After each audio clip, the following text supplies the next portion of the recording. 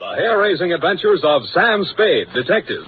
Brought to you by the makers of Wild Root Cream Oil for the hair.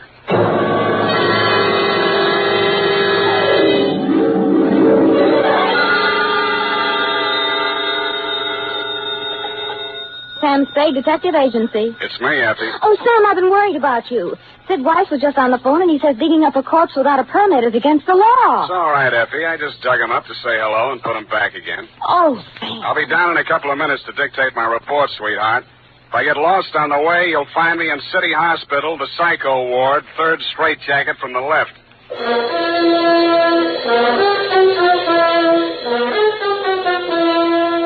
Dashiell Hammett, America's leading detective fiction writer and creator of Sam Spade, the hard-boiled private eye, and William Spear, radio's outstanding producer-director of mystery and crime drama, join their talents to make your hair stand on end with the Adventures of Sam Spade.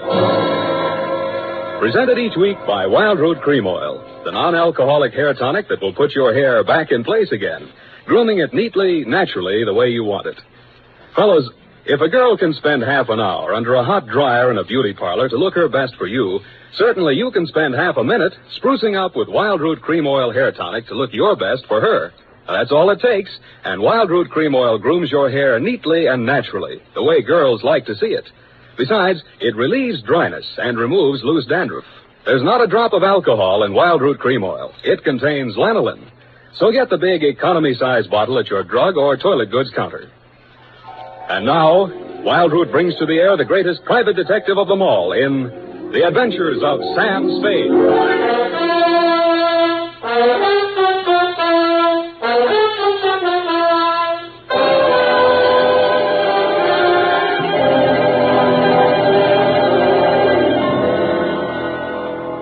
Date, August 2nd, 1946. To Mrs. Gregory Denov. Subject, death of Dr. Denov.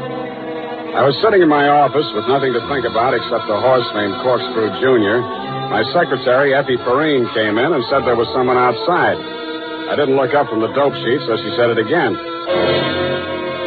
Someone outside, Sam. What's he look like? Blue double-breasted custom-made suit, Countess Mara tie, hand-tailored shirt, English shoes, hand-trimmed Van Dyke. Get me a blank check and send him in. Okay, Sam. Please come in. Mr. Spade will see you now, sir. Thank you. You are Mr. Spade, Sam Spade. What can I do for you? I'm Dr. Gregory Denov, a psychoanalyst. I need your help. Lie down, doctor, and tell me all about it. I see you might also be noted for your sense of humor as well as your discretion. Who told you I was discreet? A man named Nicolaitis. Well, you tell Nicolaitis I think he's cute, too. What else does he say about me? That I can trust you with $10,000. Oh. Is this Mr. Nicolaitis one of your patients? No, he isn't. As a matter of fact, he's gotten possession of some private records of mine. Well, it's rather involved. Nicolaitis is shaking you down, and he picked me as the middleman, is that it? This is not an ordinary case of blackmail. Blackmail is blackmail, even if you do it in Technicolor. Well, as you may know, a psychoanalyst keeps a faithful transcript, a detailed record of everything a patient says during consultation, no matter how intimate or shocking. Yeah? This man, Nicolaitis, has managed to gain possession of a copy of one of these case histories. The patient is a very celebrated person, and should this material be divulged, it may have very serious consequences for both my patient and for me. Doctor, your best bet's the San Francisco Police Department. No, that's out of the question. Then I'm afraid I can't help you. Why not? Nicolaitis said I'm a private detective. When I take on a client, I take on his troubles.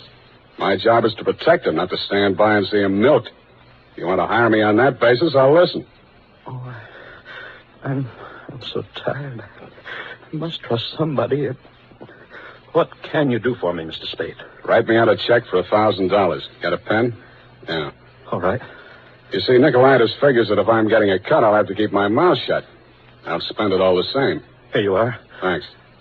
Now, what was the last thing Nicolaitis told you? That he would pick up the $10,000 here and deliver to you this file in question. Can you reach him? Yes. Call him. Tell him you've seen me. Tell him I won't do that kind of business in my office. Tell him to come to your house. I'll be there. What if he refuses? He won't. Tell him I have the whole $10,000. What time? How about in an hour? No, I'm sorry. We'll have to make it around 3 or... Oh, goodness, I'm late now. I really... That's a beautiful watch, Mr. Denov. Yes. Foreign? Yes. May I see it? My watch? Why, really, Mr. Spade, I'm very late. I have so many things to do, and I have to be at the Majestic Theater well before the matinee starts at 2:30. How are you going to see me at 3 o'clock if you're going to the theater? Oh, I'm not going to stay for the performance. Well, Mr. Spade, till 3 o'clock then. Oh, my office is in my apartment. The address is here on my card. It's the penthouse. Penthouse, huh? Okay, Doctor, I'll come formal. I'll wear the top to my bathing suit.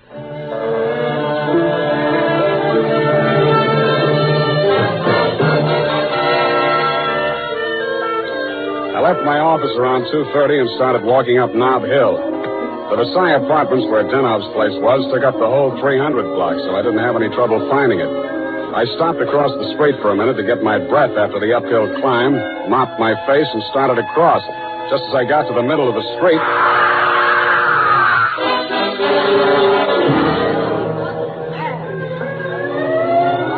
The crowd was packed in so close around I couldn't see who'd done the Brody, but I had a pretty good idea. The cops had the sidewalk roped off and guards posted at the building entrance. It took me maybe 20 minutes to elbow my way through and show my credentials. Sergeant Levine had the front door, so they let me in. Lieutenant Dundee of Homicide met me at the door of the penthouse. Hiya, Sam. What do you want? I want to see Dr. Denov. The doctor's dead. Dead? Yeah. He's my client. They can't do this to me. How? Hit a Brody out the window. What are you here for? To see his wife. Okay with you? Why not? She's inside. Thanks. Mrs. Daniel, please. With all due respect for your grief, I must have the keys to the cabinet where Gregory kept his confidential files. You realize that you wished me to take charge of his patients and that I am responsible. All this police and so on. We must get those files out of here as soon as possible. Yes? My name is Spade. I am Dr. Zoya. I was poor Dr. Dennov's oldest friend. If there's anything I'd like to see you, Mrs. Denov, alone. But you police have already asked her so many questions. You see, she's not in the... I'm not with the police. I'm a private detective. I was working for Dr. Denov. A private detective? He was in trouble, you see. You see, Dr. Sawyer, the police won't believe me. Mr. Spade, you'll tell them. You'll tell them he didn't commit suicide. Well, Mrs. Denov, I guess that takes care of everything here. It's clearly suicide. Oh, idiot. Blind, stupid idiot. Suicide. My husband, he treated suicides. He would never... No, please. It will be all right, my dear. I'm sorry. She's hysterical. Yeah. If I had the time, I would... Tell them. Please, Mrs. Dano. The undertaker has been arranged for burial at 7 o'clock, Beit Israel Cemetery. Now, please, the key to Gregory's files. Here, take it and go. Go ahead, all of you. Okay, we'll call you now. Oh, I'm so sorry, gentlemen. This hysteria, a simple traumatic condition. If I only had the time. Who can I turn to? Who'll help me? You think it's pleasant? You think my husband would rest if they said I committed suicide? What shall I do? What shall I do? What shall I do? Oh, you... Dr. Zoya didn't have the time, neither have I. You think it's murder? Who do you think killed your husband? To name someone? That's a very serious charge, Mr. Spade. Goodbye, Mrs. Denov. Constance Brent. You mean Constance Brent, the actress? Yes. Says she was his last patient this morning. She had threatened to kill him before. How do you know? My husband said so. Do you? Well, he'd written it down on his notes on her case. Once before, she'd almost pushed him from that same window. How about your husband and Miss Brent? Oh, I knew she was falling in love with my husband. That always happens. They call it a transference. But in this Your case... husband told me Miss Brent was acting in a play this afternoon over at the Majestic. Yes, Midsummer Night's Dream. But she was here. I know she was here. Miss Ray, the receptionist, was coming back from lunch when she heard voices arguing inside. And she was sure it was Miss Brent's voice. Show me the doctor's case history on Miss Brent. I can't. It's missing. As soon as it happened, I went to the files. I meant to show it to the police. Who could have taken it? Constance Brent was the last one in that room before he died. Yeah. When did you see Nicolaitis last? Nick, who? Skip it. Where can I reach you in case... For the next couple of hours, I'll be at the Majestic Theater. I want to see how good an actress this Constance Brent is.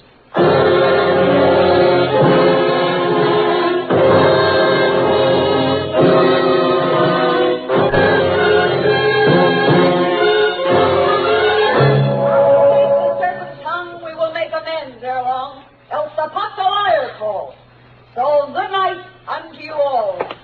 Give me your hands if we be friends, and Robin shall restore amends. Yes? Miss Constance Brent's dressing room? What do you want? I want to talk to Miss Brent. Well, you can talk to me. I'm her husband. So you're Mr. Brent. I'm Jonathan Wallace. She's Mrs. Wallace.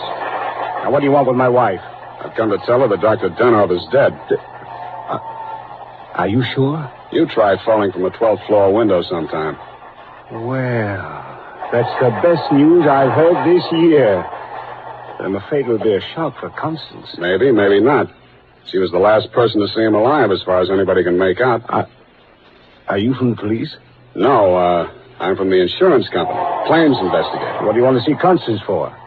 The policy wasn't made out to her, was it? No, made out to his widow. But she can't collect. Police say it was suicide. Oh, that settles it. This is the last time I take Titania. Stand around while Puck talks his head off. Who is this person? Darling, I'm afraid this is going to be a shock. This man is from an insurance company. Dr. Denov is dead. Oh, what a pity. What happened? The police say he jumped. His wife says he was pushed. She also says that you, Miss Brent, might have been the pusher. Oh, now really, it's too absurd. How like a wife. What time did your play start this afternoon, Miss Brent? Matinee at 2:30, always. Always. And the late lamented Dr. Denov jumped at 3 o'clock. I didn't say he did. Doesn't this news, shock you? But of course. Do you think good psychoanalysts are easy to find? Looks like your next doctor will have to start from scratch. Your case history seems to be missing from Dr. Denov's files. Missing? No. What is it? Has a man named Nicolaitis been in touch with you? I've never heard of him. Chances are you will. Does he have Dr. Denov's notes on my case? Could be. This is frightful. Hot reading, huh?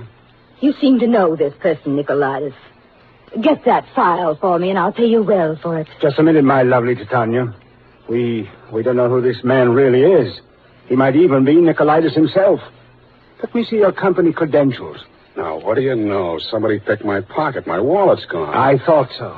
All right, you tell me who you are. I'll call the police. Oh, no, Jonathan. No police. Let's get off the merry-go-round. My name is Spade. You'll find me in the phone book under S. My office is open until 6 o'clock. And if a man answers, don't hang up. It'll be me.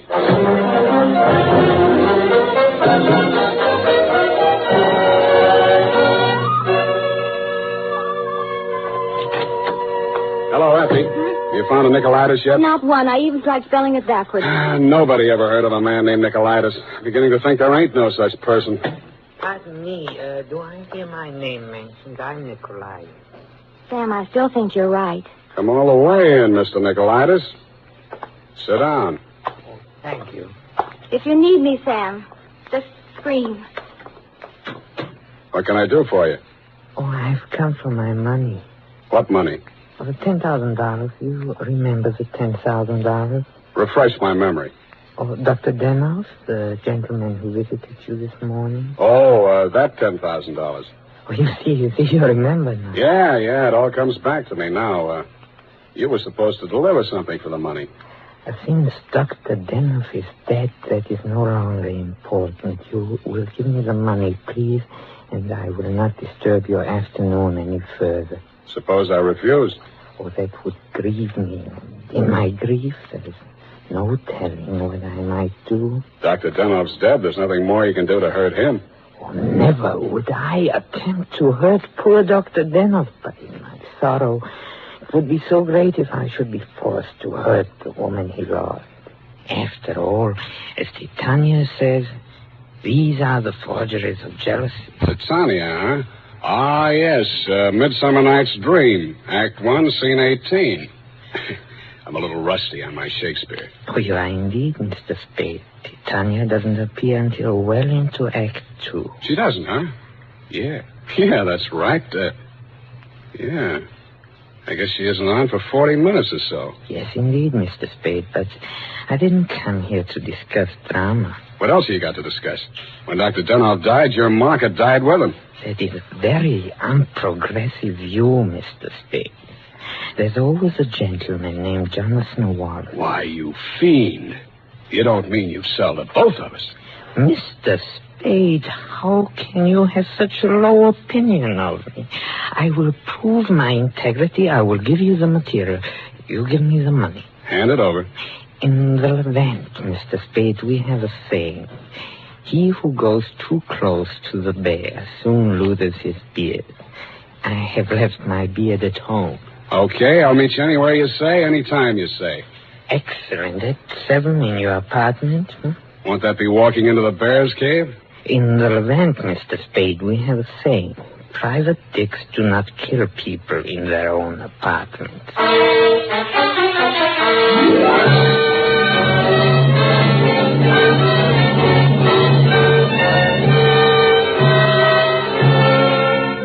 It was then 6 p.m. I called Effie for messages.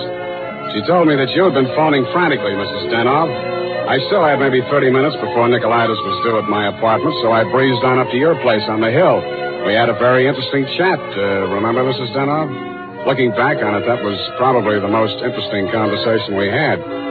Funny, I can't remember much of anything you said, but it was so cozy there in your place. And what with your clock being about 20 minutes slow, it must have been something like 7:30 before I left you. I grabbed a cab and told the hacky to step on it. I hoped Nicolaitis was still waiting at my apartment. He was.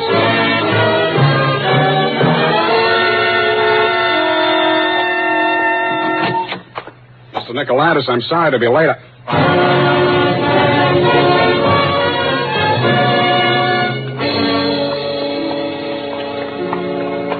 He was lying on my bathroom floor.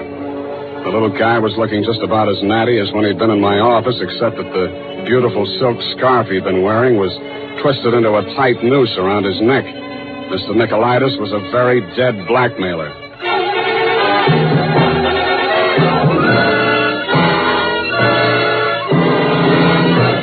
The makers of Wild Root Cream Oil are presenting the fourth in a new series of programs bringing to the air for the first time the adventures of Dashiell Hammett's famous private detective, Sam Spade.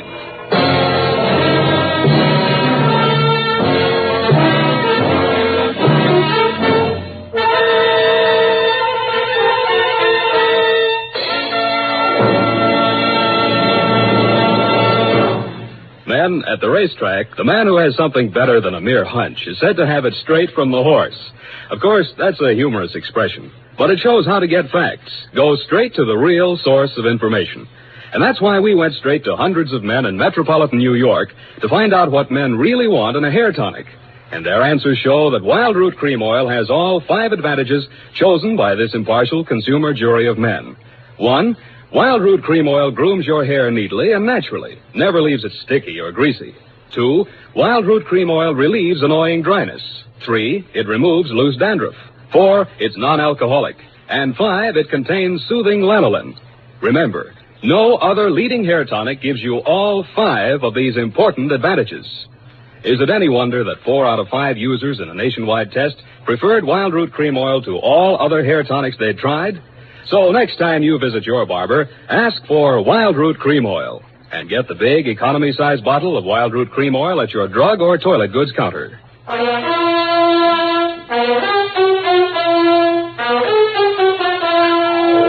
now back to Sam and Psyche. Tonight's adventure with Sam Spade.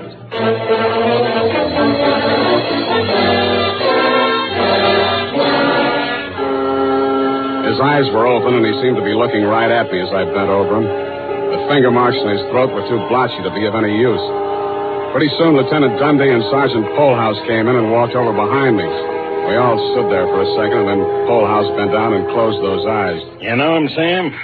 His name is Nicolaitis. That's all I know about him. What did he come here to your place for? I don't know. You invited him? I wouldn't have been surprised to find him here, but not like this.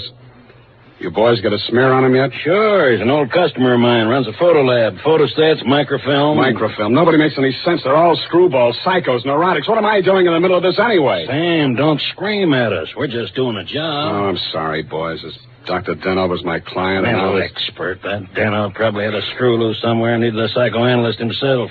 Say, maybe he was... Yeah. Hey, look, Dundee. I'm going out of here now. Do I call Sid Weiss and we go through all that again, or are you going to let me walk? Why, Sam, you can go. I know where you sleep. I'll wake you when I'm ready for you.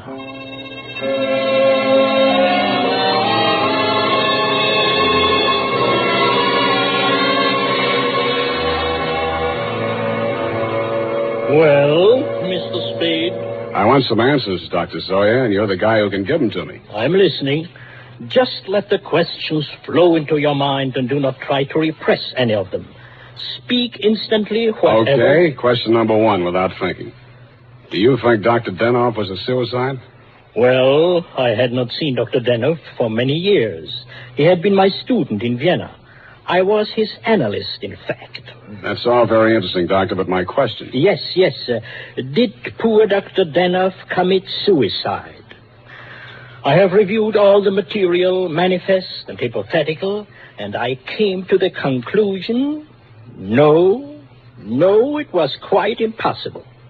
You see, these paranoid... Okay, question number two. Was Dr. Denoff in love with Constance Brent? I suppose I can now answer that question. When I arrived in San Francisco, I found him in great distress. He told me he feared he was losing his objectivity towards this patient. In other words, he was in love with her? Yes. You think she might have murdered him? All psychoanalytical subjects develop aggressive feelings toward the doctor. Nearly all of my patients have threatened me at one time or another. You don't say. Tell me, Dr. Zoya, you know anything about Jonathan Wallace, Miss Brent's husband? A violent type, almost psychotic. Yeah? How about you, Dr. Zoya? Could you have done it? That is a most interesting question, Mr. Spade.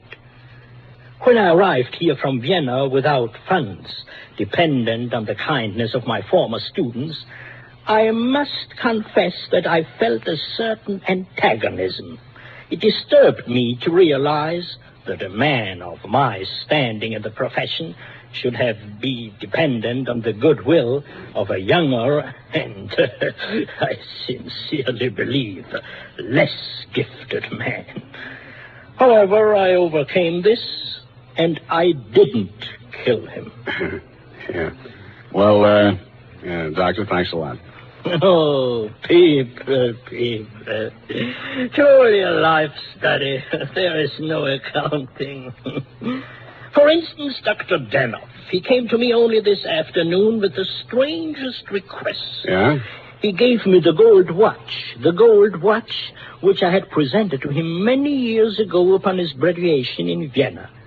He had a patient waiting, and so had not much time to explain. Where is this watch? Please, I'm coming to that. He asked me to promise that I would have the watch buried with him if something should happen.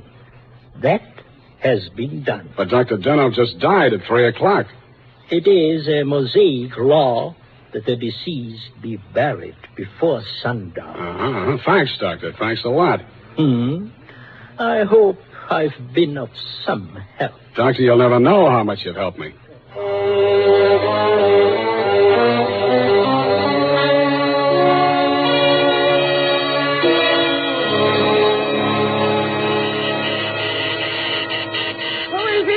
Spade. Oh, what's happened? I think I got the answers, Mrs. Denoff. That file on Constance Brent. Your husband knew that you'd been going through it. Mr. Spade. Shut up and listen to me. He took it out of the files, had it microfilmed for his own private records, and destroyed the original. Really? The man who did the microfilming was Nicolaitis. He delivered one print to your husband and kept another for himself. He was murdered in my apartment for the copy he used to shake down your husband. The killer now has that copy, if it hasn't already been destroyed. But we can still put our hands on the first strip of microfilm, which you delivered to your husband. This is astonishing. How? It's in the gold watch, which was buried with him. Oh, the watch that Dr. Zoya... That's right. Denoff made up his mind that whatever he knew about Constance Brent was going to go to the grave with him. What are you doing tonight? Nothing. And we got a date, sweetheart, you and I. I'll be back toward the wee hours. All paths lead to the grave. Ophelia, Act 6. Gregory's grave? But shouldn't we get a court order and have it done properly? The courts don't open until 10 in the morning, sweetheart, and Lieutenant Dundee's going to start asking me some questions about that stiff in my apartment before then. You see, baby, I can't wait.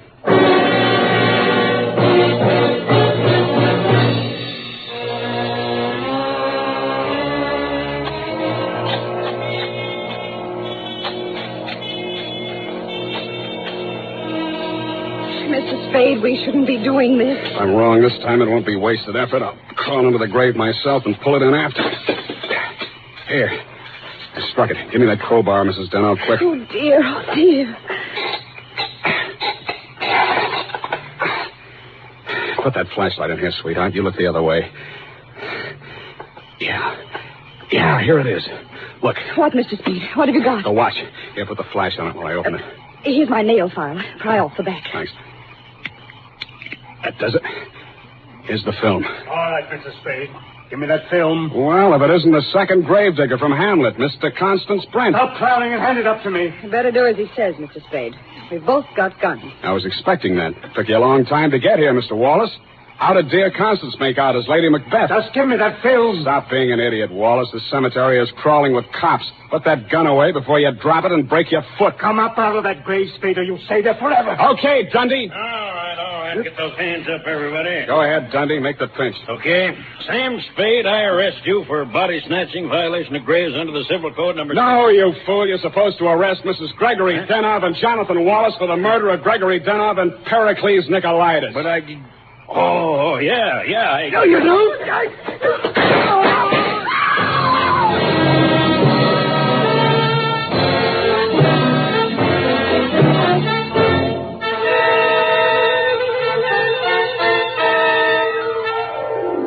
It was smart of you, Mrs. Denov, to make me late for my appointment with Nicolaitis. You did that so that Wallace could nail him in my apartment for the microfilm. You thought you could use that film to pin Denov's murder on Constance Brent. But after your late husband caught you tampering with his files, he added a few well-chosen words to it so that the film put the finger on you and your boyfriend, Mr. Wallace, in case anything happened to the doctor. So Wallace had to kill Nicolaitis. You weren't smart to push your husband out the window. That looked like suicide. You might have gotten away with it, Mrs. Denov, if you'd bashed your husband's head in with a bottle. That reminds me, Effie, pour me a drink. That all? Sign it, put a special delivery on it, and send it care of the matron to Hatchapee Prison. Go on, have one yourself. Oh, thank you. Here's how. You'll get used to it. Good night, Sam. Good night, sweetheart.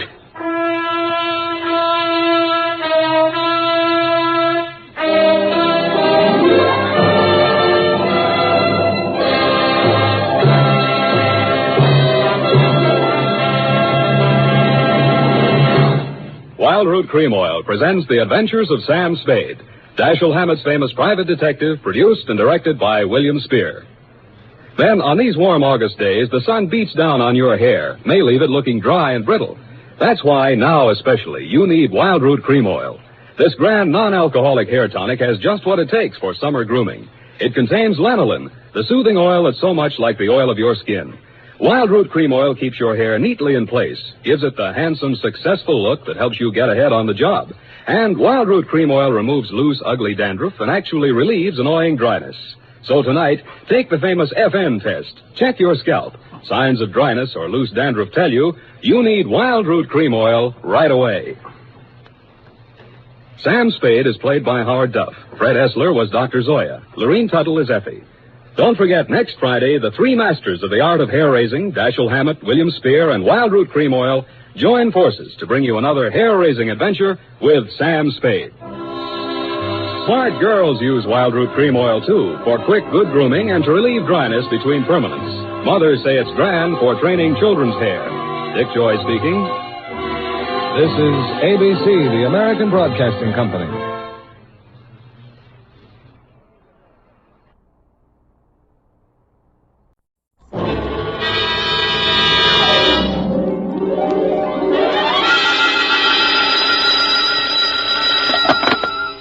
Detective Agency. Ahoy! It's me. Just came ashore. From what? A boat? A ship, Effie, a ship. Anything over 400 gross tons is a ship. Anybody knows that. May I inquire what was your port of call? Calcutta. My, that was a quick trip. Well, Effie, I'll tell you, I got so homesick for you I couldn't stand it, so I assembled my gear and jumped ship. Why, Sam, how sweet. A fast there, gal. I'll be right down to dictate my report.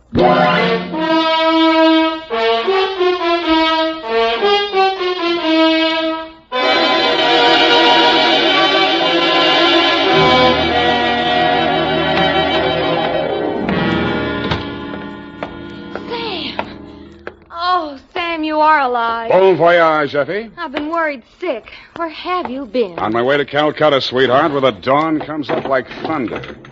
Sam, what are you talking about? Calcutta? And the flying fishes play. Ready, Effie? Sam, why did you want to go to Calcutta, of all places? I didn't, Effie. I hate Calcutta. I was Shanghai.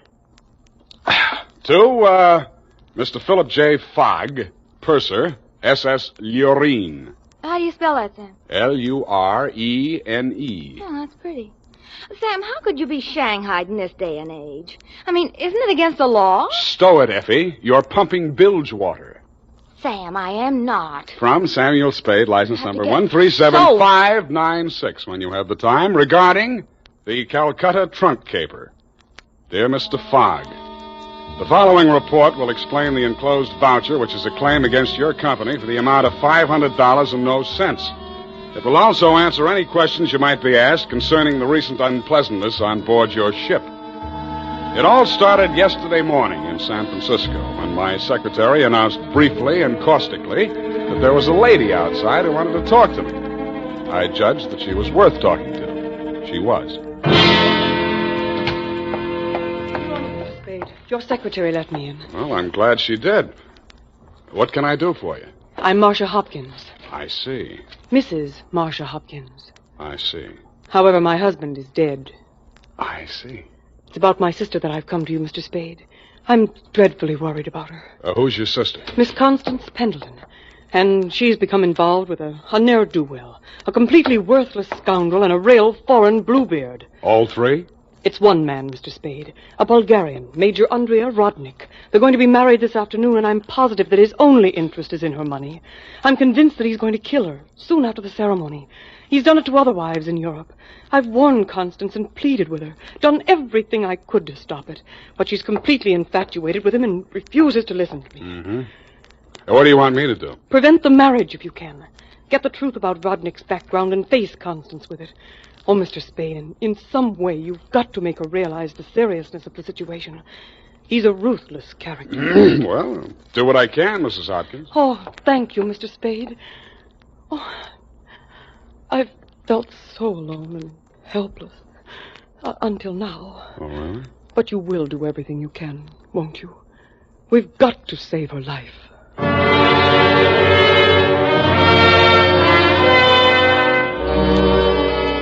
She daubed at her eyes with a stamp-sized handkerchief, patted the red gold hair at her temples nervously, smiled at me bravely, and swayed out. By telephone, I learned that the Vrodnik-Pendleton marriage license had been issued 4 days before, and that on the same day, Constance Pendleton had withdrawn a savings account to the tune of $45,000. I'd always wanted to, so I did it. I called at the Bulgarian consulate. What can I do on you? What do you know about Major Andrea Vrodnik? Ha! Andrea Vrodnik! On him we have hate, great sadness, with shame for the ground that walked under him. Oh? Ha! Andrea Vrodnik! Why is he so popular? On the devil he is driven without horns. 6 women he has killed. 6 times he has insulted the police of Europe by refusing to confess. We have proof of the murders, but never can we prove the proof on him. Yeah, sometimes it goes that way. Ha! Never do we find the bodies of the 6 women. Only their money in the name of Andrea Vrodnik. My pardon. Well, think nothing of it. You're just upset on you. You're interested on him. Why? You go to Europe? No, Vrodnik comes here. Ah, here on San Francisco. He marries again. So I'm told. Ah! Oh, by all the means you must prevent it. Go to him, brave man. You do the world a service. Make violence on him. Even do you hang for it. Your name will live.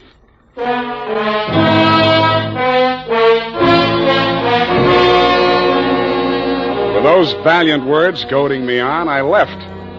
The farther I got into the caper, the more it looked as if Marcia's fears for Constance Pendleton were very real and very well-founded. When Constance opened the door of her hotel suite, I could see 3 trunks and a number of smaller pieces of luggage, all locked and ready to be taken out. Yes? Constance Pendleton? Yes? I'm a detective. My name is Spade. Detective? What do you want? I want to talk to you about that Bluebeard you're going to marry. Get out of here. You listen, I'll talk, and then I'll get out of here. I just left the Bulgarian consulate. Rodnik has been accused of the murders of 6 women in Europe. Each of them were wealthy. Each of them married him, and each time Rodnik came into all their money. Are you trying to blackmail me because of the lies about my fiancé's past? If you are, you're wasting your time. Well, no matter what I'm doing, I'm wasting my time. But to put you straight, your sister hired me, and I am now resigning. She's worried about you, not me. Then you should spend more time investigating your clients, Mr. Spade. You could have saved both of us some time. I have no sister. This is my wedding day. Goodbye, Mr. Spade.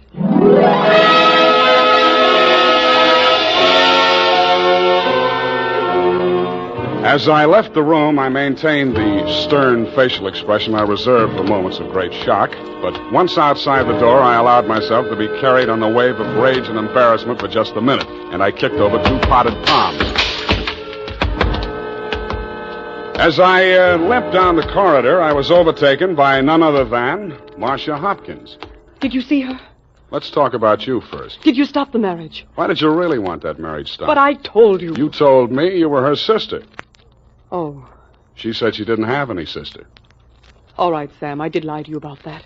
But I'll tell you who I really am. I don't want to know who you are. I don't ever want to know. All I want from you is my honestly earned fee and a brief but permanent goodbye. Oh, no, Sam, please listen to me. We've got to save that girl. I have $500. That's all I have. Would it be enough? What's your real name? Marshal Rodnik. Yes, he's my husband. I've been married to him for 10 years. We've traveled all over Europe, and I never knew where the money was coming from. He left me at times for 2 weeks or a month, and then when he'd come back, there'd be more money. I just realized that that's when he must have been killing those poor women.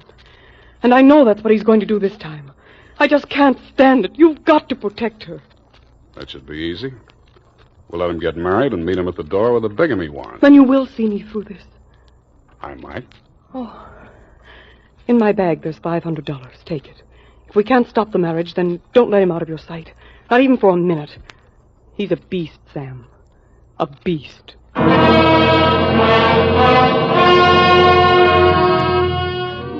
Marcia dropped me in front of the Beast's Hotel, and I climbed some fake marble steps to the 2nd floor and knocked at his door. The man who opened it was heavy, handsome in a swarthy, coarse sort of a way, and glowing conceit through 2 eyes. One monocled, one not. You are facing Major Andreev Rodnik, 1st Bulgarian Horse. What want you? You were facing Saul Fox of the law firm of Fox, Smedley, Van Dusen, and Grip. You overwhelmed yourself. I came here to warn you. If you go through with the marriage to Constance Pendleton, you're going to find yourself tangled with civil law. Warned. Andreev Rodnik, who has personally led more saber charges than you have teeth in your skull. Yes. Who has personally split, slashed, and impaled on his own blade more men than you have fingers and toes. You warn me? What is this talk? You're going to have a bigamy charge slapped on you 5 minutes after you slip her the ring. The warrant signed by Mrs. Marcia Rodnik. Bigamy? Ha! I laugh. This is not bigamy. Marcia's your wife, isn't she? The bigamy was committed when I married her. I had another wife then. You call yourself a lawyer, then you know that only the 2nd marriage is bigamy. The ones following that are nothing but interludes. Okay, Major, go ahead and have your interlude. I'm just warning you. Oh, speaks. We are being married on Redwood City from a justice of the peace 1 hour previous. Then we are sailing through the SS Lurin at midnight with our honeymoon. Already a droshky waits for the baggage and luggage. Go now before I'm losing my temper. If you're ever in Calcutta, look me up. Da!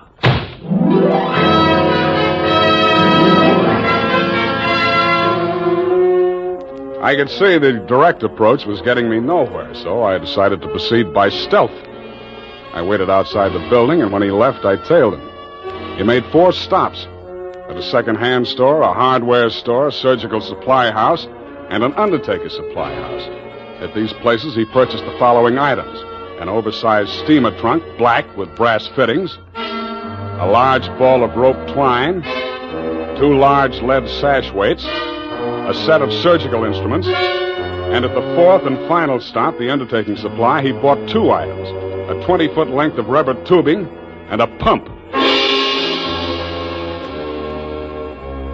He returned to the second-hand store with his other purchases, put them inside the trunk, and ordered it sent up to Constance's hotel immediately, and thereupon it took himself to the same place. Marcia was waiting in the empty lobby when he went in. I crouched behind a pillar, turned up my hearing aid, and listened. Did you get the thing? Yeah. Now listen, my darling. We must work fast. As soon as the trunk arrives, before she has a chance to get to the telephone... Yes, Andre, but please, no cutting in the apartment. As you wish, my darling. Now, you know what you have to do. While I'm getting her into the trunk, you'll change her clothes, put on her traveling dress, the hat with the red... What is it? What's the matter? Nothing. Come, we must make haste.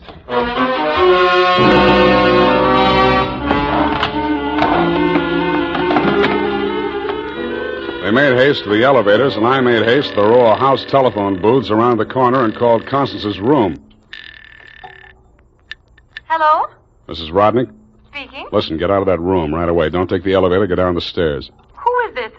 What are you talking about? I haven't got time to explain, and you haven't got time to listen. All those stories about your husband are true. He's going...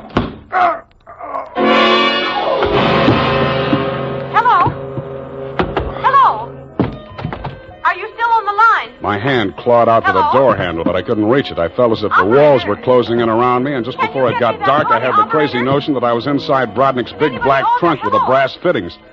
I could still hear Constance's voice way off in the distance, somewhere in the direction of Calcutta. I tried to shout to her, to warn her, and then the lid closed over me.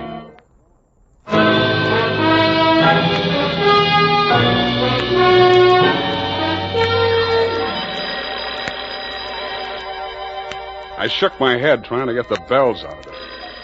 Then I remembered where I was and what had happened. I was still wedged into the bottom of a phone booth where I'd slumped when Brodnick sapped me. I got out of there somehow and grabbed a taxi for the Embarcadero. The time was 11:55. The SS Lorraine was scheduled to sail at midnight.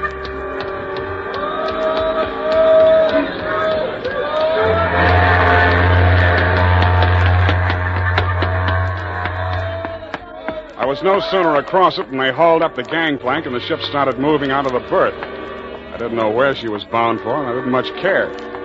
I checked the passenger list and found that Major and Mrs. Andreev Brodnick were in stateroom 12, A deck. 1 minute later, I was hammering on the door of stateroom 12.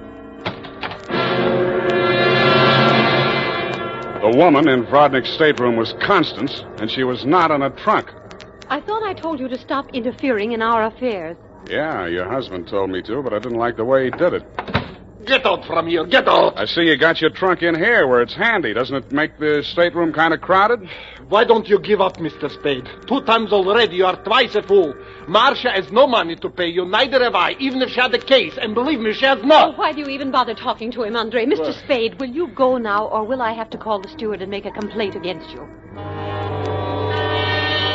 I went. I still thought Marcia Hopkins was somewhere on that ship. I still didn't like the look of that trunk. I found the purser's office and went in. You looked at me as if you thought I was a stowaway, Mr. Fogg, and you were right. I'll have to make arrangements for you to ride back with a pilot, Mr. Spade. You realize, of course, that you're subject to a fine. Look, I don't want to do anything illegal. You know, it was just an impulsive thing. Couldn't I book a passage? Oh, there's the matter of your passport. We could arrange your visa and so on in San Pedro. We'll put in there in the morning. Well, that's good enough. How much is the fare? Oh, let me see. That's $483.87, exclusive of tax. Oh, hey, now, wait, I wasn't thinking of taking quite such an extensive voyage, you know. I just wanted to get a little sea air, and, how much to Pedro? Well, I'm afraid you don't understand, Mr. Spade. This is not a coastwise steamer. Our first official port of call is Calcutta. Yeah, I know, but Calcutta? That's in India. Well, don't you have something a little less expensive, like steerage or... There is only one stateroom available, number 14A deck. Take it or leave it. Okay, Calcutta.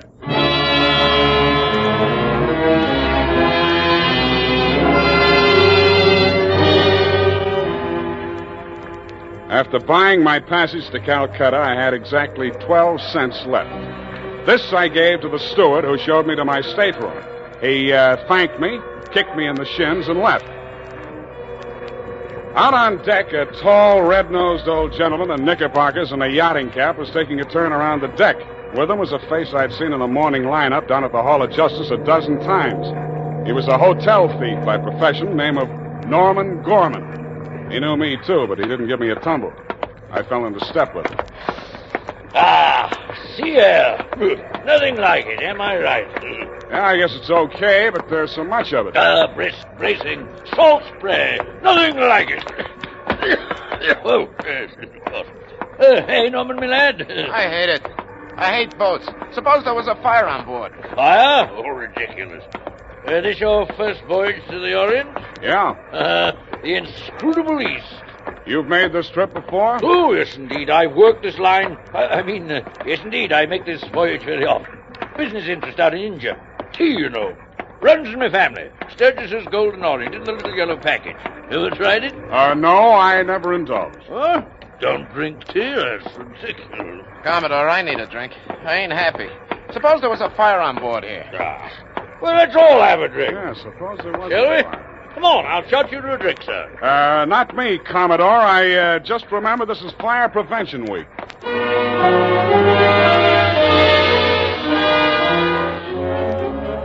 The nearest fire alarm to Brodnick's stateroom was on the companionway leading to the A-deck corridor. It was a glass-enclosed box with a small hammer hanging on a chain. I broke the glass and turned the key. In 3 seconds flat, the entire population of A-deck were shoving each other up the companionway, grabbing for life preservers as they went. The steward hammered on the door of stateroom 12, opened it, shouted inside, and Brodnick and Constance reluctantly came out. I ducked inside, grabbed the handle of the trunk, and started dragging it. When I got it into my stateroom, I broke the lock and lifted the lid. It was Marcia, all right. There was just time to see that before the stateroom door flew open and the ship's officer stuck his head in. I didn't move at you. Didn't you hear the alarm? Why, no, I didn't. What's wrong? Never mind that. Here, take this life preserver. Get going now. Okay, Come okay, on. don't touch me. It makes me nervous.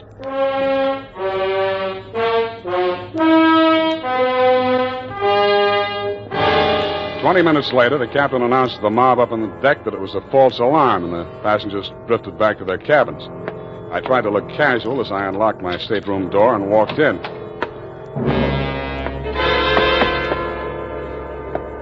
Then I stopped trying. The trunk was still there, but the lid was standing open, and it was empty. I went down to B deck and found the cabin occupied by Norm and the Commodore. That door was locked, so I kicked it in.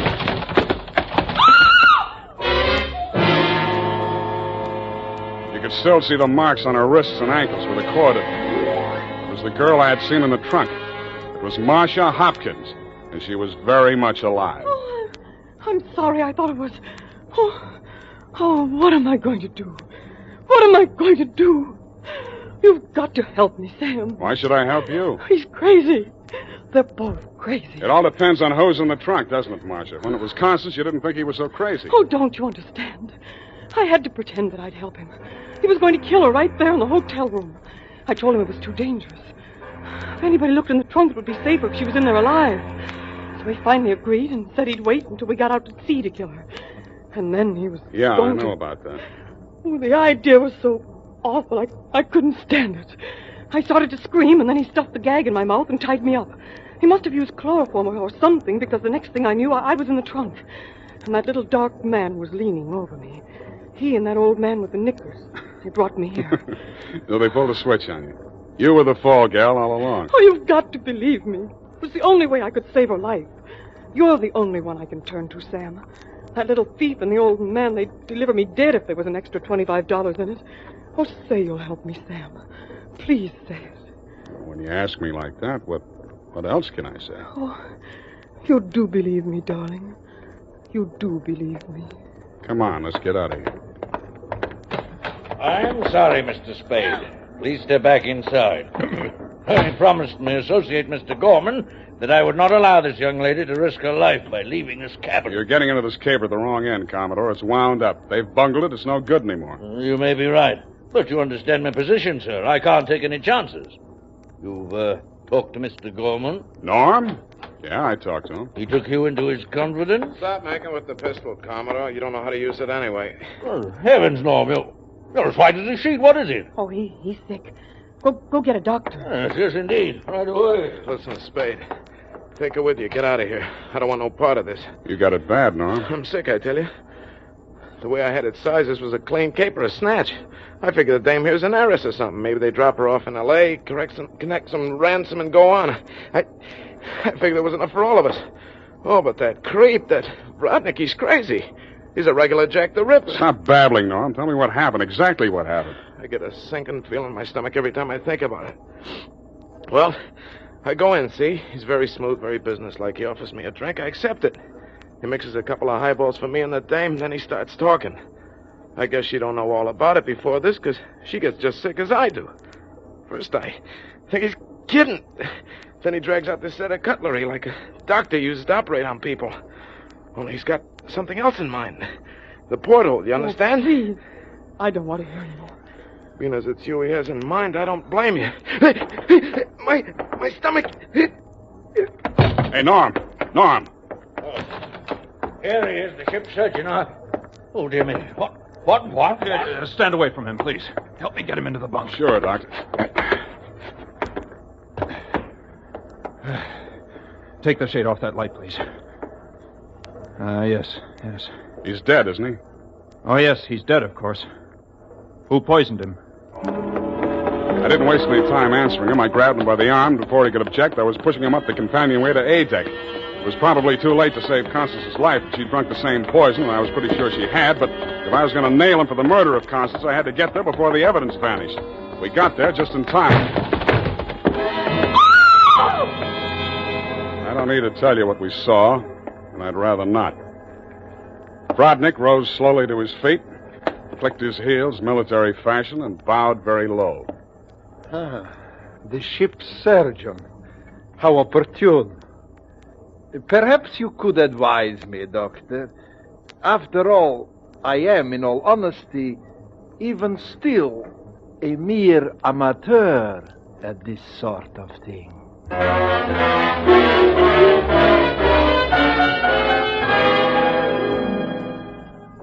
After Rodnick had been taken into custody, we took another turn around the deck. It was daylight, and the ship was lying to off San Pedro. This time, the fresh air really felt good, and so did Marcia. It's all over, Sam. Yes, sweetheart, it's all over. But not between us. Say it, Sam. Say it's not all over between us. How can it be? I knew it. I knew you felt the same way. All my life before, it's been like a terrible nightmare. It never really happened. But it did happen, sweetheart. Oh, but you can forget it, darling, can't you? Please forget it. I'd like to, Marcia. I really would. Hold me close, Sam. Never let me go. You're beautiful. Is that all, Sam? Nothing else? Yeah, lots else. That's why I think we better say goodbye right now. Because when I feel like this, I get foolish. And if I get foolish with you, I'm likely to wake up in a trunk someplace.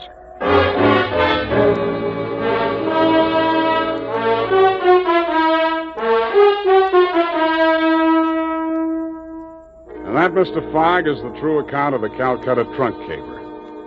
As my voyage was interrupted through no fault of my own, I trust you will advise your company to refund my passage minus the one-way trip to San Pedro. Period, and a report.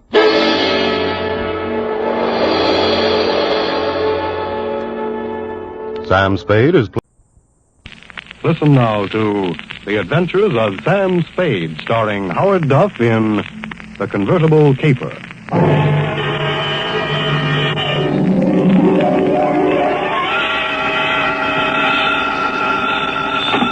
Sam Spade Detective Agency. Me, sweetheart. Sam! I knew you'd have the courage to come back and face it. Well, I'm back, Effie. What shall I face first? You didn't do something else, did you, Sam? Besides what? Besides running away with that woman in a stolen car. You're a little mixed up, Effie. The car was stolen from her. You mean it was her own car? Well, not exactly, Effie. You see, she stole it from somebody else, and then somebody stole it from her, and then I got it back for her. Well, it must have been quite a car to be worth all that trouble. It wasn't so much the car, Effie, as... Body? Sam, I don't understand. Think it over, sweetheart. I'll be right down to dictate my report.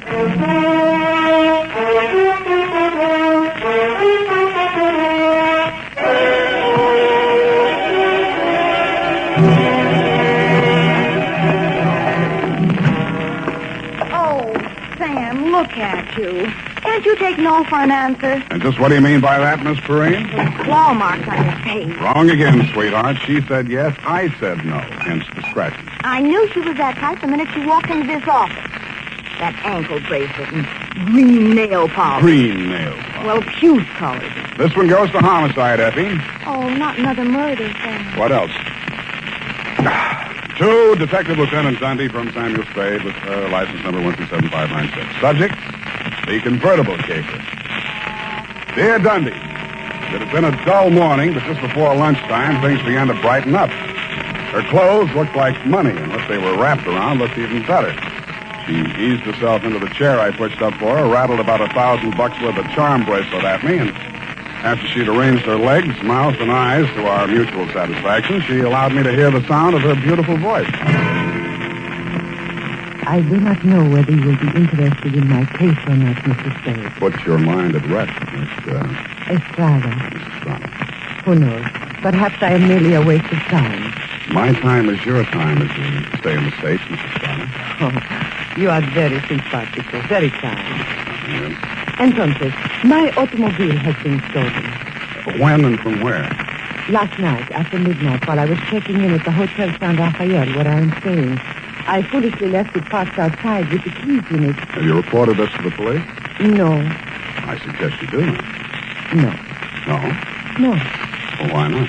Because I stole it from another. I see. No, but you do not yet know all. If the police find the car and notify the one from whom I stole it, then that one will know that I am in San Francisco. And that's bad. He must be bad. If he finds out I am in San Francisco, then he will come here and kill me. That is why I must recover the car rapidly and without the police. You will be glad to help me. Be very pleasant, Mrs. Estrada, but hot cars are not exactly in my line. You wish that I don't think anybody would murder you just for stealing his car. Oh, not for the car, no. Already he tried to kill me once, twice, 3 times. So I take the car and drive away rapidly. Away from where? Mexico State of Chihuahua, where this pig resides who wishes to murder me. Why? Oh, he drinks. He becomes a beast. He accuses me of... Look here on my shoulder, the scar. Where already he cuts me with a knife. Uh-huh. Now you have seen something that changes your mind about me, huh? You see that I am sincere. Why, Mrs. Estrada, I never had any doubts. Oh, please. I am without friends. You will call me Nietzsche, I guess? Yes, indeed, Nietzsche. Bueno, now we are friends. In the car is sitting the pig. What's this pig's name? Pig is the only name I will honor him with. Pig. Pig. What make of car is this? Leonza. You know this kind of car? Yeah, it's a foreign car. I've seen a few around.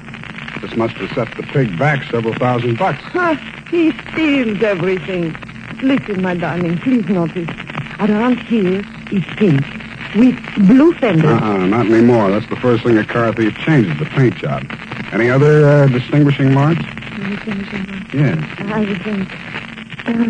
It has a radio. You don't say. And it has 2 windshield wipers.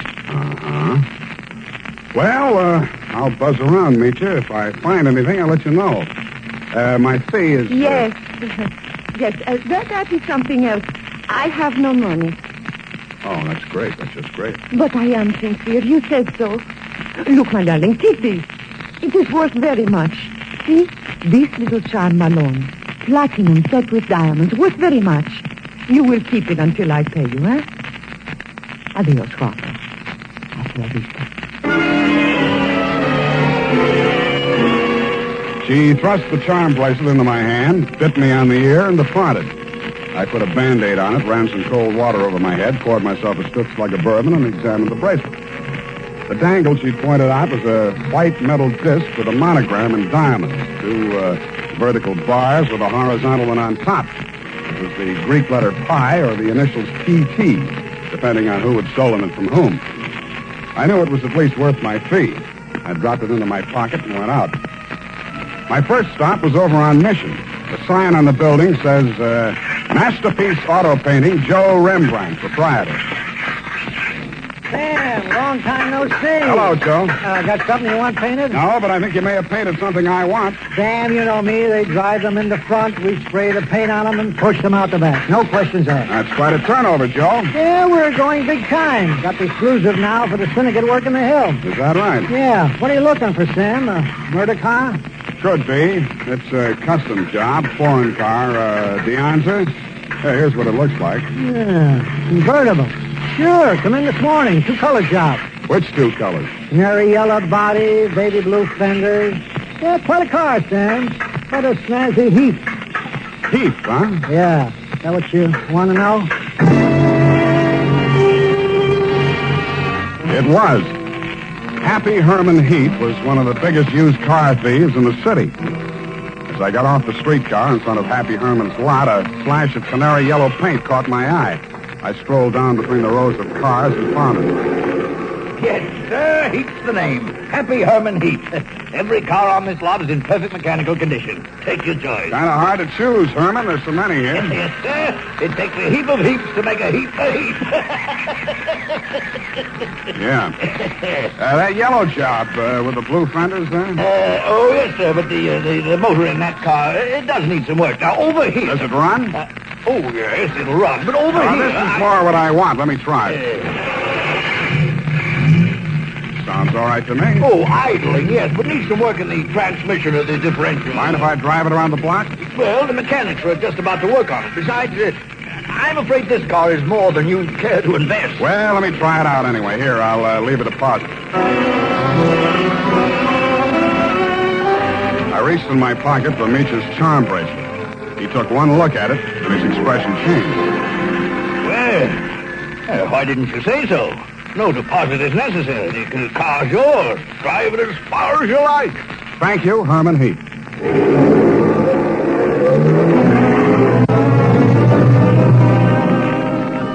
I took him at his word. I put the magic bracelet in my pocket, drove back to O'Farrell Street, parked in front of the San Rafael Hotel, slipped the doorman a buck to wash it for me, and went on into the lobby. The desk clerk said that Senorita Estrada had checked out 30 minutes before, leaving no address. I found the house dick in the bar and asked him for a rundown. Yeah, I remember her, Sam.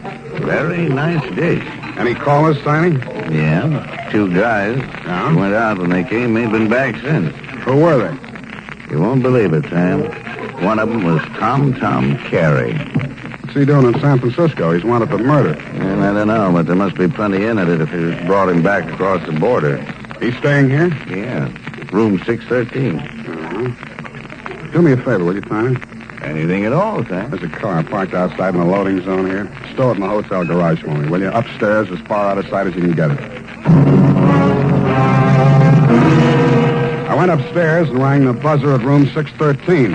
The door was opened by a little dark-complected man with hard eyes and Indian features. There was a mean-looking knife in his hand, but he put it away at a nod from Tom Carey. How'd you find out I was in town? Not from Meecher. I don't know how much she told you, Sam, but if she told you this much, she was 11. It's $1 million caper. And you know some of the things I've done for less. What's in it for me? What'd she pay you? Nothing. She left this charm bracelet in Hock. Now, boss, I caught him now. Shut up, Parker. Give me that bracelet. Mine. Watch it, Tom. Don't crowd me.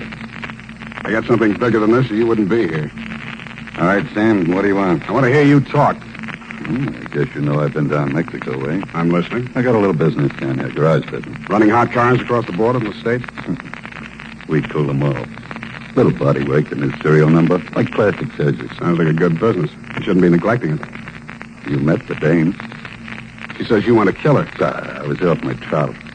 I scared her. I didn't mean anything. I thought I could scare her into sticking around. I'll let Parco nick her shoulder a little bit. Oh, just a little bit. Yeah.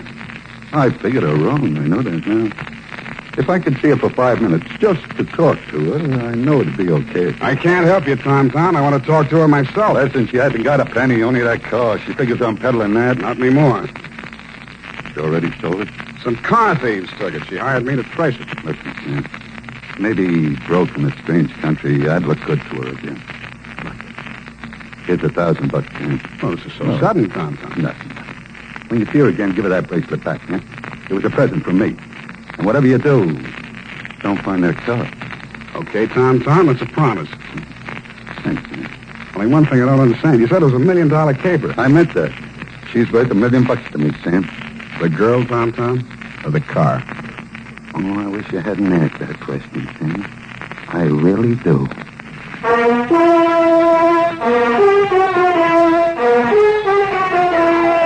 And now, back to the convertible caper. Tonight's adventure with Sam Spade.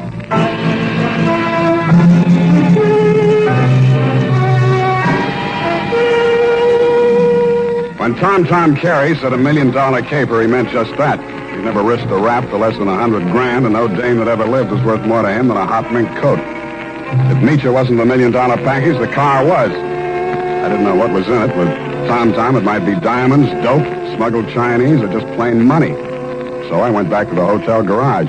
Number 1279. I climbed the long curving ramp to the second floor and found the canary yellow Dianza convertible crowded in behind 4 ranks of cars at the rear of the building. I started to work on it. Nothing in the luggage trunk, nothing under the seats, under the upholstery, and the door panels, nothing anywhere. Then I got Tiny Stover, and the two of us went over the second time. It's a cold lead, Sam. It's not, I know it's not. Now think, Tiny, what's different about this car? Well, solider built than most. Good body work. I don't know. Hey, here's something. What? There's a hole punched out of this fender over here. About the size of a quarter. Let me see that. Yeah, right here. It curves under, see? Yeah. What's that you got? Charm bracelet. Did you say this dangle on here was what was cut out of that fender? Let me see. It fits. Fits even the curve. Yeah. What does it mean, Sam? The dangle on the bracelet is solid platinum. Hey, Sam, are you trying to tell me the fenders on this heap are solid platinum? You got a pocket knife, Tiny? Yeah. Thanks. It shines. Sam, is this a hot car?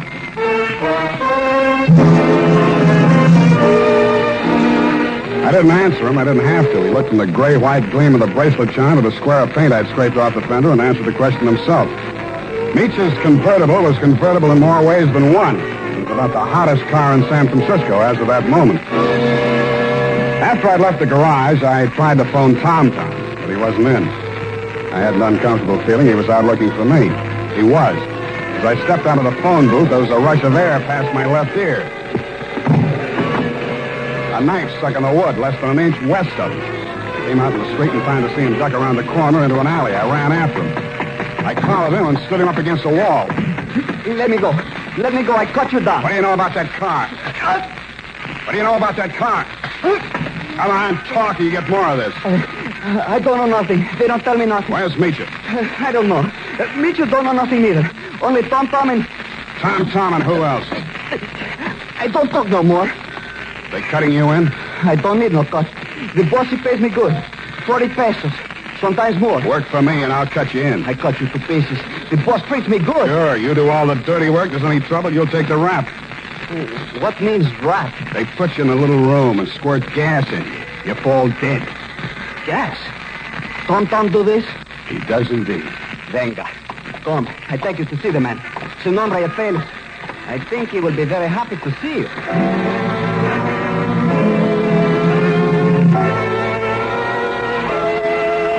The place Paco took me to was about as high on Russian Hill as you can get. The house was old, faced in brownstone, and had a high iron fence around it. On the gate was a nameplate, H.H. Lovelace. When I opened it to go in, I noticed that Paco was no longer with me. Oh, Mr. Spade, come in. The gray-haired gentleman who greeted me was wearing a wing collar, a carnation, and a very distinguished air. I could hardly believe it, but he was definitely, beyond the shadow of a doubt, none other than the one and only Happy Herman Heap. Well, Mr. Spade, I see that you're surprised. I'm overwhelmed, Mr. Heap. Lovelace, that is the correct name. For my avocation, I selected my first and second names, the H.H., you know. My full name is Herman Heap Lovelace. About that car, Mr. Spade. Yeah, about that. I must own that you outwitted me. I was rather proud of my little device, the disc on the charm bracelet, you know. When you showed it to me at my business establishment, I naturally thought you were authorized to fix the car. Yeah, naturally. However, I'm not averse to enterprise in a young man, and I'm prepared to pay for my blunder. You said $1 million I still couldn't accept, Mr. Lovelace. Oh, why not? I was hired to recover that car for my client. It's not mine to sell. Well, it's certainly not hers. I don't care whose it is. All I know is that my client's life is in danger, and it has something to do with that car. Miss Estrada? Yeah. Excuse me one moment. Spade has arrived. Hello, Papa. That's all she said. Then she stood there looking at me in that way that made you not care who she was double-crossing or why. Then she turned to Lovelace, alias Herman Heap. How much does he know? Alas, everything, I fear. He has agreed to our terms? Yes. Good. I must have my bracelet back now, Sam. Sure, it's right here in my... I reached in my coat pocket for the charm bracelet she'd given me to keep for her. It wasn't there. It wasn't in any of my pockets. I guessed that it was in one of Paco's pockets. Mitya watched me fumbling, her eyes blazing with anger. Fool, you have lost it. We are helpless without that. I thought it was the car you wanted. Please, one thing at a time. I suggest that we first gain possession of the car. Yes, Lovelace, you are right. First, the car.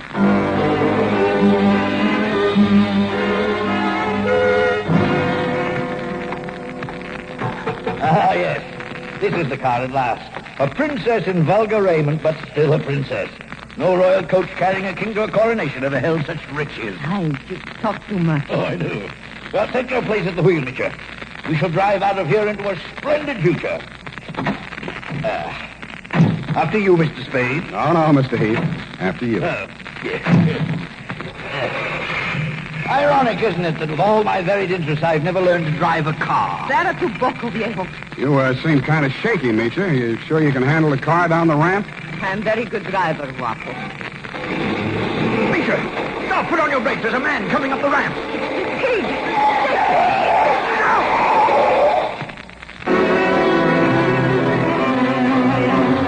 He was dead before I got to him. As I leaned over him, I saw the bracelet lying beside his hand. I picked it up and walked back to the car. Mitya and Herman Heap Lovelace were sitting in stony silence, glaring at each other. Is he dead? Yeah. Was the bracelet on him? I didn't look. Lovelace, go and frisk him. Oh, must I? It's very distasteful to me. Come, Mr. Spade. You fool. We trust this detective. Go on. Very well. Get in, Sam. Get in. We leave him here. What's the matter? Is something wrong? Oh, nothing at all. Come back here! This is an outbreak! I mean, quick! Come back here, I say!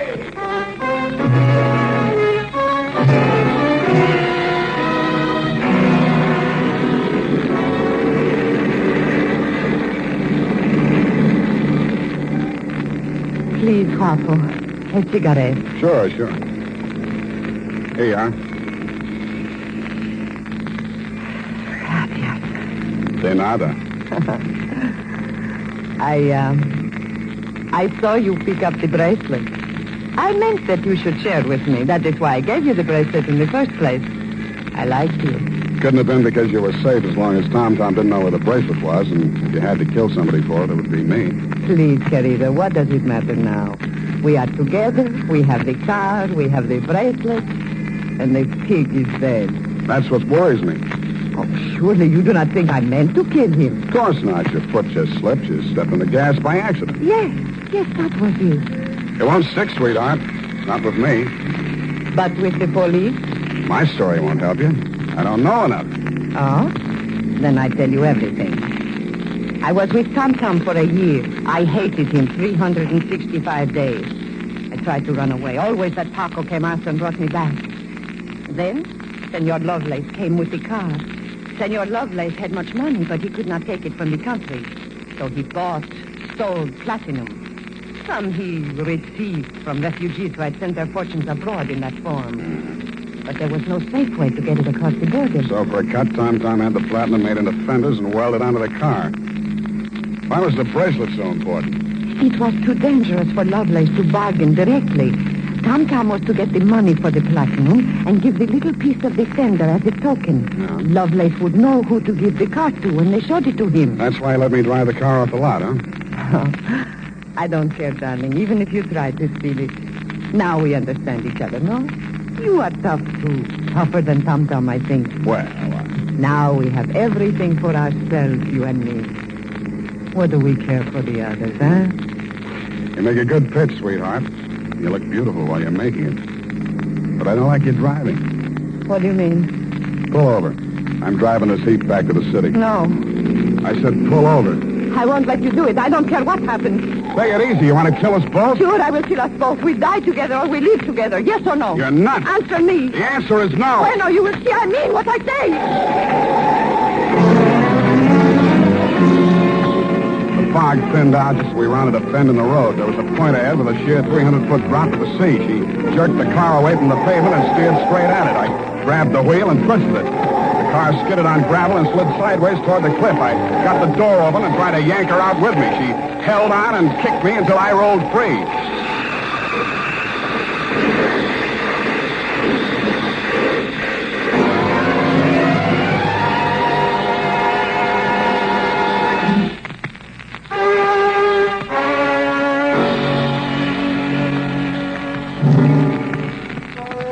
She didn't look very beautiful when I saw her for the last time. And the flashy convertible was a pile of junk. Very expensive junk, but junk all the same. I understand the federal men have confiscated the platinum and are holding Lovelace for questioning.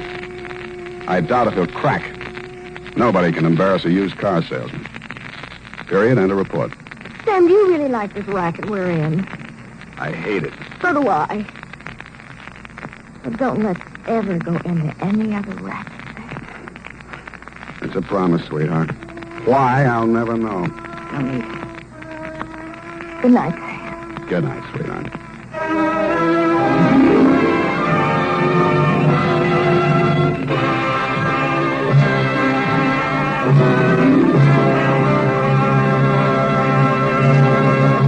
The Adventures of Sam Spade, Dashiell Hammett's famous private detective, was written for radio by Bob Tolman and Gil Dowd, with musical direction by Lud Gluskin. Sam Spade is played by Howard Duff. Maureen Tuttle is Effie. Tonight's program was directed by Elliot Lewis.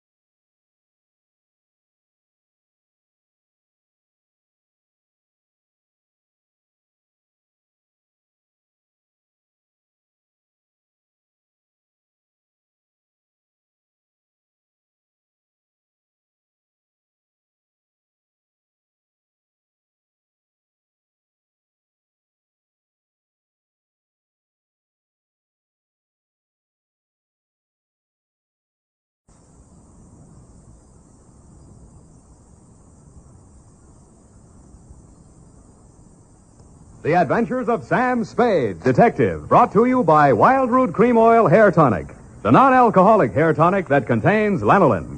Wild Root Cream Oil, again and again the choice of men who put good grooming.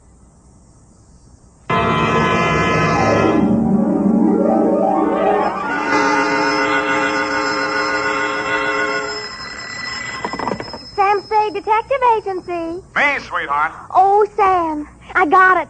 Got what, my pet? A bank book, Sam. Well, you must advertise in the Lost and Found right away, Effie, and find the owner. There might be sickness in the family. Oh, but it's your bank book, Sam. What? Uh-huh, it has your name on it.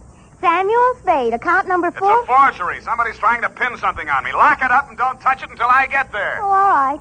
Did you make a lot of money on this one, too? Got the check right in my pocket, $500. Oh, Sam, we're making more money than a movie star. Well, almost. And all honestly, too. 600 last week and 500 this week. Yeah, how about that? And life gives a 3-page spread to I Spy Molten. But we mustn't let it turn our heads, Effie. No. We gotta stay in there pitching. I'll be right down to pitch my report on the Adam Fig Caper.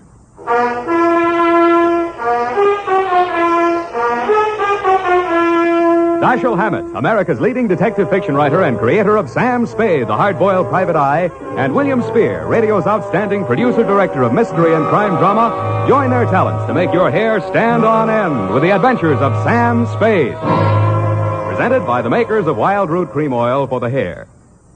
You've heard the saying, you never know until you try. Well, you'll never know how handsome your hair can look until you try Wild Root Cream Oil. See for yourself how neatly and naturally Wild Root Cream Oil grooms your hair. Note how effectively it relieves annoying dryness and removes loose, ugly dandruff. You can get Wild Root Cream Oil Hair Tonic in either the big economy-size bottle or the handy tube. Or you can ask your barber to use it on your hair. But by all means, try it. Don't delay. Get it today. Wild Root Cream Oil. Again and again, the choice of men who put good grooming first. And now, with Howard Duff starring as Spade, Wild Root brings to the air the greatest private detective of them all in The Adventures of Sam Spade.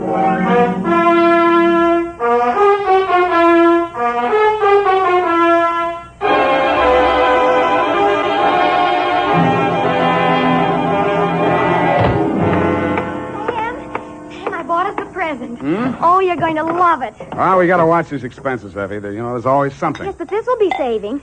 It saves confusion. It saves fretting. Mm-hmm. Now, this gadget here, what is it? It's a Minirobot. A what-a-bot? It's for busy men like yourself, Sam, so you don't have to burden your mind with petty details. You see, it has this dial on it, right here. And you drop these little cards in this slot. Mm-hmm. You don't have to worry about that. That's for me to take care of. Oh, good. Then, when you come into the office, and supposing you have an appointment with Mr. Jones at 2 o'clock, and you forgot about it, you just dial 2 o'clock, and the little card pops out. And it says Mr. Jones on it. How do I remember to dial 2 o'clock? Oh, well, maybe it's in the instruction book. But anyway, now go ahead, Sam, please. The card's right in there. Now, dial 2 o'clock. Go on, Sam. Well, let's see. Just like a telephone, Sam. Now what do I do? Well, give it time, Sam. It's thinking. Must have forgotten. Jones. Mr. Jones. Effie, you think it's dead? Oh, Sam, I don't understand it. It was working perfectly. Well, I'll take it straight back first thing in the morning. You'll have to. It'll never find the way itself. You got your book, sweetheart? Yes, Sam. I don't understand. It was working perfectly. Well, that's all right, honey. It doesn't matter. Date October 5, 1947, to Hillary Exxon Esquire from Samuel Spade, license number 137596. Oh, honey, it's only a memo robot. Subject, the Adam Fig Caper. Dear Mr. Exxon, October 2nd in San Francisco was one of those days that you see blown off the calendar by a gust of wind in the movies to denote the time is passing. It was a day for scraping off the minutes with a fingernail file and wondering whether the display ad I'd paid for in the classified section of the phone book wasn't just a waste of money. It certainly wasn't the day I'd expect a leprechaun to walk into my office. He said his name was Adam Fig. He said he was the butler at Exxon Manor in Los Nidos. The limousine, Mr. Spade, is waiting to take you away. We mustn't keep them waiting, must we? Of course we mustn't.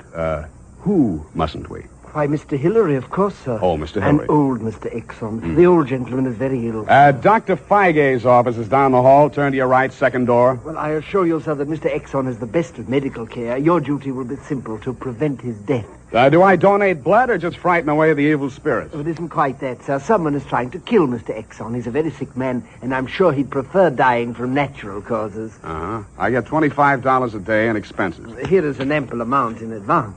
But you should know, sir, that the old man is a nasty, cantankerous, villainous, crooked, intimidating... $500? Please, Fig, you're talking about the man I love. Los Nidos was at least an overnight caper, so on my way out, my lovely and charming secretary, Miss Perrine, handed me a brown paper bag which contained A, one pair of socks, darned, B, one shirt, ironed, and C, the apple which she always polishes for me the night before. We arrived at your large Southern-style mansion 2 hours later. Fig! Oh, Fig, where the devil have you been? To the city, sir. I can't find the keys to the liquor closet. Where are all the maids? What happened to that cook we hired yesterday? Who is this man, and why is he wearing that necktie? This is Mr. Spade, sir, the detective. I'm Hillary, Exon. Come in, please. Go on upstairs, Fig. See what that girl is doing to my father. I don't believe she's in this at all. Very good, sir. In here, Mr. Spade. Pardon the condition of the house. The old man has been firing the servants again. Your father, you mean? Yes. Every time he gets shot at, he fires all the servants. He gets shot at pretty often? About once a year. In the fall. Uh-huh. You always hire a detective? No. Oh, dear. I'm not keeping you up, am I? No, excuse me, please. It's much worse this time. I can't get any sleep. Guns going off in the middle of the night. The whole household disturbed. When and where was he last shot at? Yesterday morning at about 1:30. I dug the bullet out of the woodwork myself, a .38 caliber, embedded in the door frame that leads to Miss Kaywood's room. That's his nurse. Was she with him at the time? No, Dad sleeps like a baby, full of sedatives. She sees to that. Shot come from outside? Yes, but we found nobody on the grounds. No traces of anybody. I don't know whether Dad knows who shot at him or not. He's such a closed-mouthed old devil. You don't care very much for your father, do you? To be frank, Mr. Spade, if hating weren't such an effort, I would despise him. He is without a doubt... Well, listen. Get out of here! There, that's just a sample. Well, come on, let's see what's eating him now. All right, now get out! Talk to me like that. I tell you I won't stand for it. Well, you don't have to stand for it. Take that silly painted face out of my sight. Don't you dare! Get out! I'm quitting, Mr. Exon. I can't stand it another minute. Yelling, screaming, throwing things at You must have done something to set him off. I didn't, I tell you, I didn't. This is Mr. Spade, Miss Kaywood. A detective? Will it make you happier to know that I'm a private detective, Miss Kaywood? Well, Mr. Spade, I only hope you can prevent a murder. If there's any way at all that I can help, Thanks. I'll see you downstairs after I've talked to the old man. You'd better go in alone. Of the great Lord Buddha himself. That remained in the temple of... Do you have a throat spray downstairs? I seem to be congested. Oh, go away. Go away! Go away! Oh, well, wasting ammunition. Who are you? If you're a total stranger, come on in. Well, don't be afraid, son. Come on over where I can look at you. It's hard to keep my eyes open. Oh, I mustn't do that. Oh, so you're the detective, eh? That's right, Pop. If you want to take a little nap or something, I'll come back later. What did I say just now? Come back later? No. There's no reason for you to come back later. I'll say everything I have to say right now. The shot woke me. I didn't see anything. I don't know anything. I've got a million enemies. I can't remember the names of any of them. Why don't you try to remember? I could have them checked. You're wasting your time, Sonny. In my day, I've wiped out 100 men, and I'll outlive anybody who's gunning for me now. You must be proud of your past, huh? Proud? Sonny, a past like mine is the finest thing an old man can have. I've swindled my partners and betrayed my friends. I've turned state's evidence just to see my associate get sent up for 20 years. And they say my wife died under peculiar circumstances, and I got rich off her insurance. Now I'm done talking. Do me a favor, son, please.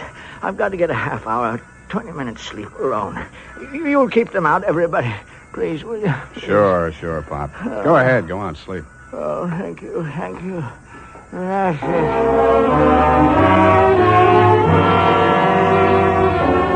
He closed his eyes, rolled over, and fell into a heavy sleep. I stood there a moment, looking down at the frail, wasted old body. Then I cased the room. In digging the bullet out of the door, Hillary had done a good job of ruining any chance there might have been of proving the direction it had come from.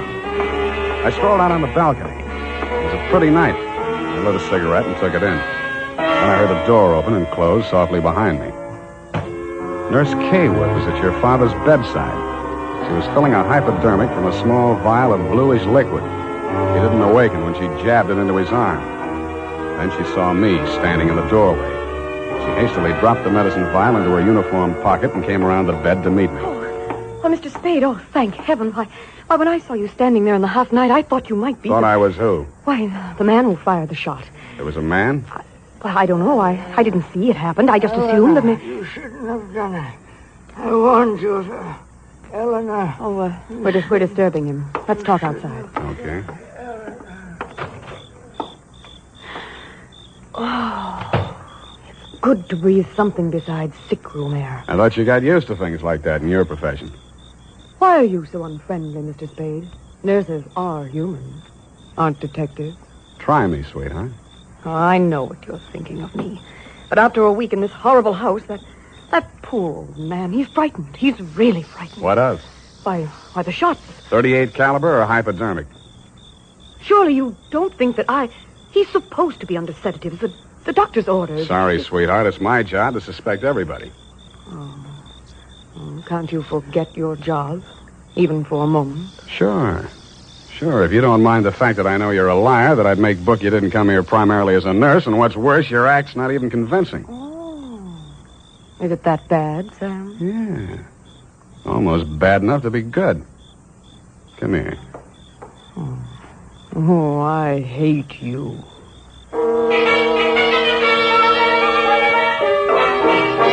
It was a very satisfactory love scene for both of us. For reasons of her own, Barbara wanted to keep me out of that sick room for a while, and she did.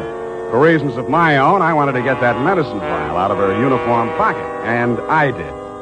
Then, as suddenly as we had fallen into love, we fell out again. After she'd gone to her room, I went back to my sentry duty around the house. Under a light on the front veranda, I examined the bottle from which Barbara had taken the injection for your father. It was labeled sodium thanatol and had been dispensed by a firm called Ibis Chemicals Limited in Cairo, Egypt. A scream filled the house, high and frenzied. I started running toward Barbara Kaywood's room. I slammed the terrace door open and found the light switch. Barbara was sitting upright in the center of a bed. Her face jerked up so abruptly that it seemed her neck had snapped. She clutched both hands to her chest and fell face down among the bedclothes, staining them with her blood.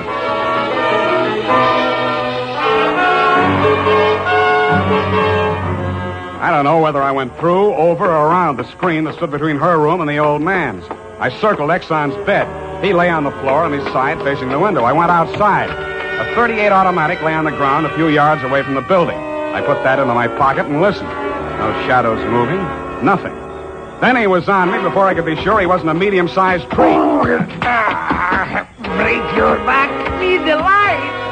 The warm stuff in my cheek might have been the thing's blood or mine. It gathered me up and bent me back and tore at my throat.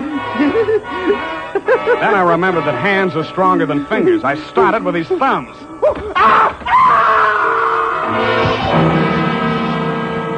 He lay there for a moment, then his huge body began to twitch. He was holding his fingers and sobbing like a baby. I pulled him up to his feet, poked him in the back with the flat of my hand. I followed him through an opening in the hedges and down a long, pitch-dark lane toward the lights of a squat brick house set on the top of a slight rise. As we approached it, a door opened and light streamed out onto the porch. The tall man framed in the doorway was the last person in the world I expected to see. Ah, Marcus, you brought it. Oh, master, very delightful service, but have much pain in fingers. Always complaining, Marcus. Welcome, Mr. Spade. Come in, my dear fellow. Come in. I've been expecting you. The lost family fortune by blackmailing me. And if you don't remit, Exxon could have you booked for forgery, blackmail, definition of character. Oh, my dear fellow, please. This is most painful. But if I had but the original letter, I could destroy it and go back to the felt. Ah, the felt. What happened to it? That pig, that stinker stole it. He burgled my home. Are you taking pot shots at old Exxon? Well, don't be a fool, man. I want Exxon to stay alive. I must find out some part of his life which will have an exchange value that will cancel out what he has on me. By the way, old thing, you met Miss Kaywood. Mm-hmm. At the present moment, she's milking me for $150 a day. Oh? She's supposed to goad the old man by whatever means necessary into talking about his past. And that information she is to bring to me. Well, that ought to be easy. Exxon brags about his past. Now, so far, I've learned that Hillary Exxon stole 2 heifers at the livestock show in Abilene in 1906. I feel for you, Captain. That wouldn't get much on the current market, would it? My dear fellow, I've a proposition to make to you. Should you ferret out anything that would be of value to me, I'll reward you handsomely. Well, maybe something can be arranged, Captain. Good, excellent. May I have your word on that? Well, there isn't much time, Captain. I'd better trot on back. Now, I'll show you to the door, sir. And let me warn you, Mr. Spade, for your own good, should you ever hear the thrum of Ivor's wings, run, flee. I assured him that I would heed his warning, bade him good night, and started back down the lane in the direction of Action Manor. Business was going on as usual. There were no shots this time, only the scream. When I got to Barbara's room, you and Adam were standing at a bedside trying to quiet her down. Well, Mr. Spade, is this the way you guard the house against intruders? Where have you been? Ask Adam. What does he mean by that, Fig? I'm sure I don't know, sir. I've not left the house, sir. What happened here? Oh, she woke up screaming. She said someone had come into the room and torn off her bandages. A nightmare, of course. Please, I want to talk to Mr. Spade alone. Oh, please go. Adam, you go too. Please, Hillary, you go too. Good. Some questions I want to ask you, sweetheart, alone. But look here, Spade, look here. She just had a terrific shock. She shouldn't be questioned. Well, the code of detective transcends that of the medical, Mr. Hillary. Perhaps he should have a few minutes alone with Miss Kaywood. Oh, very well, Fig. I suppose you know best. Remember what the doctor said, Miss Barbara. Not too much exertion. What happened, Barbara? Oh, it could have been a dream. Somebody was standing over me in the darkness and peering down at me. And then he started to rip off my bandages, and I screamed. And when Fig came into the room and he turned on the lights, he was gone. It could have been a dream, Sam, and I could have been clawing at the bandages myself in my sleep. But you weren't. It wasn't a dream. I've been talking to Captain Sherry. And then I thought... Oh, well, how much do you know? That you've been feeding the old man truth serum to get him to talk in his sleep. Oh, How much talking has he done? well, plenty. How much you told Sherry? Well, just as little as possible. Why? Because, Sam, if we can keep that old man alive and out of jail long enough to sell what we know to Sherry for what it's really worth, we'd be fools not to do it. What makes you so sure you'll stay alive long enough to collect, sweetheart? Well, because you're going to help me, aren't you, Sam?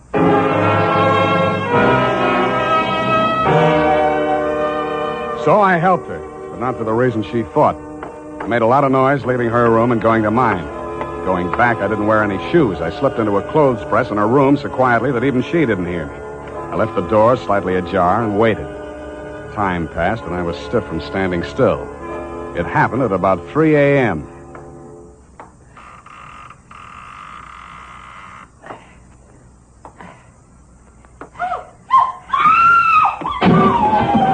The crazy, feverish glare of his eyes told me that the threat of the gun in my hands meant nothing to him.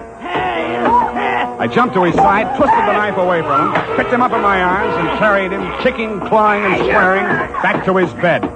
He lay there, breathing hard. Then he smiled. You're a smart one, Sonny. You had me figured out the first time you came in here, didn't you? Not quite, Mr. Exxon. The gun under your window was the clincher. That gun? Sure. I had it under my pillow all the time. I got tired of shooting into door frames. Look, you're dying, Mr. Exxon. There's no use trying to make up stories now. You're right, Sonny. I knew that nurse would sit up in bed after I fired tonight. And then I let her have it right through the screen. Why? You know why, well or not. She was doping me up and sneaking in here at night, listening to what I was babbling about. Maybe you weren't saying anything important, Mr. Exxon. I might have, Sonny. I might have. 14 years ago, I killed my wife. I wanted to carry the secret to my grave.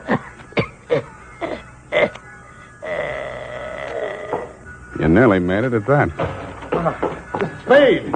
What's happened? Is he dead? He's dead. Did he say anything, sir? Did he confess anything? You must tell me if he said anything. I didn't hear him say a word. Well.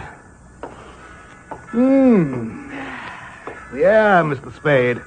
Charged with a certain texture, a significant quality. There's a certain smell, yes. Ah, and omen. You can inhale it, sir. Journey thou to Nairobi on the veldt. Tarry 7 days, and you will collect the fabulous golden skull of Wizami, king of the Bojamas. Aha! Marcus! Yes, master. Unhook the hooker. Pack the marmalade. We are off to the veldt.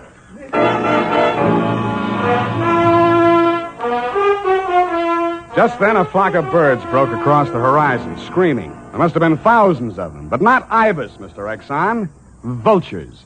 I suppose if you're going to pay any attention to omens, it's a good thing to know your birds. Period. End of report.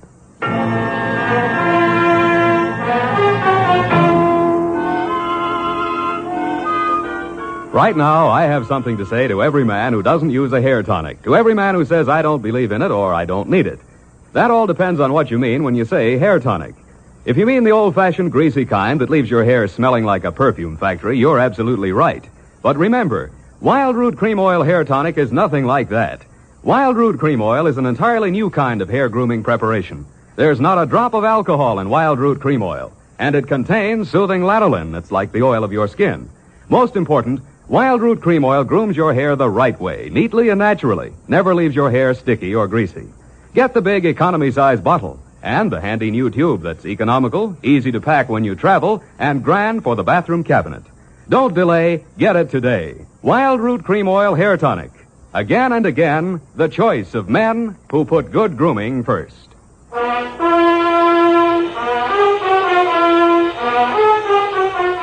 Well, Effie, we, Sam! The memo robot works after all.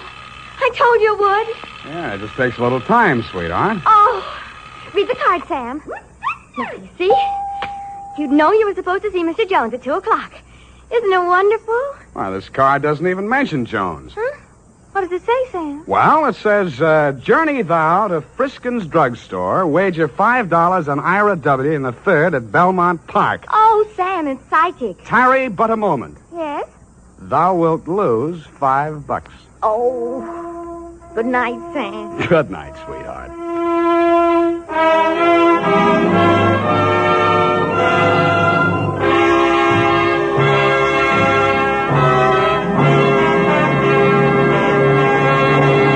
The Adventures of Sam Spade, Dashiell Hammett's famous private detective, are produced and directed by William Spear. Sam Spade is played by Howard Duff. Lorene Tuttle is Effie. The Adventures of Sam Spade are written for radio by Bob Tallman and Gil Dowd with musical direction by Lud Gluskin. This is Dick Joy reminding you that next Sunday, author Dashiell Hammett and producer William Spear join forces for another adventure with Sam Spade, brought to you by Wild Root Cream Oil. Again and again, the choice of men who put good grooming first. Smart girls use Wild Root Cream Oil, too, for quick, good grooming and to relieve dryness between permanents. Mothers say it's grand for training children's hair.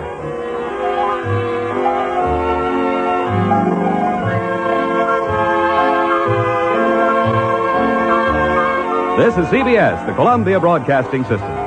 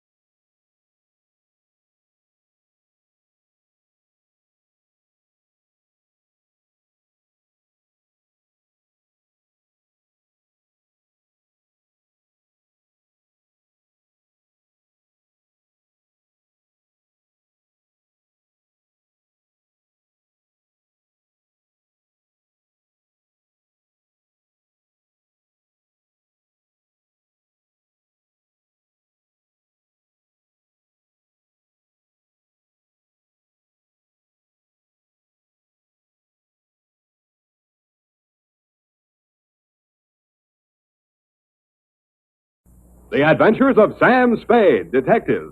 Brought to you by Wild Root Cream Oil Hair Tonic, the non-alcoholic hair tonic that contains lanolin. Wild Root Cream Oil. Again and again, the choice of men who put good grooming first.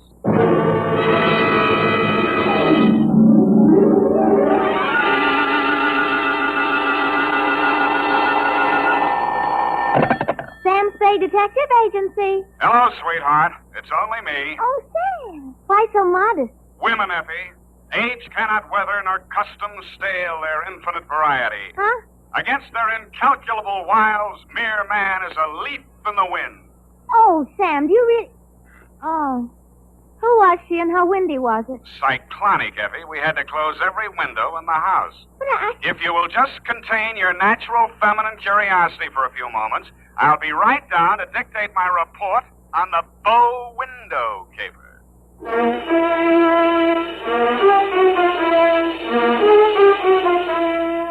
Dashiell Hammett, America's leading detective fiction writer and creator of Sam Spade, the hard-boiled private eye, and William Spear, radio's outstanding producer-director of mystery and crime drama, join their talents to make your hair stand on end with the Adventures of Sam Spade. Presented by the makers of Wild Root Cream Oil for the hair. To every man who says, I don't use a hair tonic or I don't believe in a hair tonic, I say this. Decide for yourself. But don't decide until you've tried Wild Root Cream Oil, the entirely different hair tonic. There's not a drop of alcohol in Wild Root Cream Oil, and it contains soothing lanolin. What's more, it grooms your hair the right way, neatly and naturally. So get the big economy-size bottle and the handy new tube at your drug or toilet goods counter. Wild Root Cream Oil Hair Tonic. Again and again, the choice of men who put good grooming first. And now, with Howard Duff starring as Spade, Wild Root brings to the air the greatest private detective of them all in The Adventures of Sam Spade.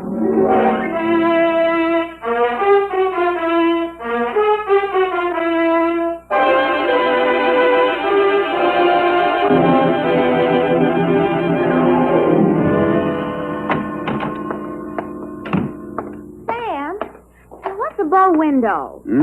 A bow window. Bow window is a bay window that you look into instead of out of. Look into instead of out. Oh. Oh, Sam. Get your book, Panther Girl, and slink on in. What was he trying to see through the bow window? I mean, whose house was it? Her own. But if it was her own house, then why would she It look... just goes to show you, darling, what some women will stoop to. It does? There was a low window. Oh. Well, whenever you're ready, Sam. Date November 10. 9th. Correct. 1947. To Dr. Helmut Ries. I was right for once. Yeah. From Samuel Spade, license number 137596. Subject, the bow window caper. Dear Dr. Ries, I know that this report will not make pleasant reading for you, but you paid for it, so here it is. As far as I was concerned, it all started on Thursday morning when you called at my office. From your story, I gathered it had been going on for some time. You will say these are merely the actions of a jealous woman, Mr. Spade. But I assure you there's more to it than that. It must be a carefully thought-out plan to ruin my career, my whole life. In what way, Dr. Reese? She spies on my private consultations. Insults my women patients. I can no longer even keep a nurse for more than a week at a time. Scenes, hysterics, outbursts of violence. I cannot continue my work under such conditions. Well, why don't you give her a divorce? Why, no. This is not her desire. If it were, it would be simple. No, she wants to bring me to ruin. She wants to see me on my knees in front of the public. Why? That is what I want to find out. Why? Doctor, I think you ought to take this case to a head doctor. I have consulted a psychiatrist. He examined her. She's perfectly competent mentally. So you see, there's here already some mystery, for which one comes to a detective. How long has this been going on, Dr. Reed? Since 3 months only. But in this time, she has reduced me to utter desolation. Dr. Reese was a very good divorce lawyer right down the hall from my office. No. I discussed the matter of a divorce with her a few days back. This was her answer.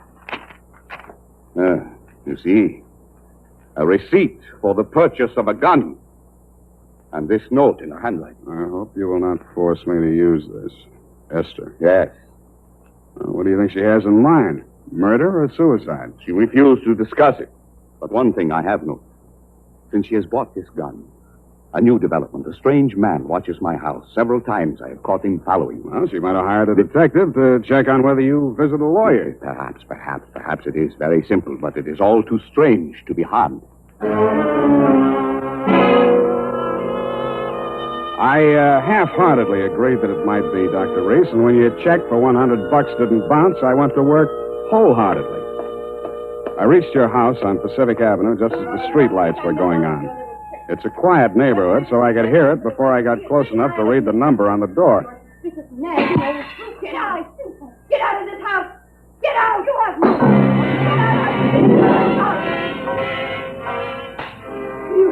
They seemed to be slugging their way toward the back of the house, so I decided to risk an entrance. I found the doorbell, and I was about to punch it when I caught sight of your mystery man. He was crouched in a clump of shrubbery that grew under the bow window at the corner of the house. He was still there with his eyes glued to the window when I walked up behind him. Hey, let go of me. Let go. Come on, you're going inside. Listen, I'm not just a snooper. I didn't say you were. I'm just inviting you inside for a better look. Now, I'm warning you, if you don't let go of me, Stop squirming, will you? Go! The kick he landed on me wasn't according to the Wrestling Association's rules, but I let him get away with it, mainly because I couldn't move for 3 or 4 minutes, and by that time he disappeared down the street. When I recovered my faculties and staggered back to the door, I didn't bother ringing the bell. I just walked in. The hen fight was still going on somewhere in the upper reaches of the house. Then a door burst open on the upper landing, and a girl in a nurse's uniform ran down the stairs toward me, pursued by a pale little woman with a pinched face who was brandishing a pair of brass fire tongs. You brushed past me, Dr. Reese, and headed off the pursuer. Esther, stop this! Stop this at once! Have you gone crazy? Give me those fire tongs. Give them to me. What's the matter, Helmut? Afraid I'll mar your light of love's beauty? What started this? I caught her creeping about the kitchen. She's going to poison my food. Explain to you, Mrs. Reese. The doctor... Oh, don't bother explaining, Miss Roberts. These morbid fancies of hers. Don't think I don't know what goes on in that office. That office where I'm not allowed anymore. That's only because you make the patient so nervous, Esther. I know what goes on. You and those women. That will do, Esther. Go to your room. Very well. But I won't have that woman in this house another day, Helmut. Is that understood? Go to your room, Esther. I'm going. But remember what I said. I warned you both. I can't. There, Miss Roberts. Now don't. There. I can't stand anymore, Doctor. I tell you, it's making me a nervous wreck. I just... Dr. Reese. Huh? Oh, Mr. Spade. You saw, you heard? Yeah. Come into my office. We'll talk. I think we'd better. Doctor, there's still one more patient waiting to see you, Doctor. Well, have her wait a little longer.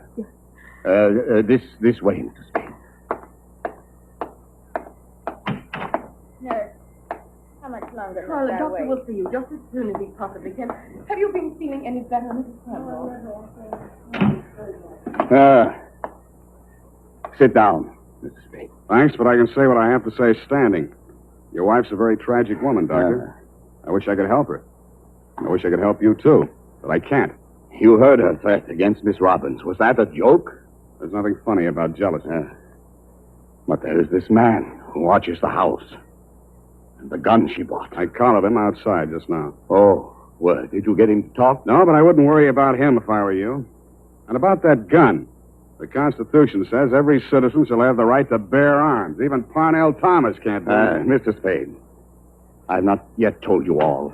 If I... Oh, Doctor, I'm sorry Yes? to interrupt, but this patient, she's been waiting for more than an hour. Well, who is she? Mrs. Kavanaugh. Kavanaugh? Who? Well, has she been here before? Of course, last week. Here's her card. Oh, yes. I'd better get it over. Send her in. Yes, Doctor, and Doctor, I'm resigning. I'll finish today, of course, and then I'm through. I'm sorry. Yes, well. Very well, Miss Robbins. I can't say that I blame you. Good luck. Goodbye, Doctor. Well, I'll be going along myself now, Doctor. No. You must hear me out, Mr. Spade. I have not yet told all. If you'll just wait until I have seen this patient, please, Mr. Spade, please. Okay, I'll wait outside. Oh, I beg your pardon. Come on in. So, you're leaving the doctor's employ, nurse? I am. Well, Mr. Spade, how does it look from the grandstand? Messy? Mm-hmm. You don't mind if I finish cleaning out his desk? Go right ahead. Thank you. What's the matter with Esther, anyway? I could sum the whole thing up in a single 5-letter word, shall I? You have. Are you going to walk out on him? Aren't you? Yes. Yes, I am. Oh, but Esther isn't jealous of your type. If you don't mind my mentioning it. I feel heartened to think that you noticed I was different. Oh, I did, Mr. Spade. I really did. You don't seem particularly nursey to me, either. I'm not. My, you have a fast pulse, Mr. Spade. Yes, I've been feeling very weak the last few minutes. I need care. Oh, you know, you don't eat enough apples, Mr. Spade. Well, I guess I finished. Oh, there's that old contact. I wonder... Mr. Spade, will you tell the doctor I've left and thank him for me again? Aren't you going to see him before you go? No, I'm not. It only begged me to stay, and it's simply out of the question. Oh, the poor guy. I just don't know what I'd do if I were in his place. For you, Mr. Spade.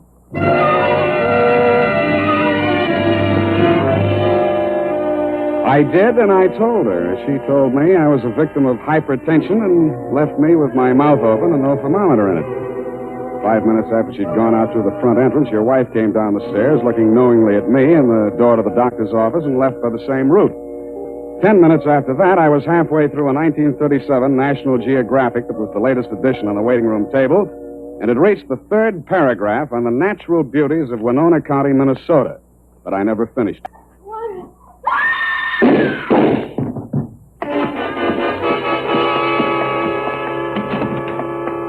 The first thing I saw when I entered the room was Mrs. Cavanaugh, your patient. Why? Why did he do it? You, doctor, were standing over her, nervously twitching off the rubber glove from your right hand. You tested her throat for pulse, then listened to a stethoscope. It was purely a formality. One of the .38 caliber slugs had entered the right temple. The other had torn through the base of the skull. How did it happen? I don't know. I had completed the examination and walked over there to put my instruments away. When I turned back, she had a gun in her hand. Before I could stop her, she pulled the trigger. Suicide, of course. Why? Well, I just told her the truth, that there was nothing I or any other doctor could do for her. That she had perhaps a month, perhaps less. She had suffered great pain, of course, for some time. Uh-huh. You saw her shoot herself, you say? Yes. The gun, she took it out of my desk drawer. I'd removed it from my wife's room earlier today. I see. Well, doctor, this is the neatest suicide I ever saw. No powder burns, and from the way she's lying, she must have shot herself in the direction of that window, at least 10 feet away. She screamed before the shots were fired and had time to fire a second bullet into her head and throw the gun across the room before she fell. Well, Helmut, at last it's happened, hasn't it? Esther, leave this room. I told Helmut one of the husbands would catch up with him. Pretty, wasn't she? I don't remember this one.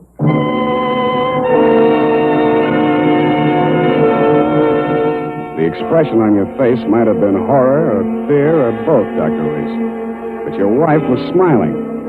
When my eyes left her face, I noticed a leaf clinging to the hem of her coat. It might have come from the shrub that grew up against the house. And her shoes were splotched with mud that could have and probably did come from the cultivated flower bed just outside the bow window.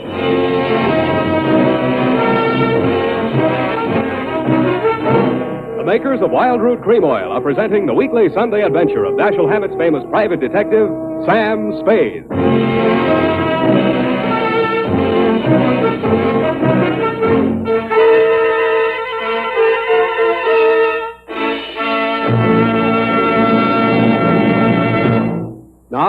Now, here's important news on good grooming. Better than 4 out of 5 users of Wild Root Cream Oil say they prefer Wild Root Cream Oil to all other hair tonics. Here is new and even more conclusive evidence that Wild Root Cream Oil is again and again the choice of men who put good grooming first. So if you want the well-groomed look that helps you get ahead socially and on the job, listen. Recently, thousands of people from coast to coast who bought Wild Root Cream Oil for the first time were asked, how does Wild Root Cream Oil compare with the hair tonic you previously used? The results were amazing. Better than 4 out of 5 who replied said they preferred Wild Root Cream Oil. And no wonder. It gives you the advantages that men consider most important. Wild Root Cream Oil grooms your hair neatly and naturally, relieves annoying dryness, and removes loose dandruff. What's more, non-alcoholic Wild Root Cream Oil is the only leading hair tonic that contains soothing lanolin. That's like the oil of your skin. So ask for Wild Root Cream Oil. Again and again, the choice of men who put good grooming first.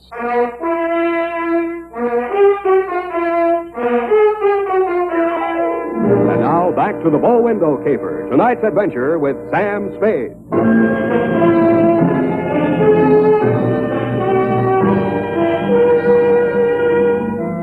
Obviously, there were 2 equally good suspects in the Kavanaugh murder. Either your wife had killed her in a jealous rage, or you'd killed her with your wife's gun to frame her for the murder. I decided to let the police worry it out and went home to bed.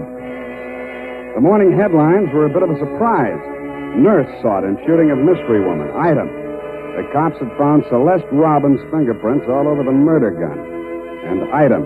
Mrs. Kavanaugh, the murdered woman, had given a vacant lot as her address, and her body was lying unclaimed at the morgue. I decided to pay her a visit.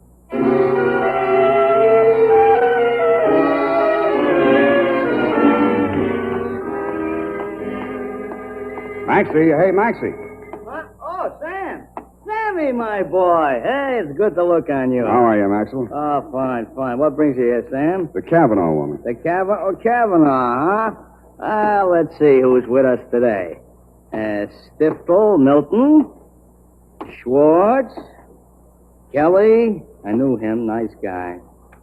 Feige. Aha. Kavanaugh. Rose. Hello, Rose.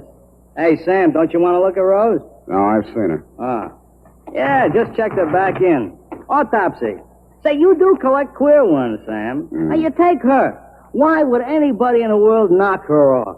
In her condition, all he needed to do was wait. A month. Couple of weeks. Bad as that, huh? Worse. Anybody claim her yet? Well, they... Hello. Something we can do for you? My name is Kavanaugh. I come for my wife. He was standing with his back to me, and I didn't get a good look at his face until he walked over to the desk with Master. The voice tipped me even before I saw the face. It was the man I'd caught outside your office window less than half an hour before the murder. If he recognized me, he didn't let it show. I waited while he went in with Maxie. When he came out, there were tears streaming down his face. I'd been waiting for 2 reasons. I had some questions to ask him, and I had wanted to pay back that jolt he'd given me the night before. I left without doing either.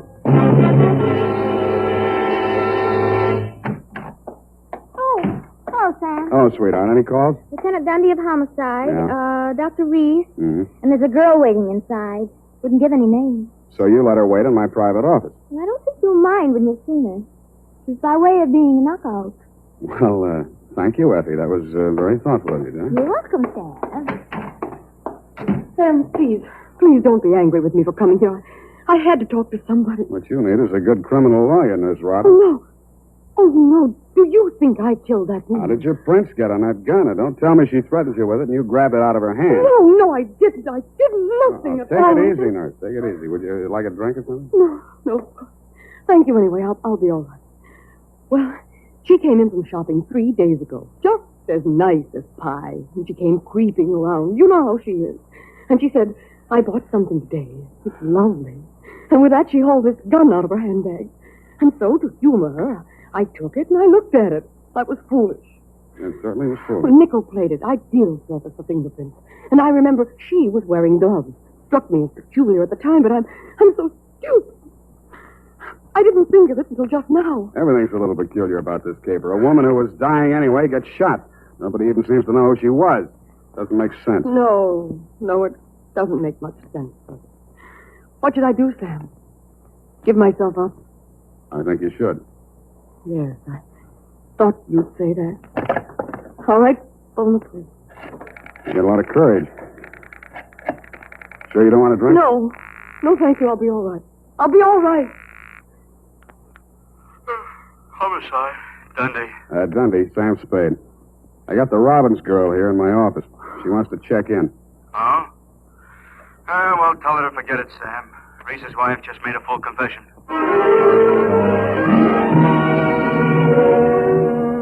That tore it. In my anxiety to see how you were bearing up under the shock, Doctor, I blew $1.50 of your money on a taxi all the way out to your address on Pacific Avenue. To my astonishment, you were wearing a look of real distress. I don't understand it, Mr. Spade. This confessing, it's not like her. It's all too strange to be harmless. Dr. Reed, I'd like to talk to you alone. Do you mind, Mr. Spade? Go right ahead. I strained my ears outside your consulting room, but all I could hear was a few vague murmurs. Then, for no good reason, I decided to have a look at your wife's bedroom upstairs. The cops had been there before me, so I didn't expect to find much, and I didn't. I was tapping the woodwork for secret panels or something when I heard a heavy tread on the stairway. I wheeled around, my hands inside my coat. A jolly-looking character in coveralls was standing in the doorway. Home electronics. I beg your pardon? Daggett, Home electronics. I come to take the equipment. What equipment? The dictograph. She don't need it no more. Ask me, she heard too much. Mrs. Reese had a dictograph installed? Yeah, a rental type installation. Yeah, this here's a speaker. Yeah, my own design. Looks like a portable radio, don't it? Now, where's the other end? Where's the microphone? It's in the doc's private office. You interested, eh? Yeah, turn it on, will you? Oh, sure. Yeah, we'll get it tuned in a minute there. And... Oh, feedback. Wait a minute, I'll fix it. Let her talk. What can she tell? I don't know. But it's uncanny the way she Nice, used huh? things. Every word we spoke together. That's because of the dictograph. Neat rig, huh? Shut up. We cannot allow this terrible tragedy to come between us. We love each other. Nothing can change that. Oh, boy. Yeah, that's as nice, ain't it? Quiet. I just know, please don't. Now stop it, Helmut. I don't want you. Please don't. What is it, Celeste? What has happened to Jane? What had happened? You asked that. When I'm being attacked by a mad woman and accused of murder, all in the space of 12 hours. Well, it's all over now. Just so, Helmut. Yes, all over. Won't you turn it up a little more? Oh, sure, turn it up. Hold it. Definitely over sober. And I'm very, very ashamed. I suppose it was my usual thing. I always get sorry for a poor, weak man and get involved. But this time, I'm sorry for her. Celeste, please. When I was a kid, I liked it. It used to make me feel powerful and, well, to watch them squirm. But it's no fun anymore watching another woman in the agonies of jealousy. And you, I thought you were just weak. You're a brutal, unscrupulous murderer. What are you saying, Celeste? You killed Mrs. Cavanaugh. What, that's impossible. You stood deliberately in that window and you fired 2 shots right at it. What gives you? Why weren't my fingerprints on that gun? Because you were wearing your rubber gloves, Doctor. Celeste, don't say any more. No.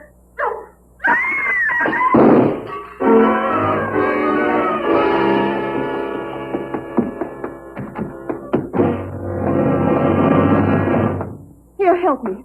Help me get his shirt off, Mr. Spade. He's been shot. Who shot him, you? Through the window, the same man, the one who watched the house. Hold this tourniquet tight, please. Nothing. A flesh wound. His aim was bad. Yeah, too bad. Cavanaugh, you still out there? You got nothing to worry about. He's still alive. I missed him. Give me a hand. Come on. That's it. I missed him. That was lucky. You're taking the rap for your wife's murder, too, if you're a better shot. He did it. He killed my wife. I was at the window. I saw him. What I don't understand is why his wife confessed. She loves him, Mr. Cavanaugh. You should understand that. I guess that's what happens to love when it gets crossed up. Why didn't you tell the police what you saw? They'd have hung it on me. She was a stranger to everyone else. I'd been quarreling with her, suspicious, acting like a maniac. She never told me. She must have been going to one doctor after another, trying to find one that would give her one ray of hope. In pain all the time, too, and never letting on. Never. Even after that first visit she made to Reese's office, I didn't tumble. I thought she was meeting him on the sly. And I followed her both times. That last time I carried a gun. I might have killed her if what I suspected had been true. I'm very sorry, Mr. Cavanaugh. I didn't realize. You're pretty late with your regrets, Doctor. I don't quite figure either. Maybe the prison psychiatrist can. Dundee homicide. Dundee, tear up Mrs. Reese's confession. Come on over and get the doctor. Dr. Reese? Yeah. By the way, he accidentally shot himself in the arm. Isn't that right, Doctor? What? So, yes. Accident. Why didn't she tell me? Why didn't she tell me? I don't know, Kavanaugh. Women, sometimes they make too much sense, or we don't make enough, or maybe we're all crazy.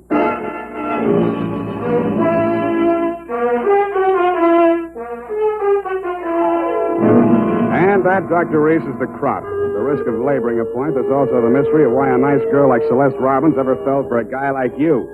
You'll have plenty of free time to think it over between now and the trial. If you find the answer, drop me a line. Period. End of report. You know, Sam, that's Celeste. I like her. I wish we could do something for her. Well, I've already thought of that, Effie. Oh? What are you going to do, Sam? Type that up, sweetheart, and I'll write you a happy ending. Here's how you can find out whether the hair tonic you're using today is giving you what you ought to get in good grooming. Ask yourself, does my present hair tonic groom my hair neatly and naturally, or does it leave my hair sticky or greasy? And does it relieve dryness and remove loose dandruff, too, or does it do just a halfway job? Unless you can honestly say that your present hair tonic does all that for your hair, you owe it to yourself to try Wild Root Cream Oil right away. Try Wild Root Cream Oil and see for yourself how it improves your appearance, grooms your hair neatly and naturally, relieves dryness, and removes loose dandruff. It's non-alcoholic and contains soothing lanolin. Get the big economy-size bottle and the handy new tube that's easy to pack when you travel and grand for the bathroom cabinet. Don't delay. Get it today. Wild Root Cream Oil Hair Tonic. Again and again, the choice of men who put good grooming first. Oh, here's the report, Sam. Do you want to read it over? I do not. File it under F, for forget. About that poor Celeste, Sam. Oh, yeah. Well, I made a date with Celeste to take her dancing tomorrow night. She needs cheering up, you know. Oh, what for? Well, you said she needed help. Well, that isn't exactly the kind of help I had in mind. Oh. I don't see why it's necessary Effie, to take... we must each of us give a particular kind of help each of us is particularly equipped to give. Very well. She used to make over men just to get the other women jealous. That she did. Aren't other women silly to allow themselves to get jealous when they know just what she's up to? Idiotic. Just idiotic. Sure thing. And go home, Effie. I'm a lousy dancer. Oh, very well. Have fun, Sam. Good night, Sam. Good night, sweetheart.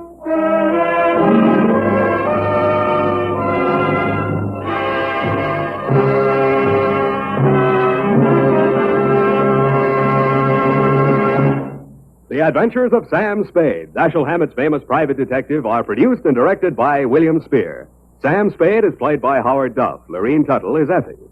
The Adventures of Sam Spade are written for radio by Bob Tallman and Gil Dowd, with musical direction by Lud Gluskin.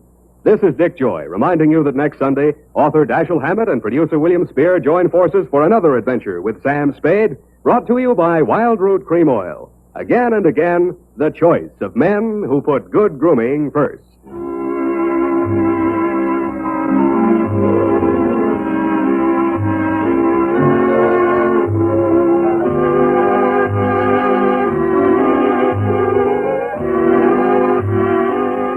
Smart girls use Wild Root Cream Oil, too, for quick, good grooming and to relieve dryness between permanents. Mothers say it's grand for training children's hair. This is CBS, the Columbia Broadcasting System.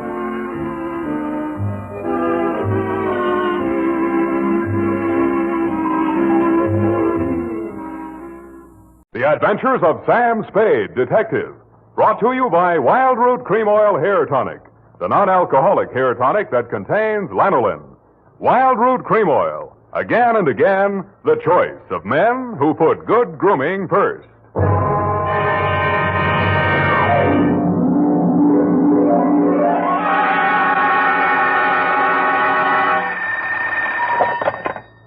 Office of Samuel Spade, Private Investigations.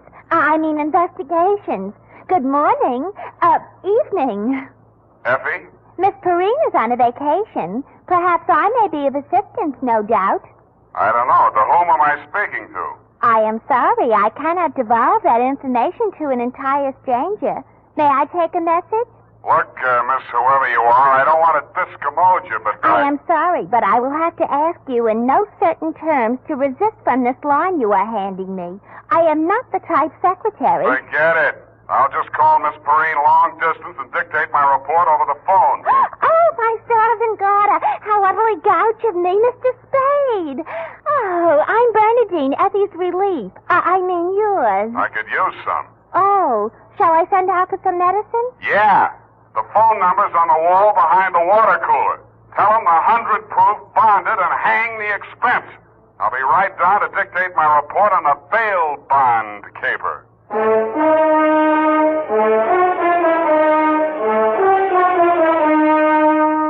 Dashiell Hammett, America's leading detective fiction writer and creator of Sam Spade, the hard-boiled private eye, and William Spear, radio's outstanding producer-director of mystery and crime drama, join their talents to make your hair stand on end with the Adventures of Sam Spade. Presented by the makers of Wild Root Cream Oil for the hair.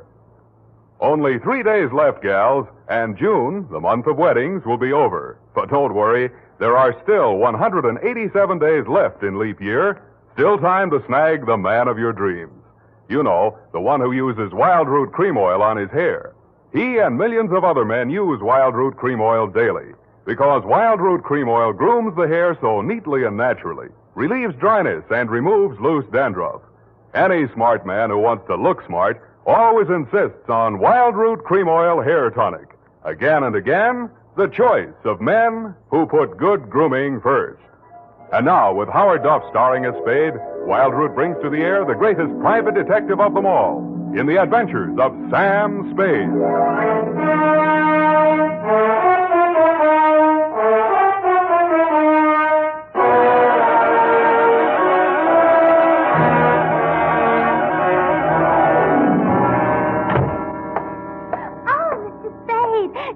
Mr. Spade, you just gotta be. Yes, but why? It was fate.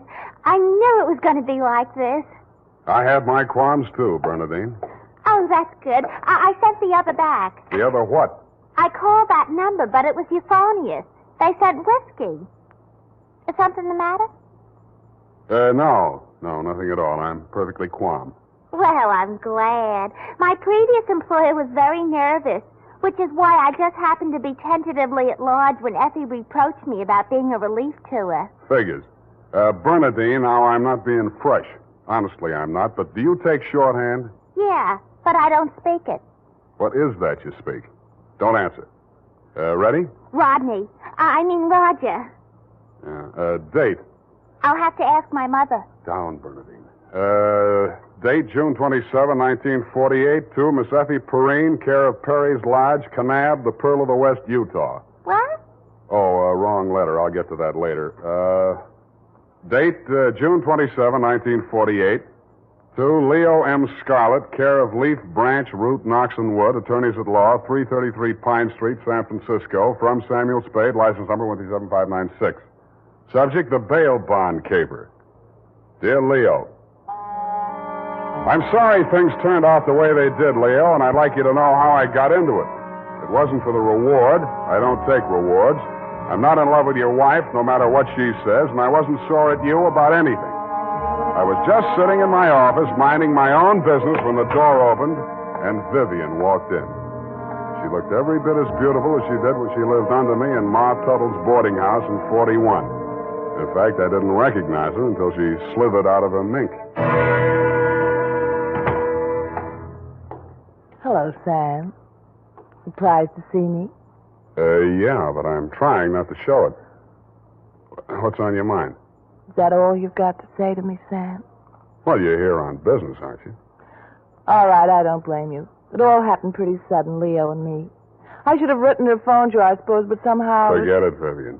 Now, what do you need a detective for? You, thinking of divorce already? Oh, please don't, Sam.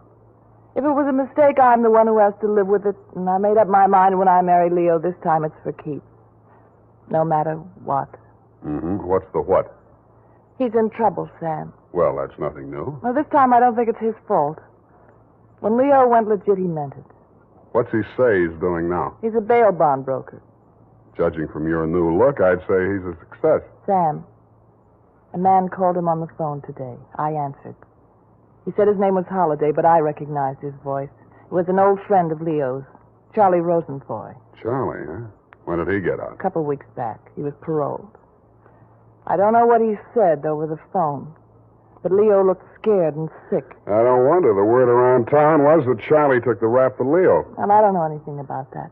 All I know is Leo's on the level now, and Charlie never will be. He did plenty on his own during that time he served. Well, I won't argue that, but from where I sit, it looks like Leo better start wearing a gun again. He has. That's what I'm so frantic about, Sam. You hear any of the conversation from Leo's end? He didn't say much. But I did hear him say, "All right, 10 tonight. I'll meet you there." That wasn't very smart of him. I know, but that's the way he is. It might be only for a payoff. I thought of that, too. But Leo hasn't got that kind of money. He's been dropping a lot at the racetracks lately. And even if he had it, he's not the type to pay blackmail. I don't like it. Why should I stick my neck out? Why did you have to come to me anyway? 'Cause I trust you, Sam. I know you were jealous of Leo. I was?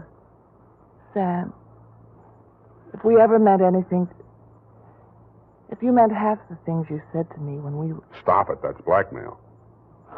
Oh, I feel so lost and alone. I don't know where to turn. Okay. I'll see what I can do. Oh, Sam. I'll make it up to you somehow. You see if I don't. Sure you will. And tell Leo to stop dropping his money at Tan Ferran. This is going to cost them plenty.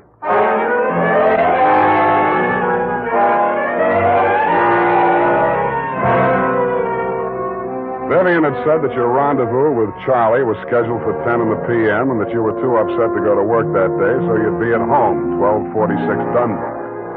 I took a plant in your apartment building from a sleepy lagoon-type cocktail bar across the street called, you guessed it, the Sweet Leilani. Your wife joined me, and after a while, we got around to talking. At least she did. I bet you can't guess what I'm thinking about. Huh? Listen, Sam.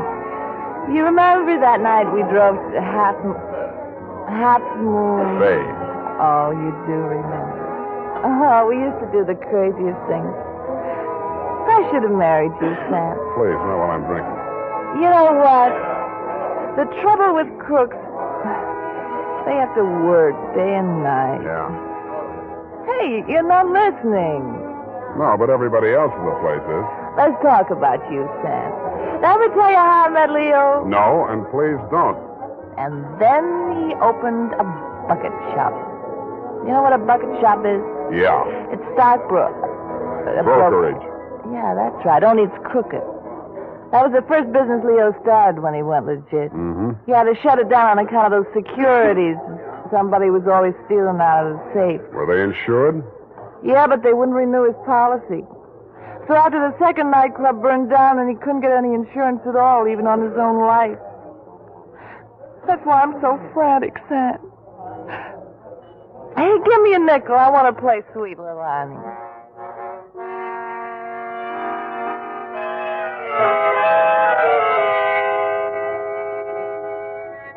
$50 and 2 hours later, Sweet Leilani broke under the strain, so we had Princess Papuli to leave a night gave out, and we were starting on the Hawaiian war chant when she disappeared through a door marked Wahine, Hawaiian for powder room, and never came back.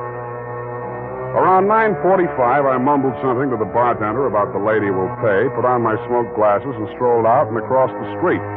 You came out of the building a couple of minutes later. You led me a zigzag course up Merchant Street to Salon, across Salon to Commercial, down Commercial to Drum, and made a lateral pass over Drum back to Dunbar. Your destination, I'd never have guessed it, was the Sweet Leilani. Happily, they were not playing Sweet Leilani. It was very, very quiet. The regular customers had taken a powder, and I didn't blame them. In the new crop at the bar, I counted 10 broken noses, at least 5 broken paroles, assorted knife scars, and 4 pairs of cauliflower ears, and 1 maverick. You slid into a booth at the end of the bar, took the gun out of your shoulder holster, and laid it down on the table in front of you. I walked over, turned it around so it was pointing at the jukebox instead of me, and sat down. Some other time, Spade. Some other time I drink with you. I'm waiting for a friend. Why the gun? You selling it to him? Maybe I give it to him. Go on, you drink at the bar. It's kind of crowded. Looks like Charlie Rosenfoy's old mob.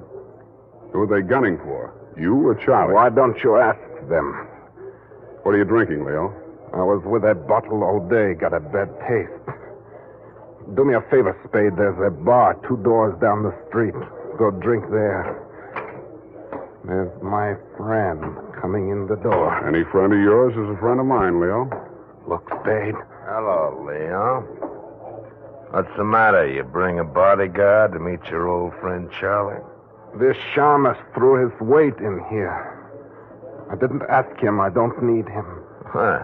That sounds like the old Leo Scarlatti I used to... The name is Scarlet. Oh, pardon me. I've been on the rock for so long, it's hard to catch up on all the changes.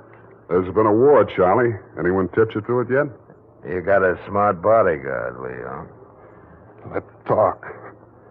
Let's go somewhere else and talk. I like it here. Okay, we start. How come you tipped the mob we were coming here? You promised you wouldn't. Like the shamus, they got to drink somewhere. All right, say what's in your mind and I'll go. Yeah, and if you don't mind, I think I'll do my drinking at the bar.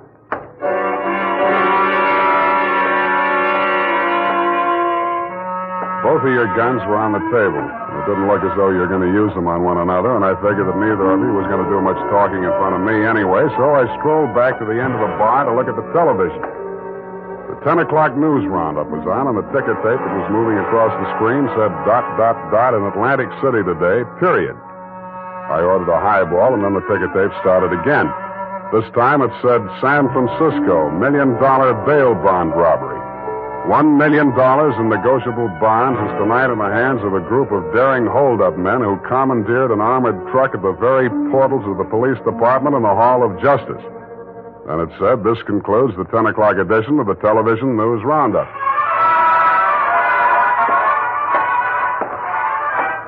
I had a slight hunch that if the television boys had had their cameras on the big bail bond robbery, that at least some of the characters would have been played by at least some of the bad actors that were foregathered in the Sweet Leilani. In fact, what you and Charlie were saying and doing when I walked back to your booth was almost too much to the point. You let me see the bulky portfolio Charlie shoved across the table at you. It looked like a carrying case for bonds, bank messenger type. But it was sealed with wax blobs bearing the imprint of the Great Seal of the state of California. I was impressed. Where'd you get this? You can read about it in the papers, and if I was you, I'd get this out of sight before them papers hit the street.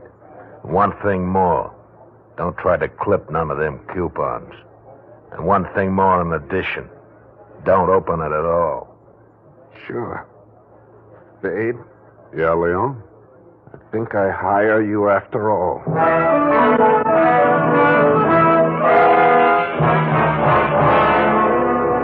I took the job and you handed me the portfolio.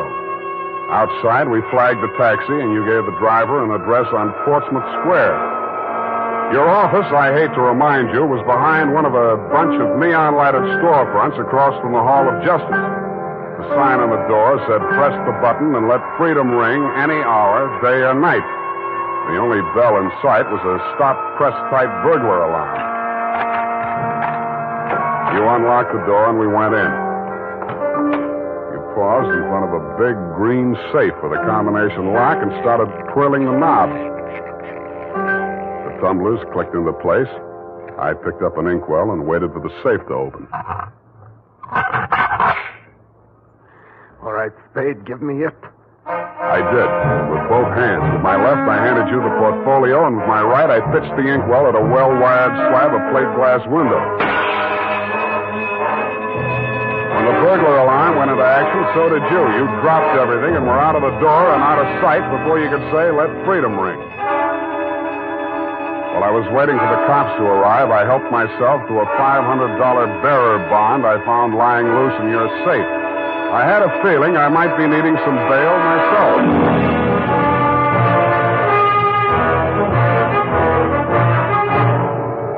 The makers of Wild Root Cream Oil are presenting the weekly Sunday adventure of Dashiell Hammett's famous private detective, Sam Spade.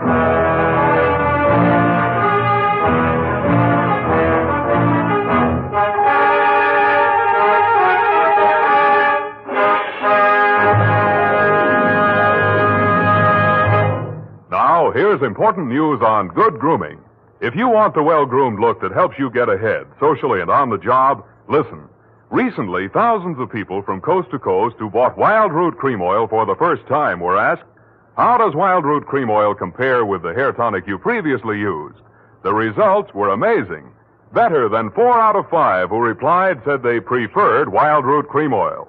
And no wonder. It gives you the advantages that men consider most important. Wild Root Cream Oil grooms your hair neatly and naturally, relieves annoying dryness, and removes loose dandruff. What's more, non-alcoholic Wild Root Cream Oil is the only leading hair tonic that contains soothing lanolin, that's like the oil of your skin. So ask for Wild Root Cream Oil Hair Tonic. Again and again, the choice of men who put good grooming first. By the way, smart girls use Wild Root Cream Oil, too, and mothers say it's grand for training children's hair.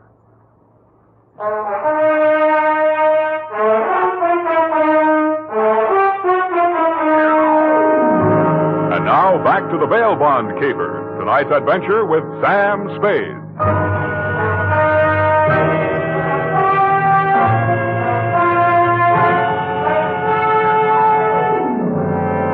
I had hoped, Leo, when I made my spectacular move in your bail bond office and set the bells to ringing, that I'd get the caper off my neck and onto the capable shoulders of the police, where it now belonged. Then I told myself I could go home and get some sleep.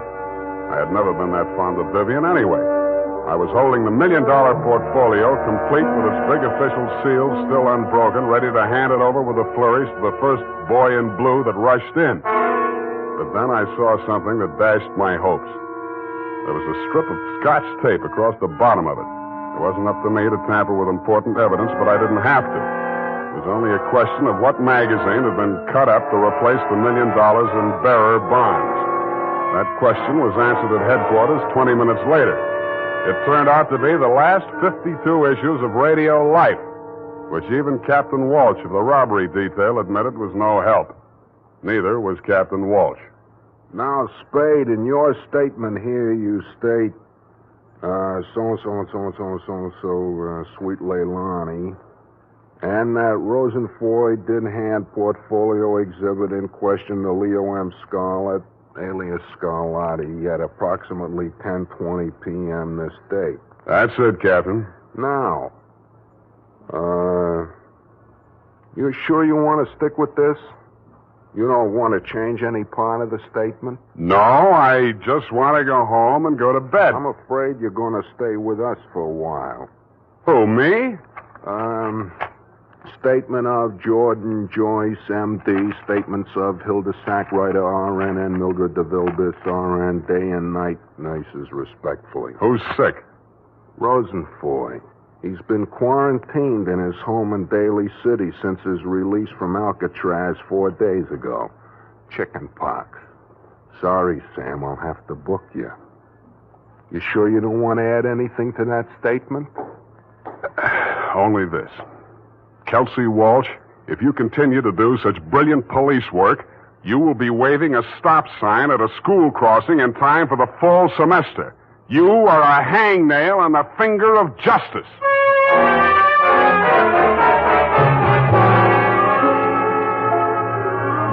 I thought I had been courteous and cooperative, but even so, it was the middle of the afternoon by the time they set my bail. $1,500. That made it light. But I hadn't had time to hang the curtains in my cell when I got even worse news. My bail had been posted by who? Vivian, a banana peel in the steps of progress. She met me outside. Well, aren't you going to thank me? What for? Getting me in jail or getting me out? Getting you out, of course. It was all the money I had in all the world. Leo's money was impounded, you know. But, Sam, when I thought of what you and I once meant to each other, and maybe we still... Yeah. Well, you'll get your money back. I'm not really guilty. Oh, I know that. What else do you know? I guess it's safe to talk. Leo phoned me today. Where is he? He wouldn't say. Some pay station. He kept putting in nickels. Sam, you've got to talk to him. You've got to convince him it's best to give himself up. Now you're beginning to make sense, sweetheart. But how can I get to talk to him? I've arranged it. He's to meet us at the Club Leilani. You know, where we had our reunion yesterday. That place on Dunbar? Yeah. Oh, that's great. A crowded saloon less than a block from the police department. Besides, the place has lousy memories for me. By the way, did you ever get out of the ladies' room? If you don't mind, I'd rather talk about something else. Okay, let's talk about how do we bring this big secret meeting off in a crowded cafe. Is Leo coming in a false beard? You really think I'm stupid, don't you? I didn't say so. Well, it so happens that the place is closed on Tuesday. See that sign in the window? Closed Tuesday. Mm-hmm. Now, how do we break in? I was counting on you. You're a detective. Can't you use a glass key or something? Did you say that bail bond you bought for me was all the money you had in the world? That's the truth. Then get ready to forfeit it. It's a risk I've got to take. You've got to take. Sam, please, if we ever meant anything... Yeah, I know. Half Moon Bay. But sometimes I wish we hadn't been childhood sweethearts. Wait here. I'll case the alley.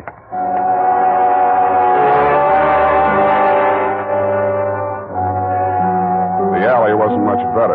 There were 2 windows, washroom type, all glass brick, except the 2 small ventilators big enough to put your hand through. The only hope was the kitchen skylight. I didn't have any trouble getting up to it, but once I was there, things didn't look so good. The view from the roof was a garage door with 2 green lights flanking it. Then it struck me where I was and why I was there. The Club Leilani backed directly on the Hall of Justice where the big bail bond robbery had taken place at 5 p.m. the night before. Without further ado, I put my foot through a pane of the skylight, reached in, unlatched it, and dropped. Hurry up. Let me in, Sam. Up at the front of the building, I could hear Vivian clamoring for admittance. I decided to let her clamor for another minute or two. It isn't a thing I often do, but I walked resolutely into the ladies' powder room. It was very well equipped. It had furniture, a telephone, and more clues than I needed. The magazines were there, the razor blades were there, the Scotch tape was there. There was even a scraping of red sealing wax on the steel frame of the window slot. But best of all was what I found in the paper towel dispenser. I lifted it out and moved it next door to the men's washroom. Then I let her in. What kept you so long? You'll spoil everything. I was afraid you'd... Here comes your husband. Come on, let me in. What happened, Leo? You're early. Any objections? I just got itchy, that's all. How are you, baby? Don't, Leo. I'm so nervous. Straining. What are we going to do, baby? What's Spade going to do for us? Tell him, Sam. I'll leave you 2 alone to talk it out. I'll freshen up a little. Haven't had my face on all day. Poor kid. Well, Spade, let's have it. Yeah, she's right, Leo. I can do a lot for you. But you've got to do something for me. Spade, this is level. I never saw those bonds. I know that. Then what are you after? The truth. It's the only thing that can save you, and if you take this rap, I take it too. I'm in clear up to my neck. Okay. Charlie Rosenfoy came around to Vivian and made her this proposition. He was going to pull this bail bond job and plant the goods on me to get even for the rap he thought he'd taken for me. Vivian pretended to play along with him, only she got hold of the package long enough to take the bonds out and put the old magazines in instead. Yeah. The idea was the mob would think Charlie had double-crossed them, taken the goods for himself, and delivered a phony packet to their banker, which was supposed to be me. Sure. Only you had to get smart and set off that burglar alarm. Now I'm getting the squeeze on all sides. The mob, the law, Charlie are all gunning for me at once. Don't worry about the mob and the law, and don't worry too much about Charlie. What are you driving at? That'll be him now. Who tipped him I was here? Get back in the corner. It's dark in here. He'll never see you. I'll take care of him. All right. Hello, Charlie. Oh. Come on in. Good boy, Spade. Get his gun. You're my friend. Sure, I'm your friend. Come here. Yeah, sure, Spade. Pleasant dreams, fellas. Now I act. Hey, Charlie! No, Leo!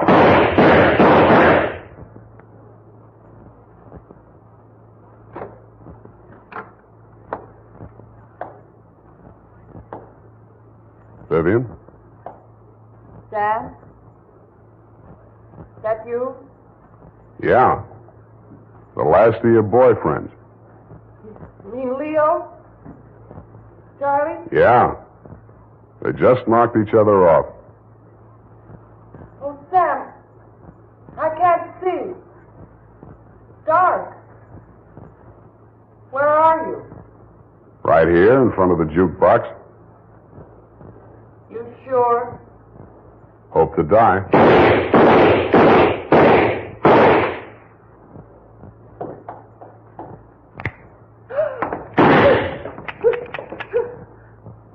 Drop it, Vivian. It's empty. Sam,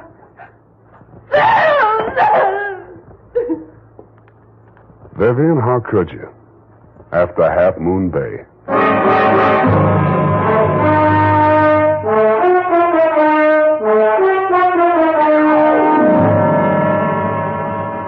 I'm sorry I had to knock you boys out, Leo, but better lumps than bullet holes, eh?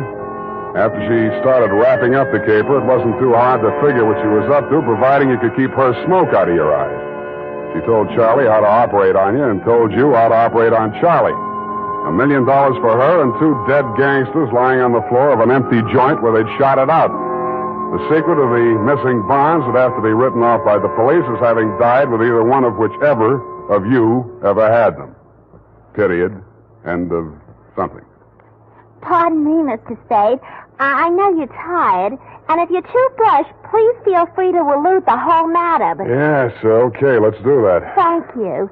Effie said that you were always glad to qualify any little points that she didn't understand. She said that, did she? Yeah, but she also said that quite accidentally that you sometimes leave things out that should be left in. Bernadine, times are very bad. They're cutting salaries everywhere. But where were they during the whole affairiousness affair, if you'll pardon the expression? The bonds? In the paper towel dispenser. Didn't I say so? Oh, that's what you moved to the men's. But how did they get there? In the Walreenies, if you'll pardon the expression. Simple. When the thieves whizzed through the alley after the heist, Vivian had her well-manicured little lunch hook thrust through the window slot to receive them. Oh, that's how the red sailing wax got there. Bernadine, you're spectacular. Now go and type this up. You're making me nervous.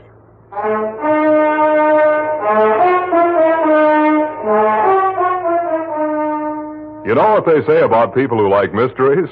Once a mystery fan, always a mystery fan. And that goes for hair tonics, too.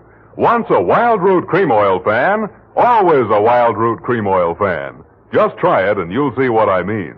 Wild Root Cream Oil grooms the hair neatly and naturally, relieves annoying dryness, and removes loose, ugly dandruff.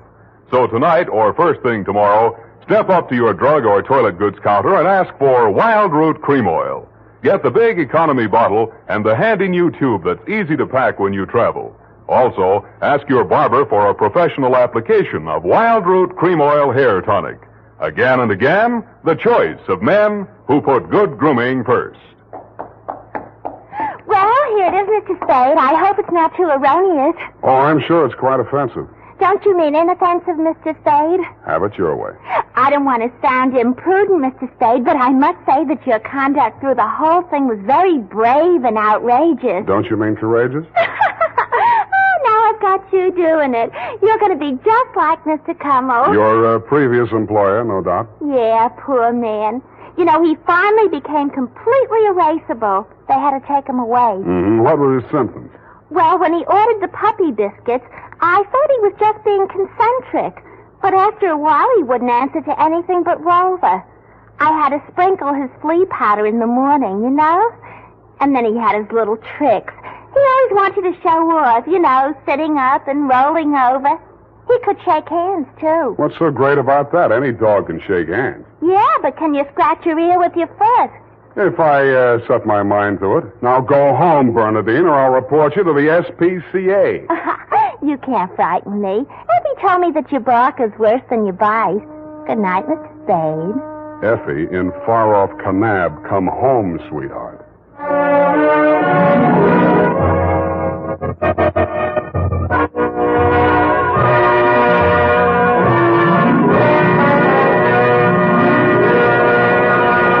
The Adventures of Sam Spade, Dashiell Hammett's famous private detective, are produced and directed by William Spear. Sam Spade is played by Howard Duff. The Adventures of Sam Spade are written for radio by Bob Tolman and Gil Dowd, with musical direction by Lud Gluskin. Gil Dowd directed tonight's broadcast in William Spear's absence. Join us again next Sunday for another adventure with Sam Spade, brought to you by Wild Root Cream Oil. Again and again, the choice of men who put good grooming first. This is Dick Joy reminding you to get Wild Root Cream Oil, Charlie. It keeps your hair in trim.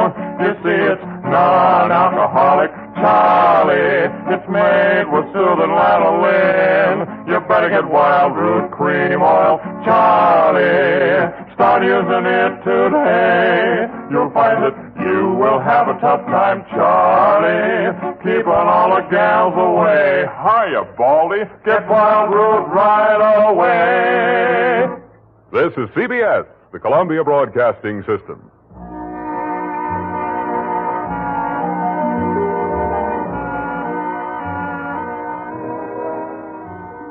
The Adventures of Sam Spade, Detective. Brought to you by Wild Root Cream Oil Hair Tonic, the non-alcoholic hair tonic that contains lanolin. Wild Root Cream Oil. Again and again, the choice of men who put good grooming first.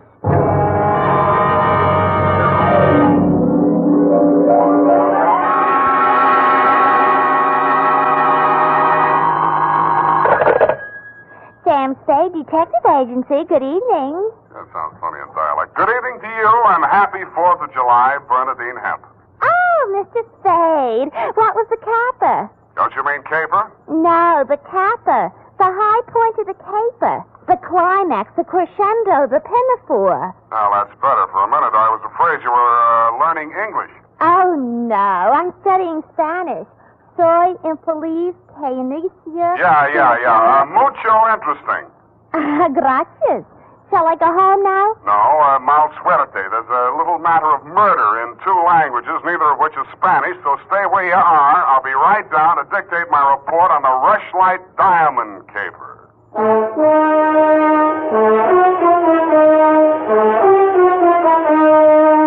Dashiell Hammett, America's leading detective fiction writer and creator of Sam Spade, the hard-boiled private eye, and William Spear, radio's outstanding producer-director of mystery and crime drama, join their talents to make your hair stand on end with the Adventures of Sam Spade.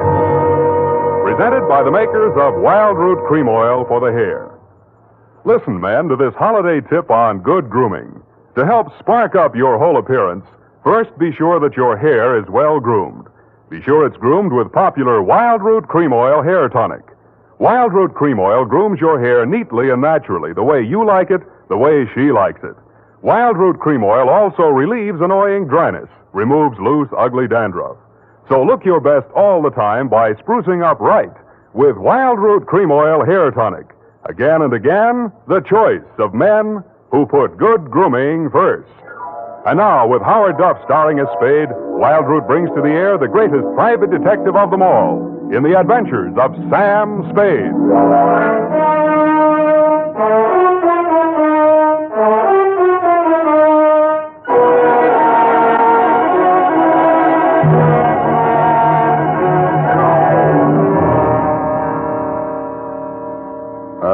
Date, July 4, 1948, to Mrs. May Rushlight, 21A, Granite Court.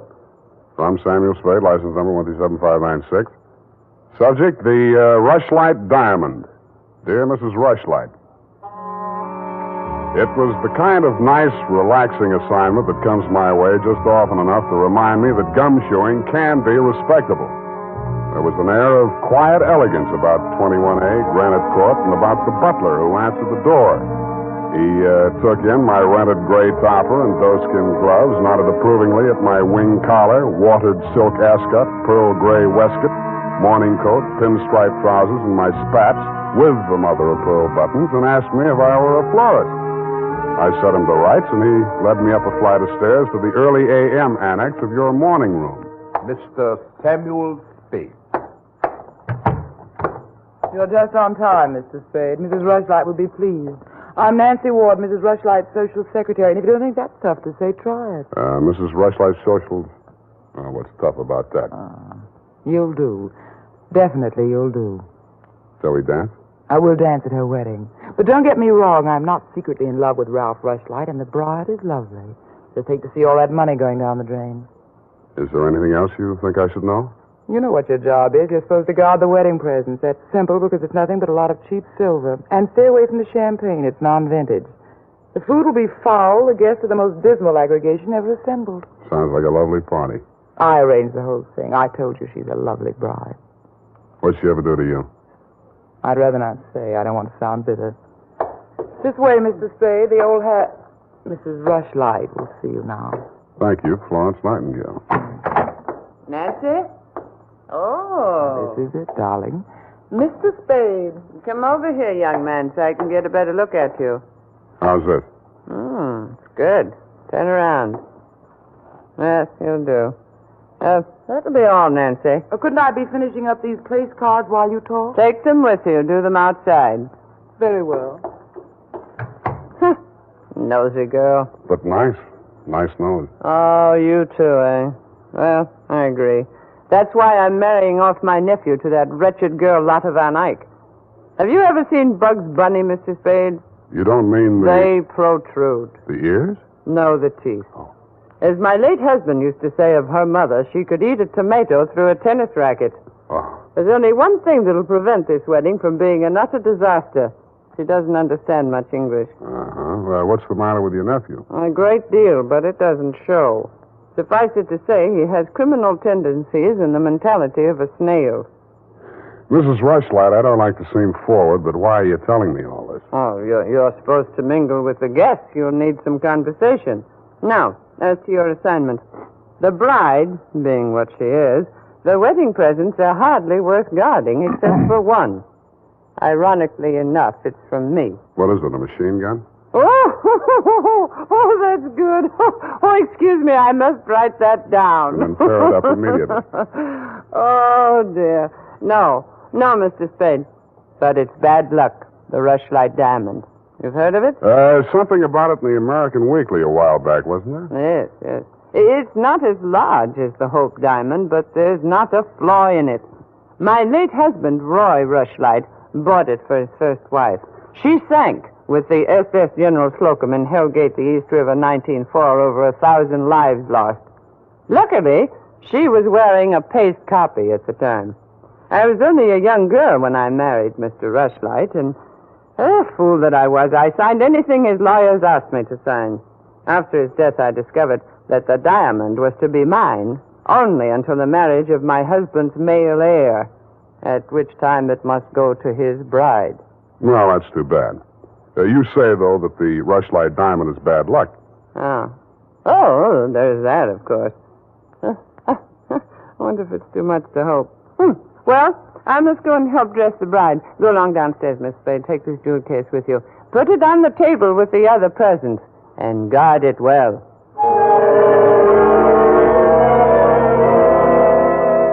So I took the old velvet-covered case you held out to me and checked the contents. It was an old-fashioned lavalier with a clear stone pendant only slightly smaller than an 8-ball. Didn't look like a diamond, but smooth-cut diamonds hardly ever do. It didn't look like bad luck either, but a mirror broke in the hall as I passed it, then I fell all the way down the stairs, and as I entered the ballroom, I knocked over a punch bowl.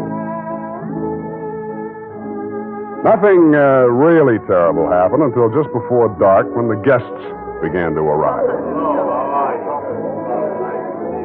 In theory, a detective guarding wedding presents is supposed to make himself indistinguishable from the other guests. In practice, it never works out that way. He has to spend most of his time within sight of the booty, so he is very easily spotted. I don't believe it. He's too good looking. Oh, but he must be. He's not anybody we know. Well, ask him. It's leap year. Oh, here comes Colonel Bixby. He'll know. Well. Beauty gathered round the booty, eh? And much more beauty than booty, though. Say, when are they going to hang the diamond on that drip? No, there's no way to talk about the blushing bride. Is that it in the crummy old case there? That case is heirloom, young lady. The stone that reposes in it is worth a king's ransom. Now take your grubby hands elsewhere. Get on with you. Go on. Well, just because he's going to give the bride away, thinks he can order everyone around. Mr. Spade, allow me to congratulate you, sir. At these affairs, one all too often sees the detective on guard duty at the punch bowl. I was forewarned. Oh, yes, very bad champagne. Flat. I'll be glad when these ill-starred nuptials are consummated. And by the way, Bixby's my name, Colonel Lysander Bixby. Colonel? It is my melancholy and thankless duty to give the bride away to the hapless groom, Ralph Rushlight. However, it's much better to give than to receive. You tell that to May Rushlight, eh? Quite a trinket. Mustn't touch. Grubby hands, remember? Oh, sense of humor as well as sense of duty, eh? Candidly, if I knew a place to fence it, I'd be the... Colonel Bixby. Oh, Miss Ward. How lovely you look. Poor Ralph. Mrs. Rushlight asked me to warn you to get ready. The bride will be down any moment. Good grief. Well, I suppose I must steel myself. Where did I leave my glass? Keep your eye on that old goat, Mr. Spade. I don't trust him. Who is he? He's the only one here who knows why this wedding's happening. It's the bride's foster father. You mean he's got something on the family? You'll never know how much until you kiss the bride. Look, Nancy, it's none of my business, but Starting. I'll have to go in now. Now, wait. What? How does it go? Speak now or forever hold your peace? No, I can't do that. Thank you for understanding.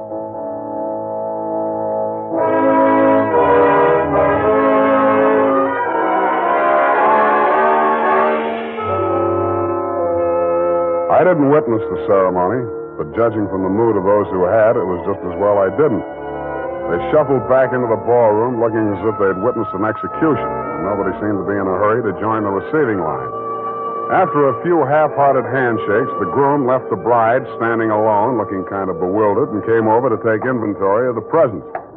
Look at that junk. I'm Ralph Rushlight. Who are you? Spade. I was hired to guard this junk, as you call it.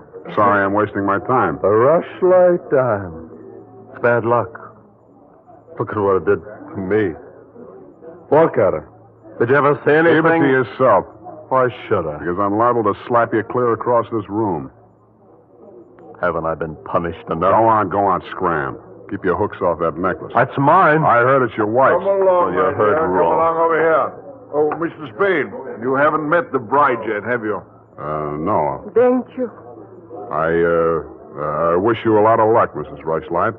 You're going to need it. Thank you. Well, I suppose now, as well as any time, Colonel. Oh, very well, my dear. Quiet, please. Quiet, everyone. Mrs. Rushlight, the elder Mrs. Rushlight, that is, has something to say to you. Mr. Spade. Yes? The necklace, will you please hand it to me? With pleasure. I'm tired of looking at it. Oh, you're not done yet. Stay close by my side. Dear friends, at this solemn moment, I want, first of all, to welcome this dear little girl into the Rushlight family.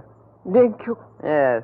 And now, dear Lotta, I will place around your neck the gem which was my heritage when I became a Rushlight and which is now yours. Thank you. Oh, what's wrong? Lotta, come back here. Lotta! I'll go out to the carport and hit her off. Oh, you leave her alone. I'll take care of her. Whose wife is she, anyhow? Lotta, come back here. Lotta, bring it back!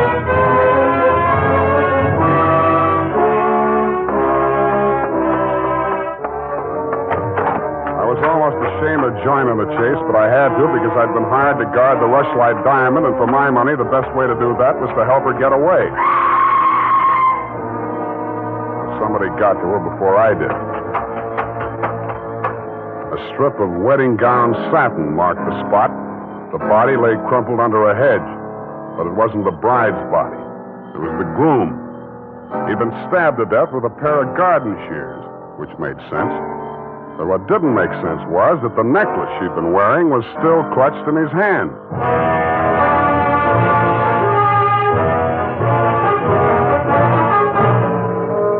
The makers of Wild Root Cream Oil are presenting the weekly Sunday adventure of Dashiell Hammett's famous private detective, Sam Spade.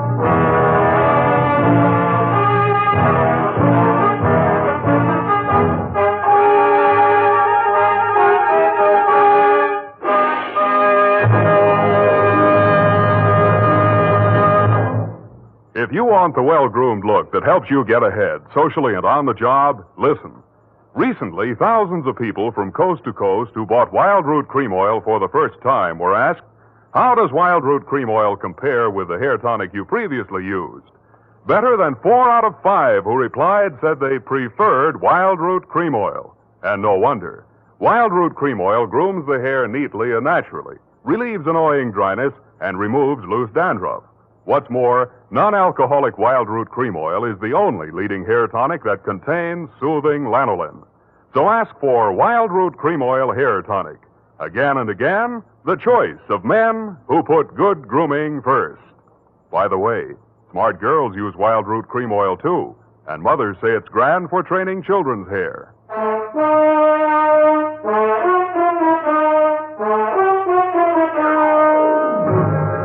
And now, back to the Rushlight Diamond Caper. Tonight's adventure with Sam Spade.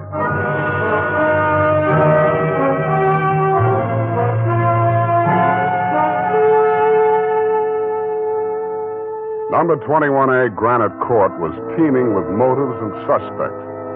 But the police were primarily interested in locating Lotta, the missing bride and widow of Ralph Rushlight. So was I. She looked like less work than the rest of you because if she had killed him, it was self-defense, if she knew enough English. By 10 in the a.m., when I checked in at my office, she was still successfully eluding the police dragnet. That was because nobody, including me, had thought of looking in my office.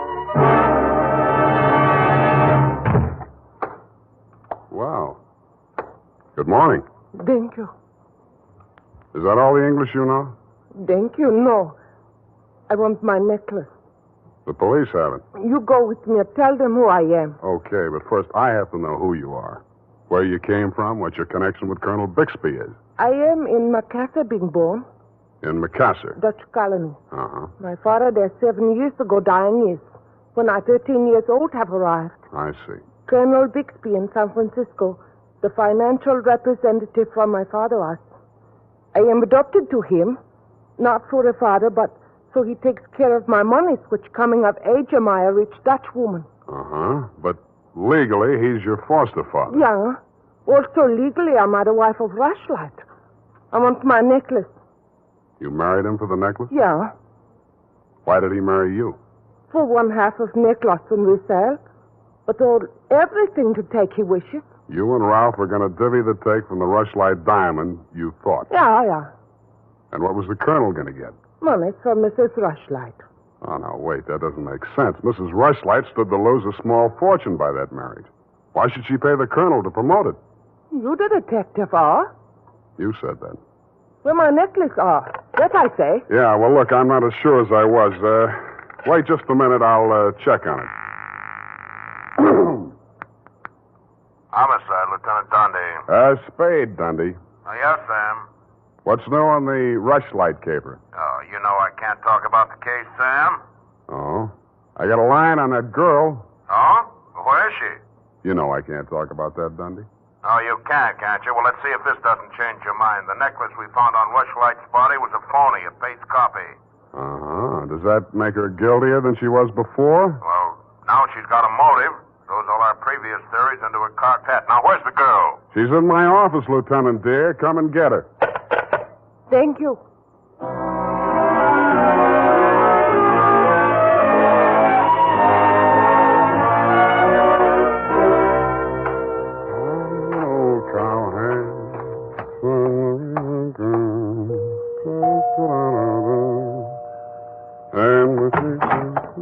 Oh, it's you, Sam. Back again? Yeah, do you mind? Well, that depends on who you came to see. You, sweetheart. Oh. But first, I'd like to talk to Mrs. Rushlight. Well, she can't see anyone. She's in a state of nervous collapse over Ralph's death. Oh, that's too bad. You seem to be holding up pretty well. Oh, I'm relieved. He's better off dead than married to that. Yeah. Rushlight Diamond's still unlucky, you know. What do you mean by that? I was just trying it on for size. Uh-huh. How does it fit? Yeah, but you and Mrs. Rushlight are about the same size. Her nerves getting any better? You're the doctor. If you want to see her, go ahead. She's up there. Thank you.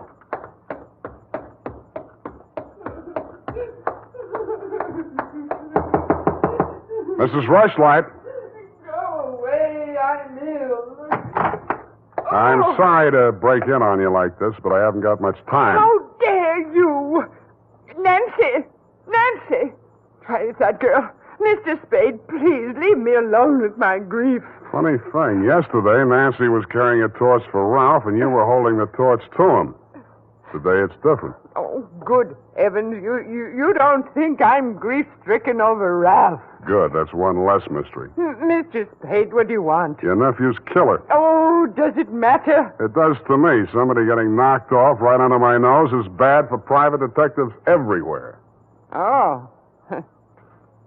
For a moment, I thought that...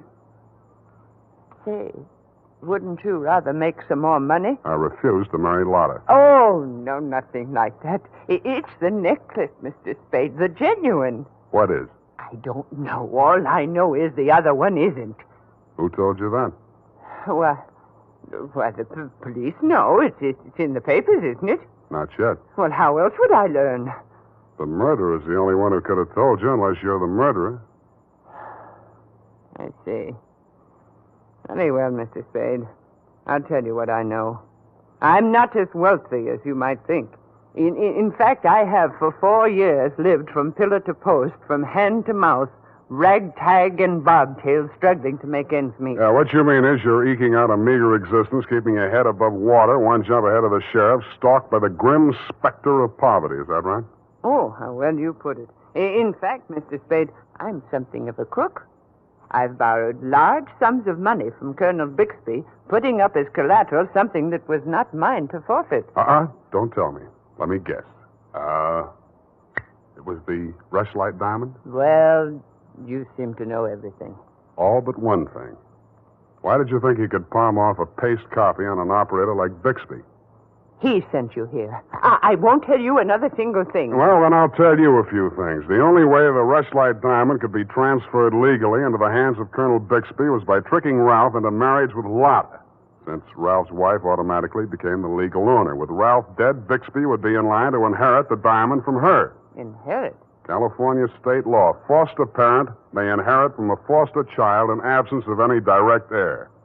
Well, why, then he planned. He'd kill her, too. Mr. Spade, we must stop him. She's safe for the time being. I had her thrown into the pokey.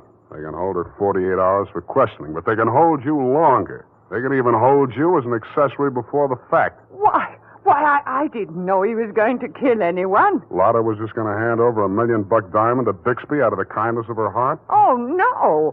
Lotta wanted to become an American citizen. Marriage is the quickest way. For her, Ralph was the only way. Okay, I'll buy that. Now, tell me honestly, Mrs. Rushlight, what happened to the genuine stone? I honestly didn't know. I wasn't sure. But now there can be only one answer. Nancy with the laughing face? She went with me when I went to the bank vault to get the rushlight diamond to present to Lotta after the ceremony. Uh-huh. She looked after all my jewels, including the paste copy that I habitually wore. Homicide, Lieutenant Dundee. Spade again, Dundee. I think I got the rushlight caper all wrapped up. I'm heading for your office now, so wait for me. And whatever you do, don't let that Lotta dame out of your sight. Thank you. Goodbye. Wait a minute, Sam. Wait a minute. Yeah? The Lotta dame. She's already gone. Escape? Bailed out. Custody of her foster father. Wait a minute. I got the name here, son. Bixby. He's a colonel, and no wonder you're only a lieutenant.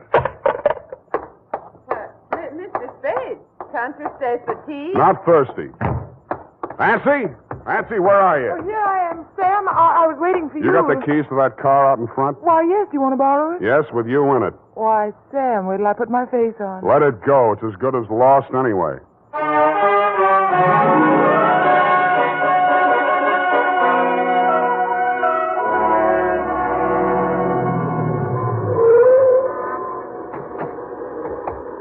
Come on. What is this place? Where are you taking me? Never mind. Just hang on. I'll fly you up to the second floor. Sam, that was a shot that sounded like Lotta. You stay here. Don't come in until I call you.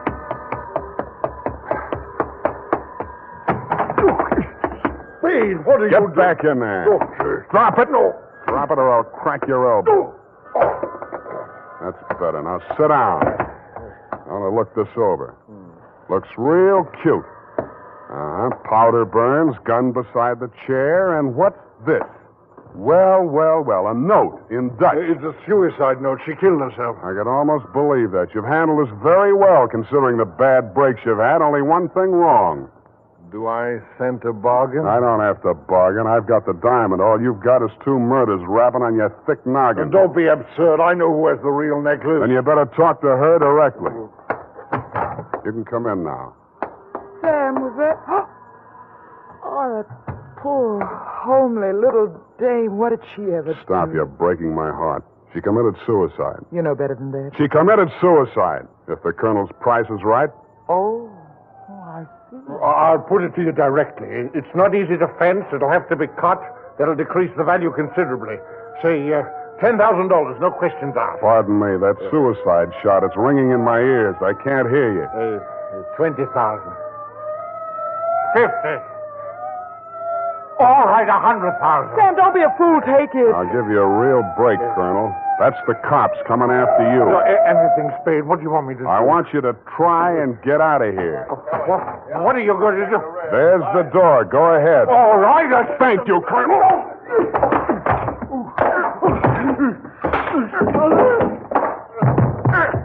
All right, men, remember, he's desperate. Bixby, we're giving you a chance. Come down or we're coming up after you. Come on, get up, Colonel. Here he comes. Careful, there may be a trick. Watch it, Dundee. Here he comes.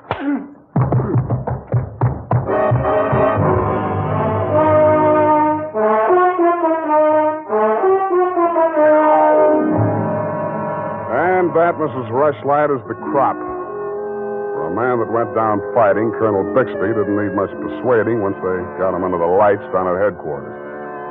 He confessed to everything, and the murders weren't the worst of it, the way I figure.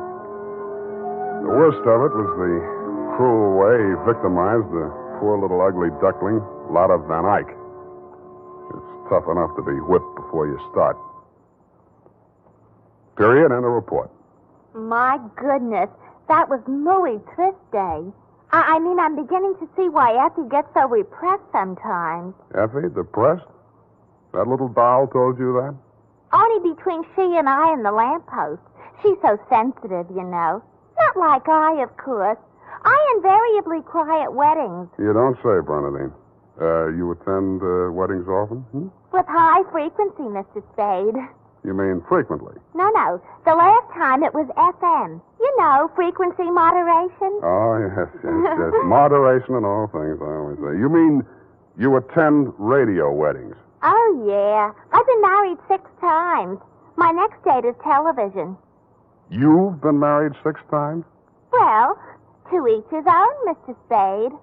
You mean 6 men have... Oh, no. I only marry my husband.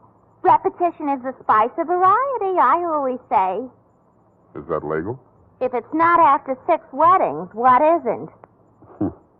To each his own, you say. Well, we don't presume to make a career out of it. As soon as we get the mangler and the deep freeze, we're going on our honeymoon. Well, congratulations, and type this up when you have the time. Mrs. Bernadine Hemp.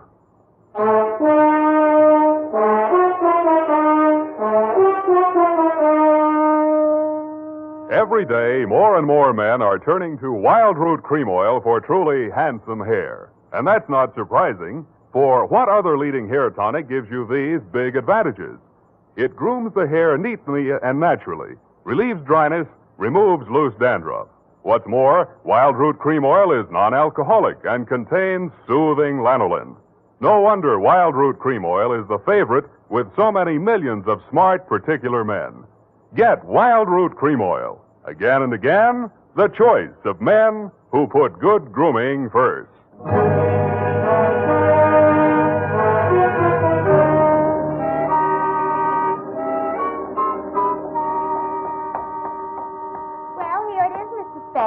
I'm sorry it took so long, but I kept relapsing into Spanish. I know how. And Effie's typewriter doesn't have any upside-down question marks. Upside down.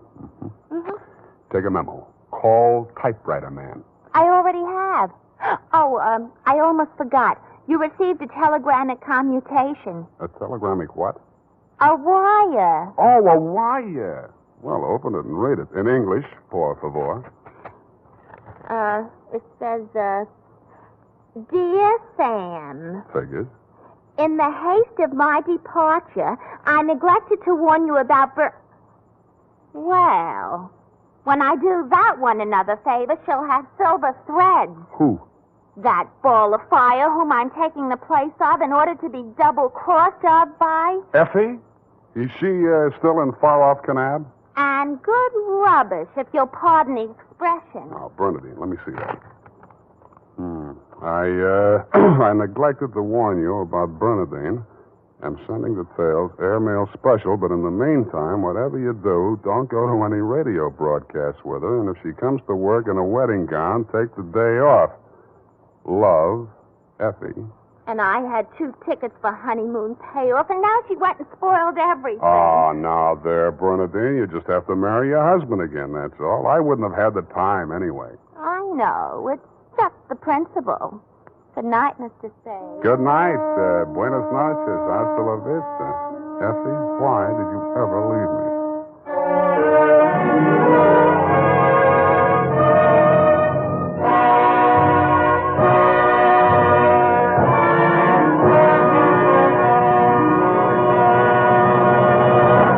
The Adventures of Sam Spade, Dashiell Hammett's famous private detective, are produced and directed by William Spear.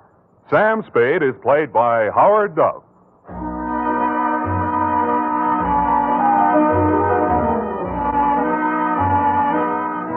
The Adventures of Sam Spade are written for radio by Bob Tallman and Gil Dowd, with musical direction by Lud Gluskin. Gil Dowd directed tonight's broadcast in William Spear's absence.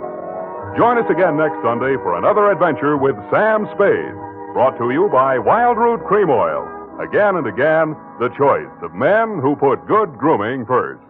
This is Dick Joy reminding you to Get Wild Root Cream Oil, Charlie. It keeps your hair in trim. You see, it's non-alcoholic, Charlie. It's made with soothing lanolin. You better get Wild Root Cream Oil, Charlie. Start using it today. You'll find that you will have a tough time, Charlie. Keep on all the gals away. Hiya, Baldy. Get Wild Root right away. This is CBS, the Columbia Broadcasting System.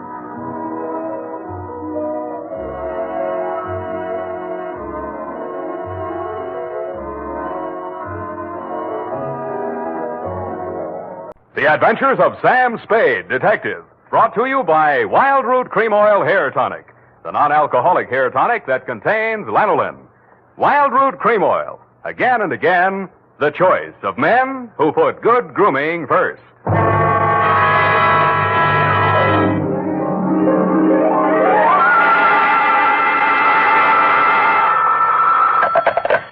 Sam Spade Detective Agency. Are you still there? I believe that interpolation is hardly rhetorical, Mr. Spade. To what have you been up, if you'll pardon the expression? And has that girl regained her facilities? I wouldn't know, but her faculties are as good as ever, if you'll pardon the expression. Mr. Spade, sometimes I think you're a regular philanthropist. Don't you mean philanderer? How much money did you make out of that case? Well, I broke even anyway. That's what I mean. You're a philanthropist. Well, you know best, Bernadine. By the way, was that man really murdered with the buzzsaw, or was that just publicity? He really was, Bernadine. Why? There just happened to be one lying around. Oh, I don't mean that. Why was he killed? For the Wheel of Life. Oh, You're not going to ask what that is? some curio, no doubt. Listen, Bernadine, the Wheel of Life is, oh, well. I suppose I don't have to tell you to stay where you are. Just sit quietly with your book in your hand, and I'll be right down to dictate my report on the Wheel of Life caper.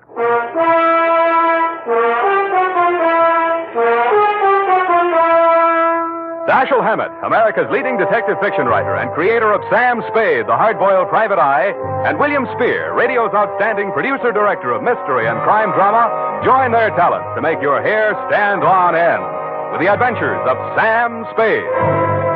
presented by the makers of Wild Root Cream Oil for the hair. Come on, mister. Give the gals a break. Treat them to a look-see at a really handsome head of hair. Neat, well-groomed hair, the way yours is going to look when you spruce up with Wild Root Cream Oil Hair Tonic. Famous Wild Root Cream Oil grooms your hair neatly and naturally, relieves annoying dryness, removes loose, ugly dandruff. So, how about it, men? Why hold off any longer when now's the time to get Wild Root Cream Oil Hair Tonic? Again and again, the choice of men who put good grooming first. And now, with Howard Duff starring as Spade, Wild Root brings to the air the greatest private detective of them all in the Adventures of Sam Spade.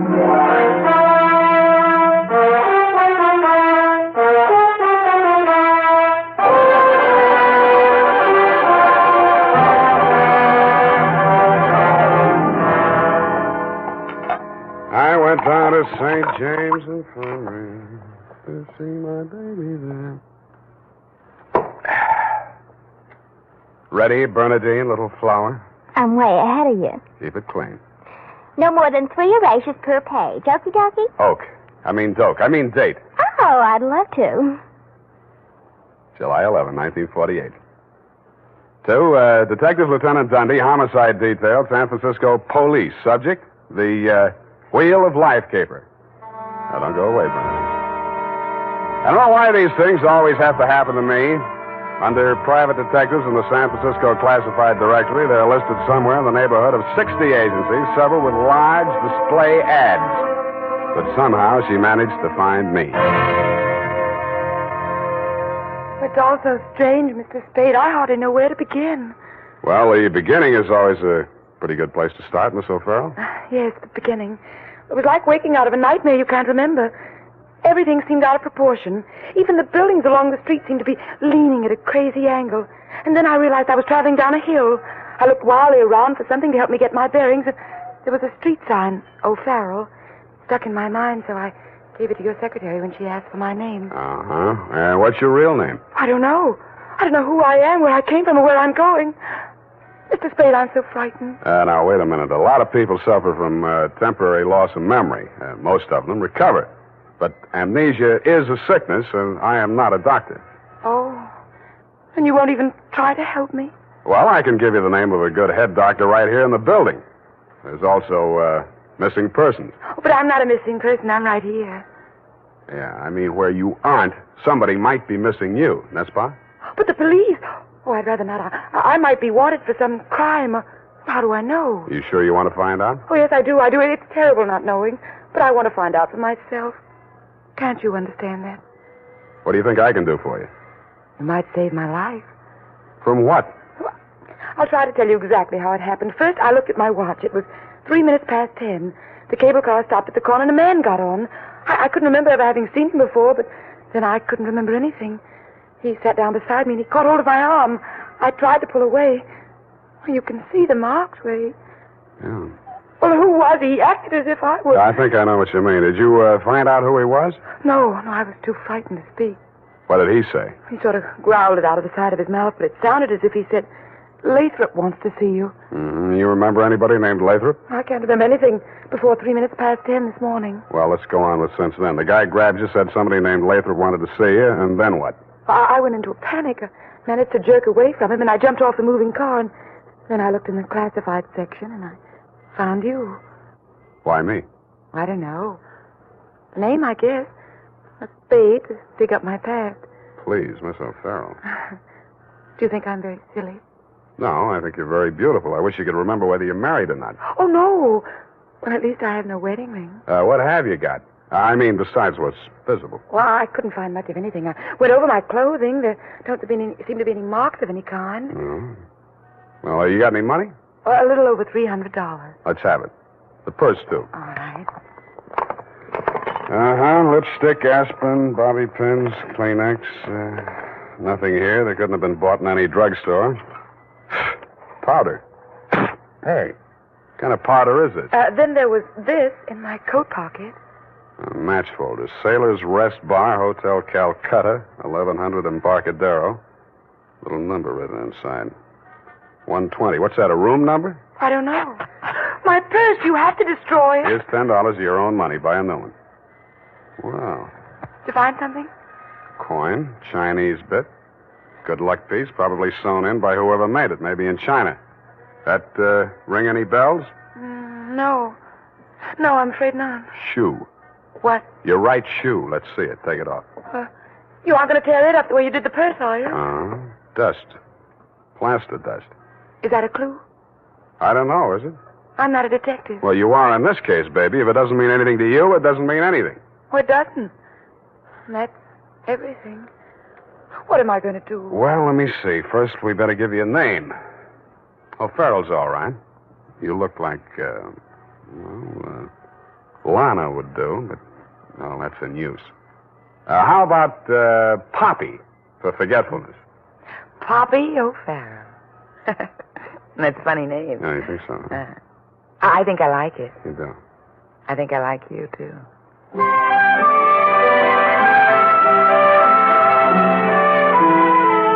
I liked her, too.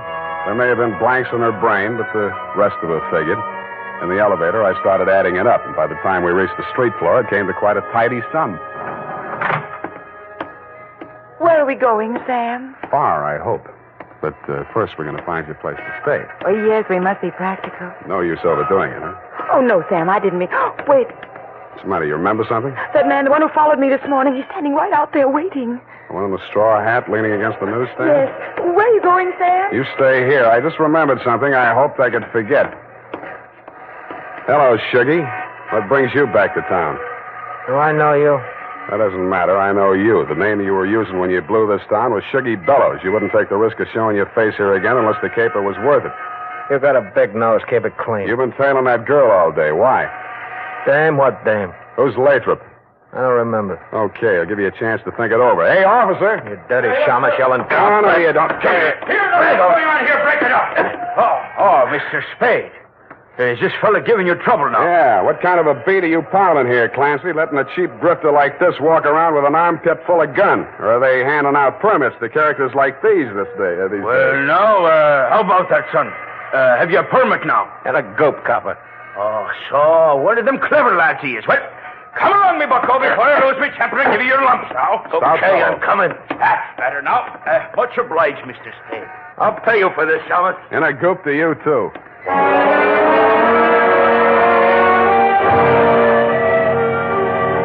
I was sure he would, but I was also sure that I wouldn't have to worry about him for the rest of the night. I checked Poppy O'Farrell in at the Belvedere, locked her in her room, and told Tiny Stover, the house dick, to keep an eye on her. When I left him, he was, and he seemed to be enjoying his work. Then I headed for the Embarcadero.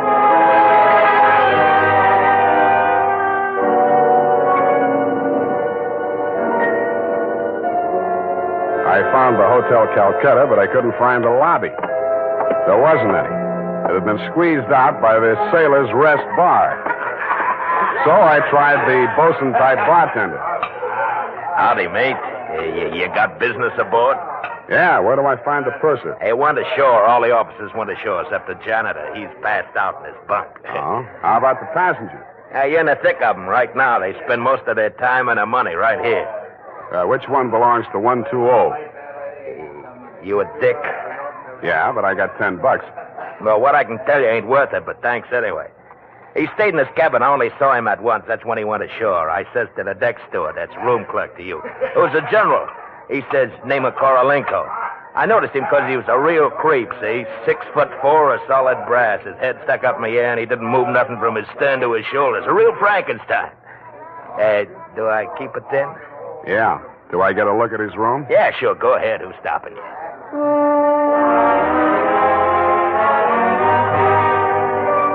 So I went. Nobody stopped me until I opened the door to 120. Then I stopped myself. It was an inside room with one small window and an air shaft, but it looked as if a flurry of snow had blown in. The floor and the rest of the flat surfaces were sprinkled with a fine, dirty white powder. It wasn't snow, it was dust, plaster dust, like the stuff I'd found in Poppy's handbag and on her shoes. I shook the place down, not expecting to find anything. I didn't until I opened the wardrobe.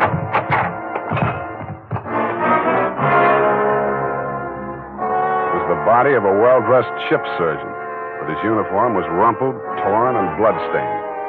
From the look of him, his throat had been cut. I wondered if Poppy would be able to jog her memory that far back. When I found the murder weapon, I hoped she couldn't. I really did. It was not a knife. It was not even a razor. It was an electric buzzsaw. That tore it.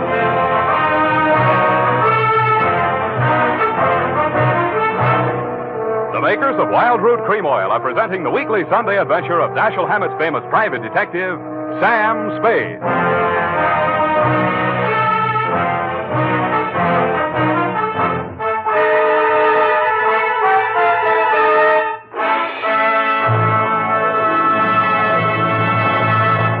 If you want the well-groomed look that helps you get ahead socially and on the job, listen. Recently, thousands of people from coast to coast who bought Wild Root Cream Oil for the first time were asked, how does Wild Root Cream Oil compare with the hair tonic you previously used? Better than 4 out of 5 who replied said they preferred Wild Root Cream Oil. And no wonder. Wild Root Cream Oil grooms the hair neatly and naturally, relieves annoying dryness, and removes loose dandruff. What's more, non-alcoholic Wild Root Cream Oil is the only leading hair tonic that contains soothing lanolin. So ask for Wild Root Cream Oil Hair Tonic. Again and again, the choice of men who put good grooming first. By the way, smart girls use Wild Root Cream Oil, too. And mothers say it's grand for training children's hair.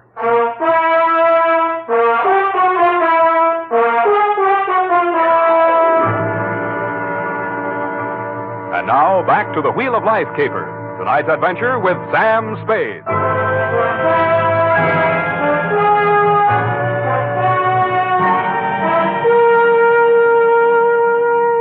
Times being what they are, I could use a little publicity. And so could you, Lieutenant Dundee, what with the elections coming up and you with no promotion all these years. This one time, I got it instead of you and wished I hadn't. The morning papers called it the Buzzsaw murder and went on shamelessly from there. Horror killing related by Private Eye. Stan Slade, ex-Pinkerton man, mum on mystery woman. Elderly sleuth, dodges photographers, denies hotel visit, was in bed with Apple and good book, says Peeper. There wasn't a word of truth in it, mainly because nobody could get at the facts. I wasted most of the day down at headquarters trying to find out what name Shuggy Bellows had been booked under. Then I dropped in at the Belvedere. Poppy had checked out. I decided to get back to my office and drink poison. I hardly got the desk drawer open when a sobering influence walked in. It was a Mr. 6'4" of solid brass. The Frankenstein who had been described to me by the bartender as the occupant of room 120. Excuse me. I am Koryenko. Please, I shall sit down. I am so heavy. Make yourself at home. Oh. Mr. Spade. Slade. Excuse me. I am so heavy. I am Koryenko. So you told me. I am really Spade myself. So, why are she hiding from me? Who? That girl, Miss Paget. Her, I am paying 1 month in advance, $300 American. Me, she have dessert. I am not rich, only moderately wealthy. But you understand, it's not question for money alone. That ship's doctor, he was most kind to me. He cared to me even after I arrived. Now he are dead for his pains, his dirty trick. Yeah, I know how you feel. Now, if you'll take it a little easy, I think we'll get farther. You say this girl's name is Paget, and she traveled with you. From Macau, where she is the Florence Nightingale for Portuguese hospitals, forcing me to employ her, all others being Chinese nuns. That figures. You sick? No, only I am so heavy. They are breaking my back in traffic accident, a rickshaw collision. You're wearing a plastic cast? Yes, like a turtle. I am closed with my neck sticking out. Look, see? Now it is better as before. The ship's doctor trimmed the rough edges with buzzsaw. Buzz, buzz, buzz. I can walk. But it's like suit from armor, for which I alive. Look.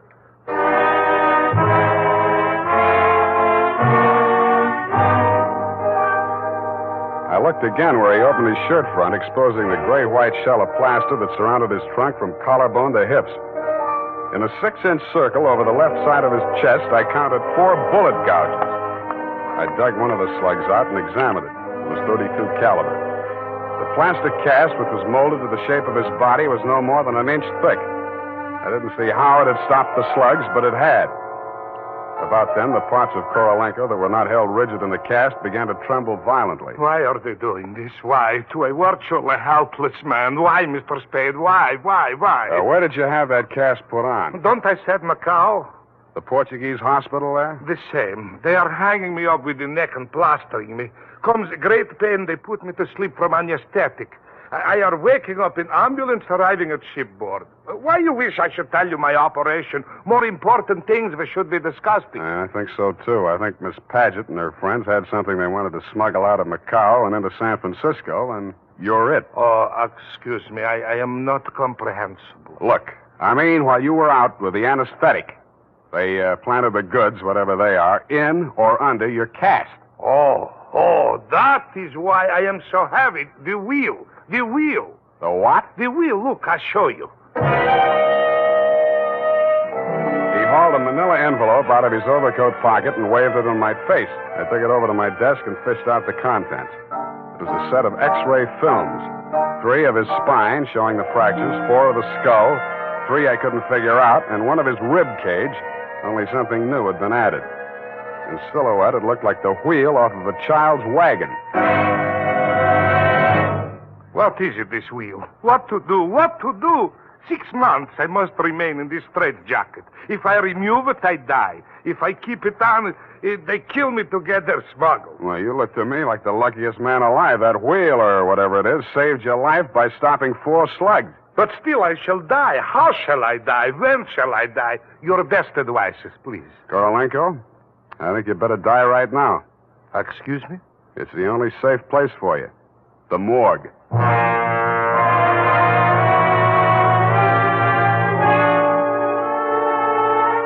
I called my friend Maxie the morgue man, gave him pitch number 137596. He agreed to play along. An hour later, I stood on the curb, head bowed, hat in hand, as the morgue wagon drove away into the gathering mist. Straight facing the way, What do you want, Shuggy? I want to blast this gun straight through you, and I will if you give me any excuse at all. You sound like you mean that, Shuggy. You're getting smart, Shamus. Now get going. Where to? Mr. Lathrop wants to see you.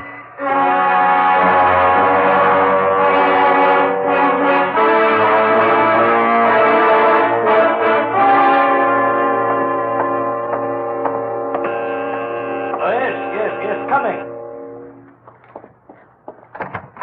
Ah, Shuggy, dear boy. You've not failed me this time. This will be the fabled Mr. Spade, eh? Come in. Ah, sit down, Mr. Spade. We'll talk. Tell your Gunsel to get that pistol out of my ribs. Oh, yes, indeed, Sugar. You mustn't overdo it. And get him out of here. I'm tired and nervous, and my price goes up $1,000 every minute he's in this room. When I get to 10,000, I kill him. Then the price jumps to 100 to take care of me on a murder rap. I should ought to plug you downstairs. Come, Sugar, don't be ungracious. You wait in the other room now. Okay, it's your party. I'll get mine later. Oh, dear. His bite's much worse than his bark, Mr. Spade. Don't start boring me so early in the evening. I came here to talk about the wheel. Oh, so you know about the wheel. I do better than that. I've got it. That may well be, but do you know what to do with it? I got 2 possibilities. I can turn it over to the cops and you with it, or I can sit on it until it hatches. A quaint conceit, sir.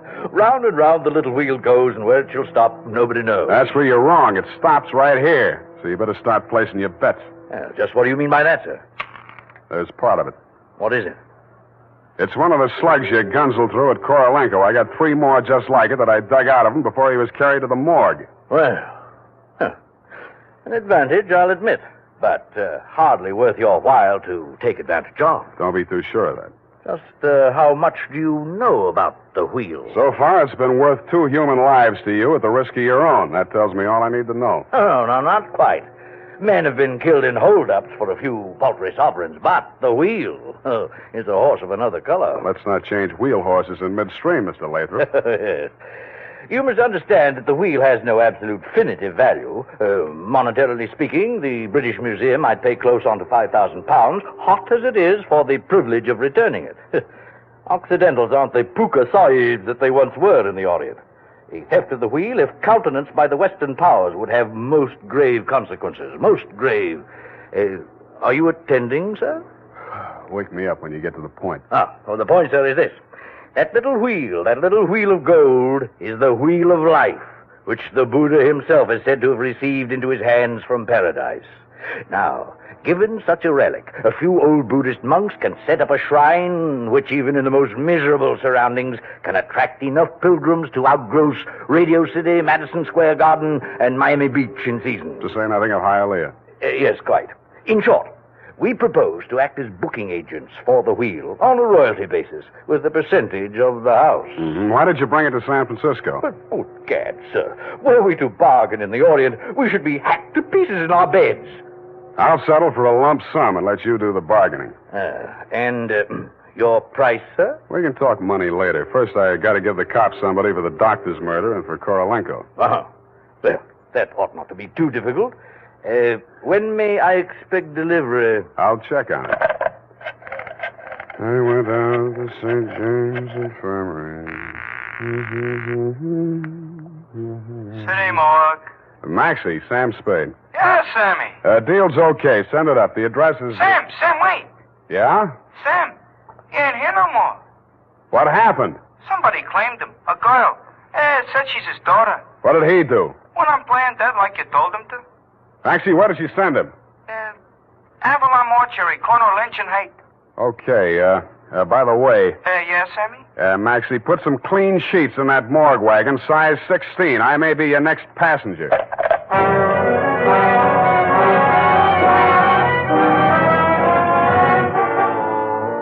At the Avalon Mortuary, the night watchman let me in. He said Mr. Korolenko's daughter had brought an overnight bag and was keeping a vigil by his bier in slumber room number 7. I approached on tiptoe.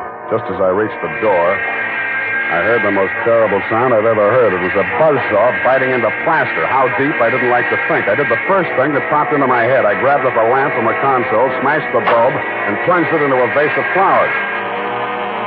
As luck would have it, slumber room number 7 was on the same fuse box. As luck would not have it, I was facing a desperate woman in the dark. I hugged the carpet while she emptied her gun. I hoped she didn't have a spare. I forgot about the buzzsaw. The room lighted up momentarily from the lights inside my head, and I staggered back against the wall. I waited for her to get her bearings again. There was no hope of me getting mine. Then I heard a big, hollow thud. The whole room shook, and the lights went on. Poppy O'Farrell and/or Paget lay on the floor under the stony weight of Korolenko plus 60 pounds of plaster. Get up!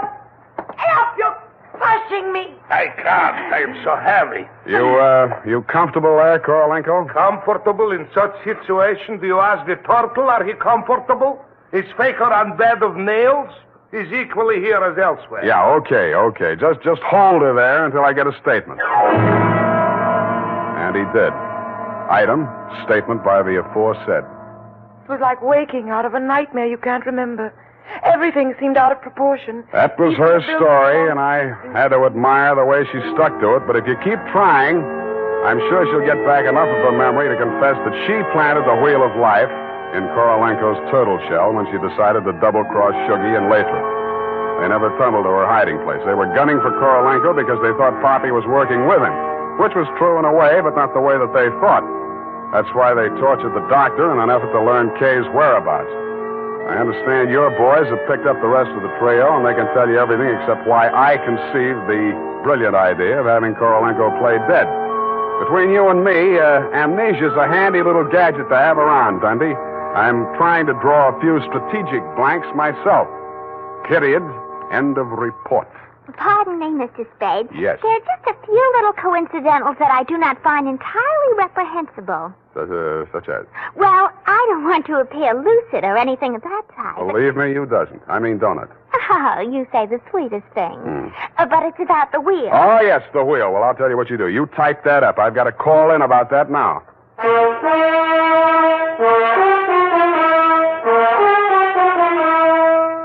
Tonight, when you're making out your must-do list for tomorrow, why not include a reminder to get Wild Root Cream Oil for the hair?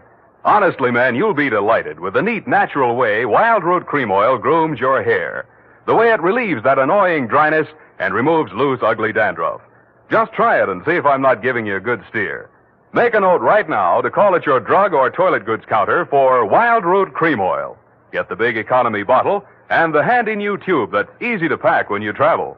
Also, ask your barber for a professional application of Wild Root Cream Oil Hair Tonic. Again and again, the choice of men who put good grooming first.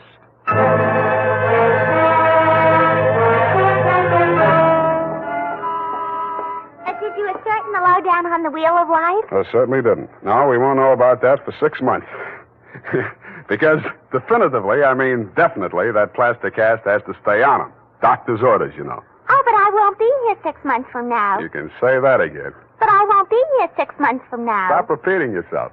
But you just said you can say that again. Yeah, mm-hmm. Just as distinctly as if I was sitting here. Uh-huh, that's what I like about you, Bernadine. A woman of distinction, that's what you are. Well, if you want to take me dancing, why don't you just say so? Bernadine. It's leap year, and I always say discrimination is the better part of value. You are absolutely corrupt. Well, I'm glad I'm right about something. Good night, Mr. Spade. Good night, and I'll say if it kills me, sweetheart.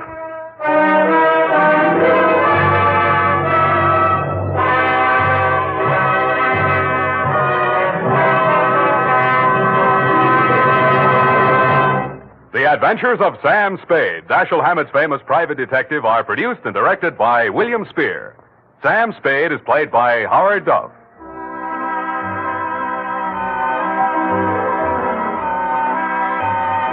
The Adventures of Sam Spade are written for radio by Bob Tallman and Gil Dowd, with musical direction by Lud Gluskin. Gil Dowd directed tonight's broadcast in William Spear's absence. Join us again next Sunday for another adventure with Sam Spade, brought to you by Wild Root Cream Oil. Again and again, the choice of men who put good... The Adventures of Sam Spade, Detective, brought to you by Wild Root Cream Oil Hair Tonic, the non-alcoholic hair tonic that contains lanolin. Wild Root Cream Oil. Again and again, the choice of men who put good grooming first.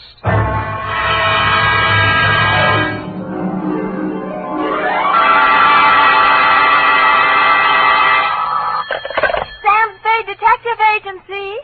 Bernadine, anything wrong? You sound almost human. It's not Bernadine, Sam. It's me, Effie. F. But I'll tell Bernadine about your compliment. How are things? Well, I've made out as best I could. I don't want you to think that I begrudged you a vacation. After all, you have worked hard. You did deserve it. Sam Spade, is that all you have to say to me? I'm not putting the blame on you. After all, it is a state law, so I can hardly accuse you of letting me down at a time when I needed you most. Well, you might at least ask me if I had a good time. I'm sorry if your conscience bothered you. Oh, well, it didn't. I had a divine time, and I met all sorts of interesting people. Mostly men. You don't say. What else? Well, it was this desert ranch, with a lot of buttes around. You mentioned those. No, Sam, no. They're the result of erosion. Those outdoor types, they go to pieces. Sam, are you pulling my leg? Not over the phone, Effie, but stay where you are. I'll be right down to look at your snapshots. And when you have the time, I'll dictate my report on the missing news hawk caper.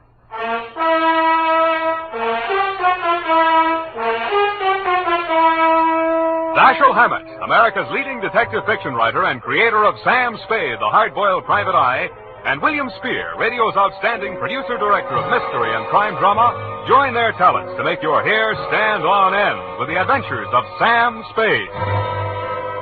Presented by the makers of Wild Root Cream Oil for the hair. Wild Root Cream Oil. That's the famous name to remember, men, next time you buy hair tonic. And look what Wild Root Cream Oil does for you. It grooms your hair neatly and naturally. Wild Root Cream Oil also relieves dryness and removes loose, ugly dandruff. Yes, men, Wild Root Cream Oil is your shortcut to really handsome hair. So be smart. First chance you get Wild Root Cream Oil Hair Tonic. Again and again, the choice of men who put good grooming first. And now, with Howard Duff starring as Spade, Wild Root brings to the air the greatest private detective of them all, in the Adventures of Sam Spade.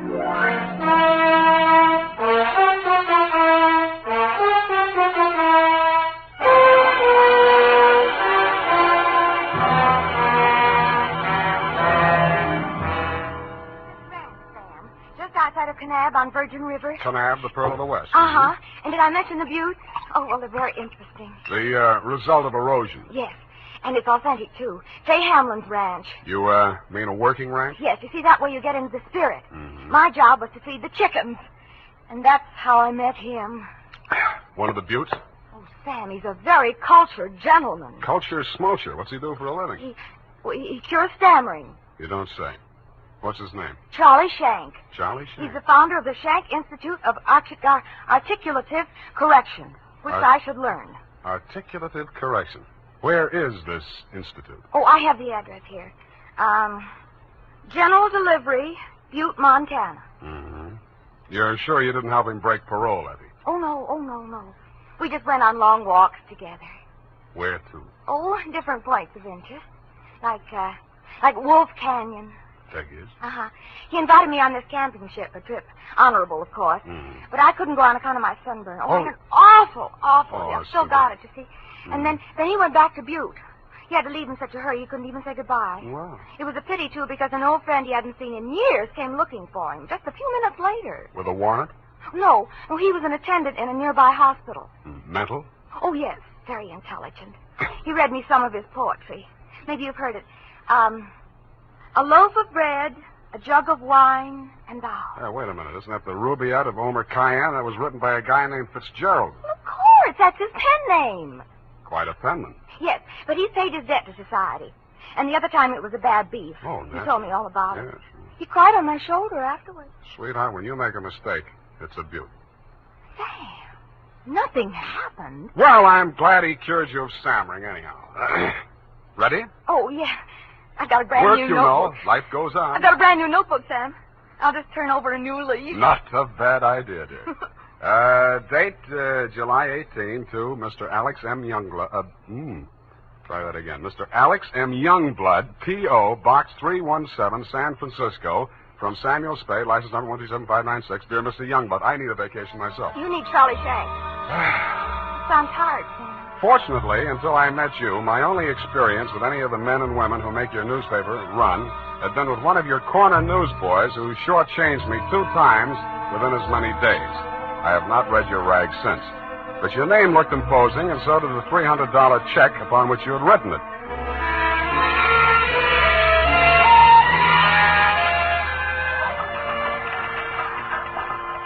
Per your instructions, promptly at 4 p.m. on the 15th inst., I munched through the litter of your city room toward a door marked A.M. Youngblood, publisher, managing editor, and city editor. I wondered if you were ambitious, frugal, or 3 men. I did not know that you had good taste until I saw the trim, 20-ish, and toothsome secretary in your outer office. Hello. You're new here, aren't you? Well, I'm not exactly here. I'm just here to see Mr. Youngblood. Oh. The name is Spade. Samuel Spade? Sam, except for my most intimate friend. Well, my advice to you, Sam, is to beat a hasty retreat. He's in a foul mood. Oh? Why? Is he blind or older than he feels? I refer, of course, to your spectacular charm, Miss, if I may call you Miss. Please, this is neither the time nor the place. My name is Phyllis Watson, and my phone number is in the directory, if you're really interested. I could be. Thank you. And if a man answers, tell him you're my French teacher. Oui. You better go in now. If you're late to an appointment with him, you're through. Do you have any more words of wisdom? No, but I hope you can do something to improve his state of mind. He's been awful lately. Good luck, Sam. Thank you, Phyllis Watson. Come in. Now, 1 minute past 4. You must be Mr. Spade. That's right. You're almost late. Sit down, Spade. Cigar? No, thanks. Well, don't expect me to offer a drink. You aren't a drinker, I hope. You don't listen to the radio, do you? Well, you'll not drink in this office. Nothing here but a cooler filled with water from a clean, gurgling, laughing mountain stream. You sound like a reformed drunk, Mr. Youngblood. What's that? Well, it was a good many years ago. If you don't mind, I'll just paste up the weather report for my morning edition before we talk. Oh, you do that too, huh? Yes, obviously. And with good reasons. I remind myself that I was once a copy boy, and I find it a splendid way to, at least once each day, to lower myself to the level of the working man. There we are. Very hot in Phoenix, I see. Mm-hmm. Just what do you want a detective for, Mr. Youngblood? I was coming to that, Mr. Spade. Sorry. Now, well, first let me warn you that your assignment is a highly confidential one. They all are. In this case, a man's life may be at stake. The situation, my newspaper, at my order and under my guidance, has launched a campaign against crime. Not aimed at the petty criminal, but at the easy-living leeches at the controls of the rackets, the hoods and bankers' clothing, the mansion-house parasites who direct the pickpockets, the second-story men, the housebreakers, who gamble away $500,000 a year and pay income tax. Don't go to pieces. Of that amount. Yes, I understand. You're after the boys on the safer side of the fences. Nicely put, Spade, yes. Thank you. Well, the long and short of it is this. The author of the expose series, Ray McCulley, my top crime reporter, has been missing for 2 days. I want you to find him.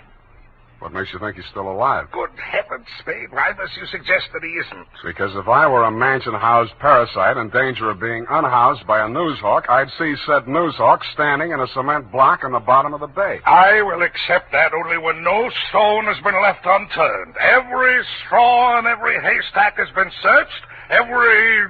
nook and cranny? Yes. Sounds as though you need at least one police force, Mr. Youngblood. Now, why don't No, you impossible. We've already had a brush with the police over the expose. I'll not be dictated to at this stage of the game. I started this investigation, and I'll finish it alone. Well, it's a pretty big order, Mr. Youngblood, but times are tough. I'll see what I can do. Good. I hereby turn over to you all the resources and power of this, my newspaper. When one of my reporters is in trouble or danger, sir, I will spend every penny of my fortune, if necessary, to deliver aid and succor to his side.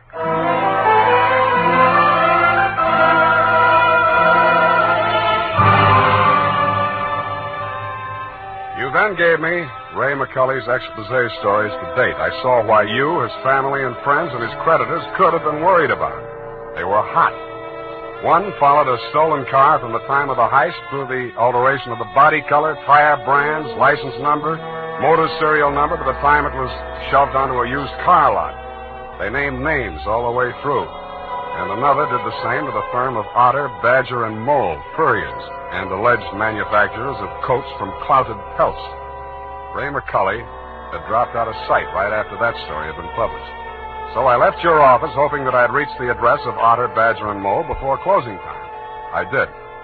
The plushy showroom was occupied by a dozen attractive fur-bearing models, female, but waxed. The live models, male, were wearing padded shoulders, pointed shoes, and coats tailored for underarm artillery. They would have looked more natural at Madame Tussaud's waxworks, Bertram the burglar section. Hey, what'll it be? Something for the little woman? Where do I find Mr. Otter?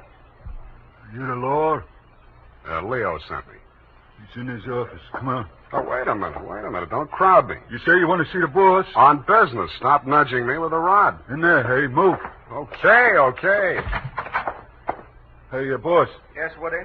Here's Joe here to see you. Leo sent him. Well, nudge him in, Woody. No nudging, Woody. Well. So Leo's sending a man to see me. I wonder why. If you'll comb this character here out of my hair, I'll try and tell you. Sit down, Woody. Thanks. You're new in town. Yeah, that's why Leo sent me. A local muckraker named Ray McCulley interviewed you. He also interviewed Leo, but it didn't get printed yet. Leo wants to find him. So do I. How can I help? Well, he walked out of here, went to his hotel, wrote the story, and mailed it in. That's the last anybody's seen of him. Leo was just sort of hoping that you'd already taken care of him. Not yet. That's all I wanted to know. Thanks. Just a moment. Yeah? Leo sending you out alone? Why not? That's a tough boy, that McCulley. He's got plenty of protection. That's what you need. What kind of protection? Go along with him, Woody. Who, me?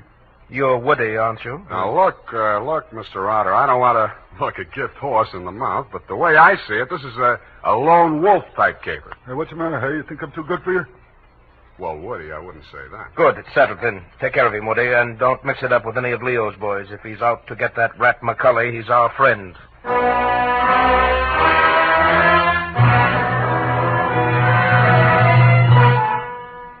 I was beginning to wonder who Leo was.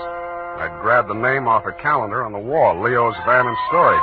I didn't know whether he was the Leo Mr. Otter didn't like, and I hoped I wouldn't find out. The best way I could think to keep from finding out was to shake Woody. On the way uptown, I walked him past 4 police stations. Crossing Market Street, I pushed him straight into the arms of a traffic cop who begged his pardon and let me off with a warning. At the Blue Bottle Bar and Grill, I gave Joe, the bartender, the Mickey Finn sign, but Woody liked it. He ordered another. Then he said he knew a place on Columbus where the drinks were even better. It was called Leo's Place. I wondered if that meant anything. Hey, you, hey. Who, me, huh? I want your drink. Would you like this joint? Yeah, sure, it's fine. We're not getting anywhere, though. You really take your work serious. Me, when I go gun for somebody, I go where I'm least likely to succeed. You live longer. Yeah. Woody, what do you know about this guy, McCully? You hear the boss. He say he's a rat. Yeah, but he said he's got plenty of protection. Who's furnishing it? Well, you see, there's a... Boy, oh, boy. Look at what just walked in. I looked. What I saw was not disappointing. She was wearing a skin-tight black satin with a plunging neckline and a new look only in places where it didn't matter. But she still looked enough like your secretary, Phyllis Watson, to be out of place in Leo's place. She didn't stay there long. She made a beeline through the kitchen to the rear exit. I made a beeline right after her.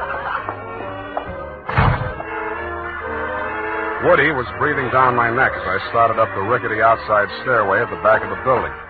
I stopped the landing and turned around to face him. See you later, Woody. I didn't wait to see if he made it all the way to the bottom of the stairs. I was more interested in what was going on at the top. A door had opened, and Phyllis stepped inside. The man who let her in looked like Ray McCully. Who are you?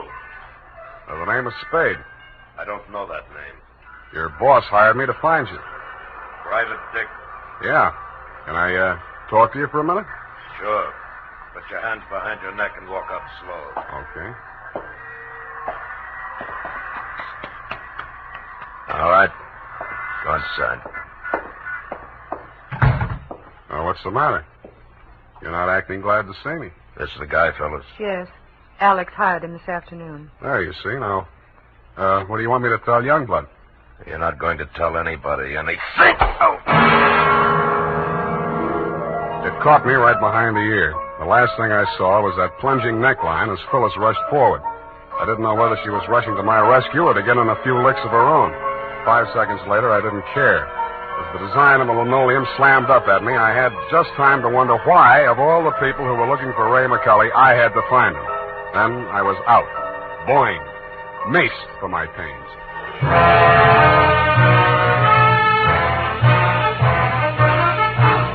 The makers of Wild Root Cream Oil are presenting the weekly Sunday adventure of Dashiell Hammett's famous private detective, Sam Spade.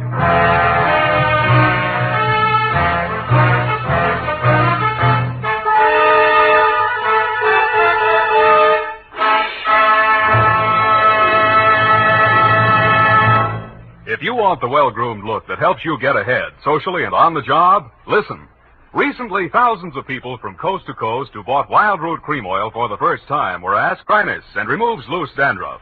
What's more, non-alcoholic Wild Root Cream Oil is the only leading hair tonic that contains soothing lanolin. So ask for Wild Root Cream Oil Hair Tonic. Again and again, the choice of men who put good grooming first. By the way, smart girls use Wild Root Cream Oil, too. And mothers say it's grand for training children's hair.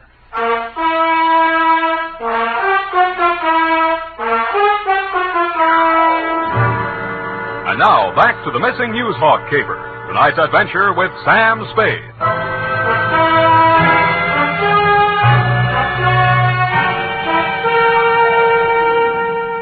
I was lying on the floor in a room with nothing in it but a sink, an army cot, a square of dirty linoleum, and a body. I staggered to my feet, ran some cold water over my head, and took a closer look. It was Ray McCully. He was a very dead crusading reporter. He'd been stabbed clean through with a long-bladed kitchen knife. It said on the handle, property of Leo's place. I went through his pockets. In his wallet, a press card, a police card, union card, and 10 genuine, crisp, new $1,000 bills. That gave me a line on the killer. He was crazy. So was I. I left it on him, too. Folded up in his vest pocket, I found 2 newspaper clippings, one from the Chronicle and one from your paper, both weather reports for the same date. It was very hot in Phoenix, according to both papers. But according to your weather report, the temperature in Needles, California was 135 degrees.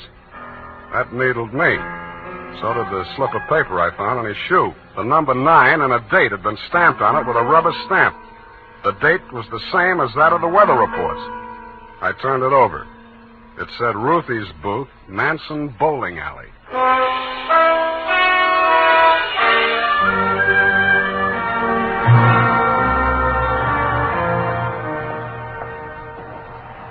Don't tell me again. You're the cigar type. Coronas or Panichellas? Thanks. I'm just shopping. I got a nice line of notions. So have I. No, I mean the dolls, the Hollywood dolls. You know, for the bed, only $1 plus tax. Very reasonable. Say, what's on your mind? Leo sent me. Oh. Are you going to collect the slips hereafter? Well, not tonight. You see, I'm sort of a troubleshooter. Leo's checking up on some of the numbers that didn't come out right. Listen, I'll tell him to his face I don't want any part of those wrong numbers. They're scary. Nuts. Who bought this one? Let me see. Oh, last Thursday. Oh, number 9. How can I forget? He put $500. And honest, if he's been around once, he's been around 100 times to see if it paid off. Did it? What's his name? Mr. Spinelli. He buys a slip every day. And if you ask me, he's learned his system. Because he's been winning, you know. Dimes and then $1 and then $5. And then when he come in with 500 on number 9 until he dropped dead, did it win? Where does he live? It did. Wait, I'll look on the sheet. Hey, somebody else was in just this afternoon. Give me that address. Hurry up, will you? It's right around the corner on Manson, 810. Say, maybe that's his system, 8 and 1. Don't that add up to 9? Hey, what's the matter? Where are you going in such a rush?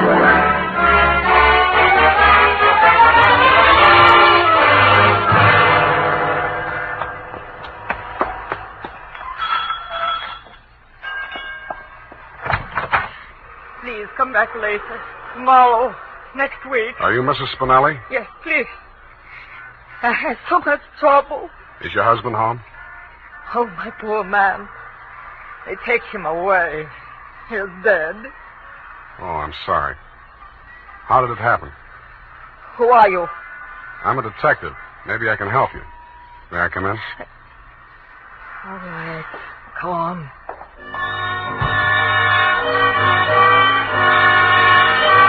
It took quite a while to gain her confidence, and after that it took still quite a while to piece together the grief-stricken grumble of words that poured out of her. When I got it down in the form of a statement, I asked her to read it over.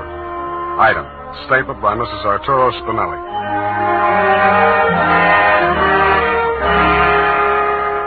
All the time he played those numbers. I told him they're just a bunch of gangsters. They don't let you win. Then he met this man McCulley, a writer for the newspaper. My husband says this man shows him how to win. He wins and wins. Then he goes to bank and takes out all our savings. I begged for him not to do it. But no, he was greedy. And this McCulley poisoned his mind. Sure, he won. He brought the money home in his hand. $10,000. I don't want it. I'm scared.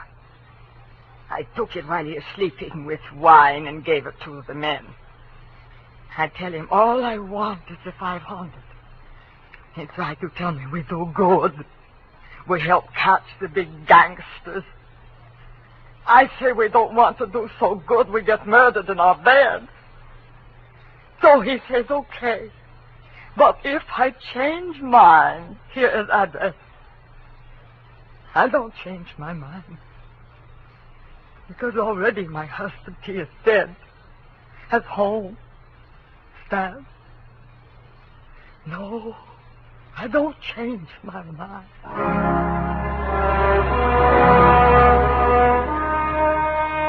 She signed it, and I left her alone with her grief. I wasn't working for you anymore, Mr. Youngblood. You hired me to find your reporter, and I had. And I wished I hadn't. The rest of it I did for myself. You weren't in your office when I got there, but Phyllis was. I found her behind the city desk in the act of dropping tomorrow morning's weather report into the slot. I grabbed her out of her hand. What? Oh, it's you. Where's your boss? At home, I guess. We'll talk in his office. Come on. Sam, I can explain how I You're happened going to to be... explain plenty before I'm finished with you. Sit down. Oh, you...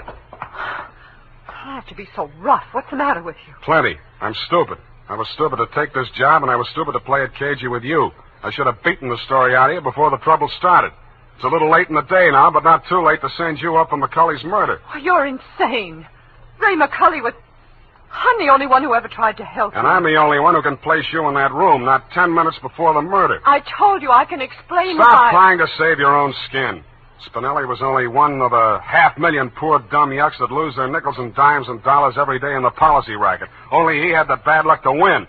There won't be any more lucky dead people like him if I have to make a patsy out of you to stop it. It won't stop it. Nothing will. Ray talked big and brave like you. Now he's dead. Yeah, with $10,000 dirty money in his wallet. I won't let you say things like that. Ray was an honest reporter, too honest. He thought Youngblood meant what he said about that cleanup campaign. Yeah, he did. He wanted to run this town by himself, clean up his competition. When Ray started collecting material on the numbers racket, he still thought Youngblood was on the level. But that was before he stumbled onto the thing about the weather report. Yeah, that was a new one. The old Dutch Schultz mob used to add up the stock market quotations. If they cheated, they knew their customers weren't good enough at arithmetic to prove it. But who knows how hot it is in Phoenix unless they live there. I don't know what you're talking about. Listen, that's how the number game works, sweetheart. The suckers pick a number from 1 to 10, see? The operators tally up the slips, and the least popular for that day has to win. The weather report doesn't have to pass through the copy desk, and with Youngblood pasting it up with a few strategic corrections, it was easy to make their winners look as if they were on the level. But of course, you had no way of knowing that. You only watched them do it day after day. You know, I couldn't understand why he did those things. It seemed silly falsifying a weather report, but it didn't seem as if it could do any harm. What did you meet McCulley for? To get your cut of the 10 grand Spinelli was killed for? How dare you? I went there to warn him about you. Who killed him? I don't know. You're lying. All right, I'm lying. But I can prove that Ray was on the level. I've got the proof right here. The whole story he wrote on the numbers racket, even naming Youngblood as the head of it, his own publisher. I went there to get it. I was going to take it to another newspaper. Why didn't you? I can't tell you that. You don't have to. Mrs. Spinelli was confused, grief-crazed. She had to put the blame on somebody, and when she did, she got her revenge the only way she thought she could. She may have been right about that, but she killed the wrong man. Why didn't you tell me you knew who killed Ray? I wanted to give you a chance to tell me yourself. I'm glad you didn't.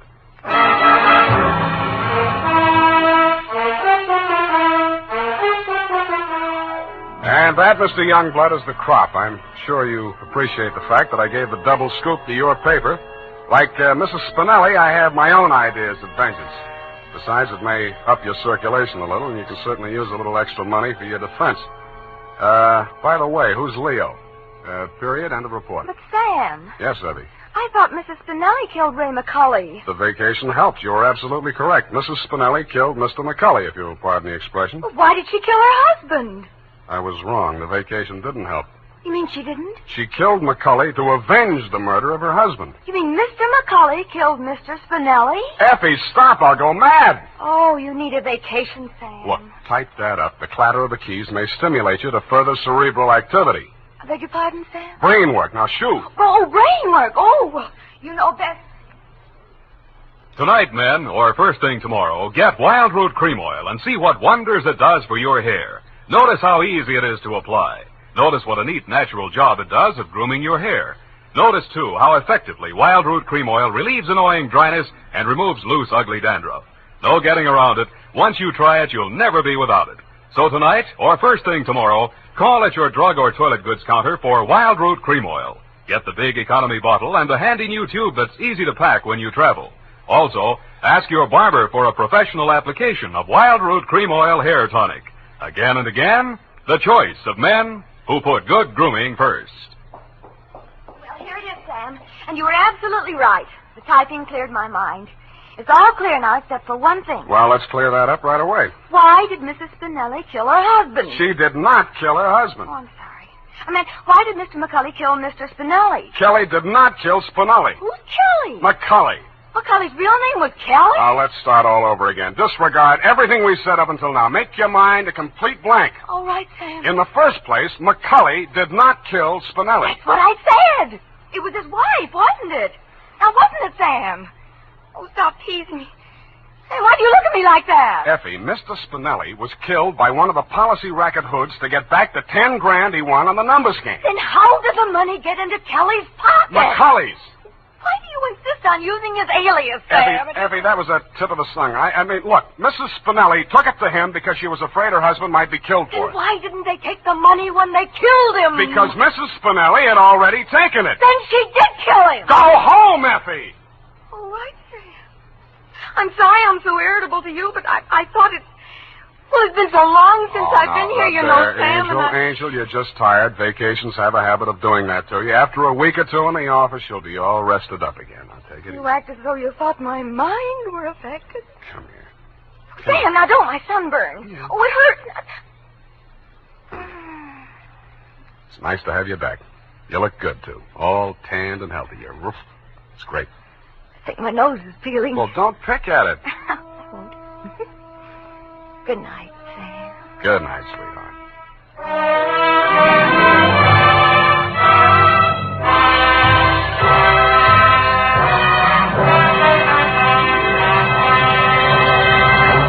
The Adventures of Sam Spade, Dashiell Hammett's famous private detective, are produced and directed by William Spear.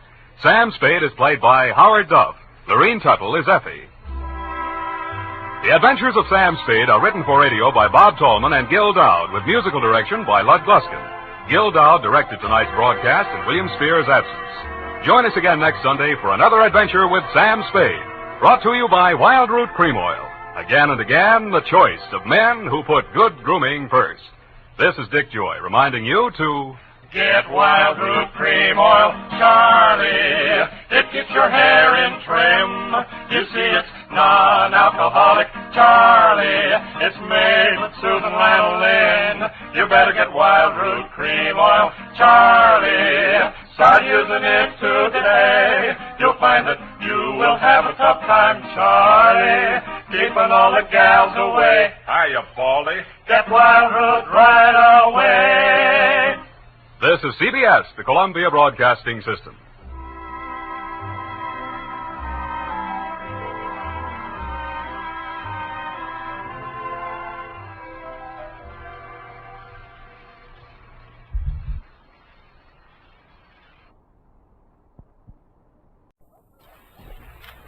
The Adventures of Sam Spade, Detective.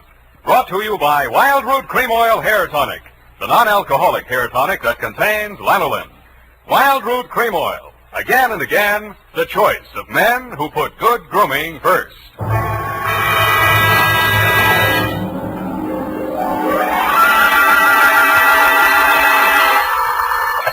Sam Spade Detective Agency.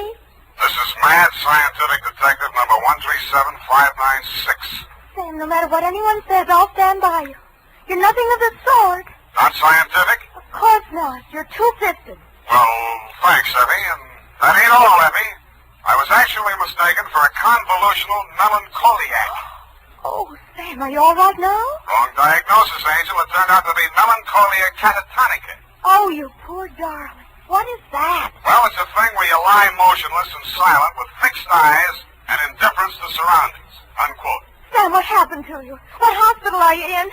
Can I bring you anything? No, Effie, I am now at large. Pull down the blinds, check the corridors for men in little white coats, and set a bottle in the window if the coast is clear. Oh. I'll be right down to dictate my report on the mad scientist caper.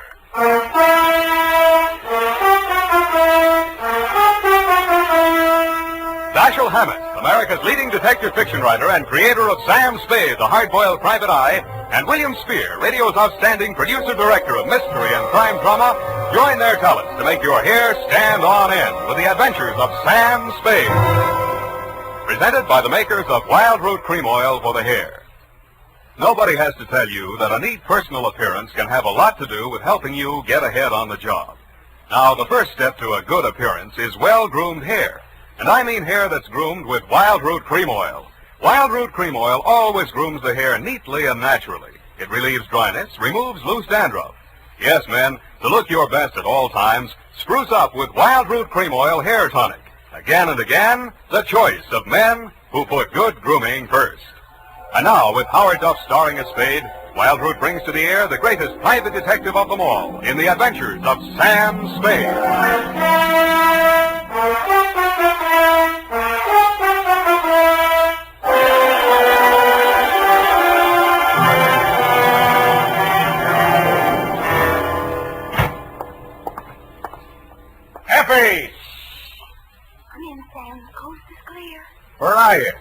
Why is it so dark in here? Well, I had to put the lights out. The blind's stuck. I couldn't get it down. The heat's off, Effie. Let there be light. Oh, I'm so glad. Let me look at you. Don't look at me like that and stop whispering. Oh, Sam. Did you get me all upset like that just for a joke? It's no joke, sweetheart. You really sick? Yeah, just sick of some of the types I made in this business. Oh, Sam. Date July 25, 1948, to Detective Lieutenant Dundee, Homicide Detail, San Francisco Police, from Samuel Spade, license number 137596. Subject, the Mad Scientist Caper. I worry so. Dear Dundee, he looked like a mad scientist, and that's exactly what he was. His eyes had a wild gleam in them, his hair was a wild tangle, and he was wearing a wild assortment of clothing that looked as if they'd been slept in shifts. He leaned across the desk at me and said, "They have stolen my secret formula." "They had? Gee, that's too bad." "Oh, you think I'm crazy?" "I don't know yet. I just met you." "My name is Raymond Fox. Does that mean anything to you?" "Raymond Fox, yeah, I think it does, but I don't quite remember what." "I invented the helioscope." "Helioscope? No, that wasn't it." "I also synthesized hydroxylamophotochronaton." "That was it." "Yes, but unfortunately, production costs were prohibitive." But you didn't let that discourage you. "Oh, no, indeed. You see, after a brief illness, I was back in my laboratory, perfecting my greatest contribution to science, what may prove to be the greatest contribution of science to humanity. I call it penetron. Penetron? That is what they have stolen, the secret formula for penetron." Penetron, huh? Now, what exactly is penetron, Mr. Fox, and who are they? Well, penetron is a plastic with a molecular structure which repels atomic radiation more efficiently than lead, yet weighs less than aluminium. Oh, that. Do you realize the significance of this? Well, And imagine a motor no larger than a cigar box, with a power potential that even I don't believe, but they do. Who's they? Grierson Enterprises. Now, how do I know this? When I applied to the patent office to protect my discovery, I received this letter. Here, come on, read it for yourself. Commissioner of Patents, Washington, D.C. Dear Mr. Fox, your application for patent on formula designated under the trade name Penetron is hereby rejected. You see. Both formula and trade name, together with descriptive material identical to yours, have been registered by Mr. Albert Grierson, Grierson Enterprises, San Francisco. Very truly yours, George Sherman, Acting Deputy Assistant Commissioner. Yeah. You see? Yes. You don't need a detective, Mr. Fox. What you need is a good patent lawyer. Lawyer? I have one. A legal ball of fire named Roscoe Manning. You know this scoundrel? Yeah? He's got an okay reputation. And I am paying for it. $3,000 in retainers. And now he tells me he can do nothing. Insufficient evidence, he says. What is this outfit, Grierson Enterprises? Yeah, a snare in a delusion, with rented furniture, unscientific ventilation, and dirty work at the switchboard. How did they get hold of your formula? Well, it must have been while I was ill. They came and took it away. Out of your laboratory? Oh, well, what does it matter where? I've got to start someplace. Start with a man. I promise you he's a crook. If he steals from me, he's stolen from others. If we can prove that, then I have a case. Well, I can't promise you anything, Mr. Fox, but I'll see what I can do. Will $100 be enough for your retainer? Too much. 25 now, and the balance if I can do anything for you.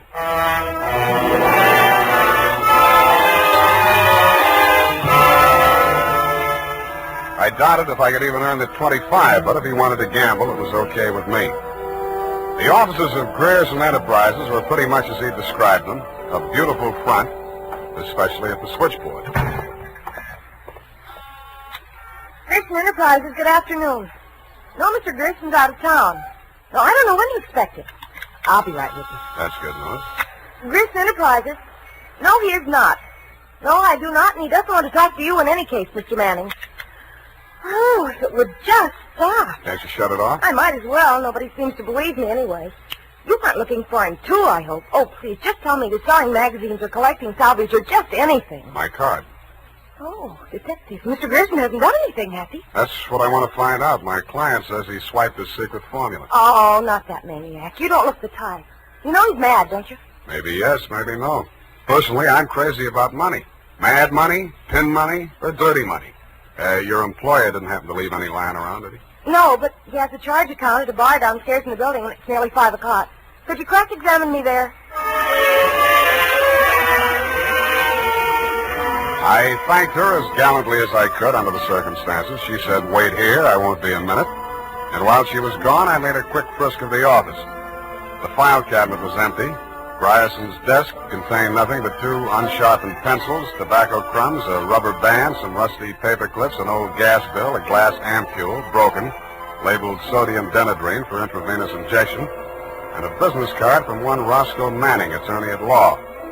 I stuck the card in my pocket, went back to the switchboard, and in less time than it takes to tell, I was calling her Lois, and she was calling me Sam over cocktails for 2. That's all I know about it. I didn't think anything about his taking his correspondence out of the files. He often took work home with him. Mm-hmm. When was the last time you saw him? Oh, it's been nearly 6 weeks. You haven't heard from him in all that time? He was with Mr. Fox just before he left. They had a terrible quarrel, but then Richard Grayson managed to get him calmed down, and they left the office together. And that's the last time you saw Grayson? Yes, and it's all very strange. What did that maniac tell you? That Grayson swiped his invention. Do you believe that? I didn't even believe in the invention. Now I'm beginning to think it was worth stealing. Oh, Mr. Grayson wouldn't. He's a brilliant man, you know. What else has he invented? Well, I don't know. He always had a lot of projects, but of course he never took me into his confidence.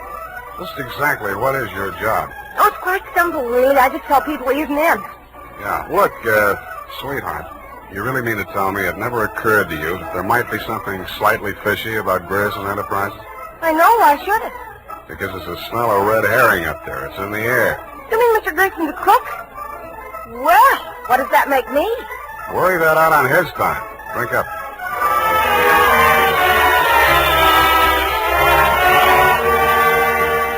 She looked as if she were telling the truth. Though with women, especially blue-eyed women, that doesn't always mean anything. If she had anything more to tell, she obviously wasn't ready yet to tell it. I asked her to come up and listen to my Herb Jeffries records. She said my apartment needed a woman's touch. I handed her a broom. She hit me on the head with it and left. And so to bed. Up the Times and phoned my client. He wasn't in. Then I phoned a guy I know who sometimes knows about things and asked him what sodium denadrine was. He said it was a sedative and or truth serum, a mental-type drug. I wondered what Grierson had been using it for during office hours. I also wondered what else he'd been spending money for. I phoned another guy who knows about other things, and he called me back with the name of Grierson's Bank, Golden Gate Trust. An hour later, to my surprise, I actually had something to go on. Because in the past 6 weeks, checks totaling $50,000 had been deposited at Grierson's account, all drawn on the Citrus Exchange Bank of San Anselmo, and all bearing the signature of one Carl Birdwell, M.D. He wasn't hard to find. It was a big place in the outskirts, and the sign on the gate said Mary F. Hotchkiss Hospital for the Mentally Deranged. Dr. Birdwell's cottage was one of 5 without bars on the windows. He was spraying his roses. So that cystectomy of Dr. Koba's, how are those convulsions? Coordination all right? Can't complain. Got the use of your fingers back? Good. Pick up those shears. I want all those ragged edges cut off the hedges. Well, why don't you hire a gardener? Or did those checks to Grierson use up all your ready cash? Eh? Oh, I thought you were the cystectomy. Good Lord, you're that convolutional melancholiac. You're not allowed out on the grounds. Guard! Guard! Now, wait a minute, Doctor. This one acting up. Take him back. I sent for the cystectomy. This is the wrong man. You're crazy. Come on. Let go of me. I'm not a patient here. I'm a detective. Yeah, and I'm Sherlock Holmes. Come on, now, back to the violent war. Come on, lay off. I got an office in San Francisco. I can prove it. 137-596. Okay, Dr. Wharton, but come on, come on.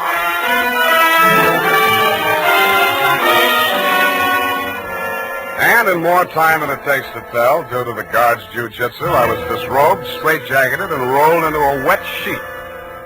A full-fledged inmate of the Mary F. Hotchkiss Hospital for the Mentally Deranged, which is exactly where I belong for having taken Mr. Fox's $25.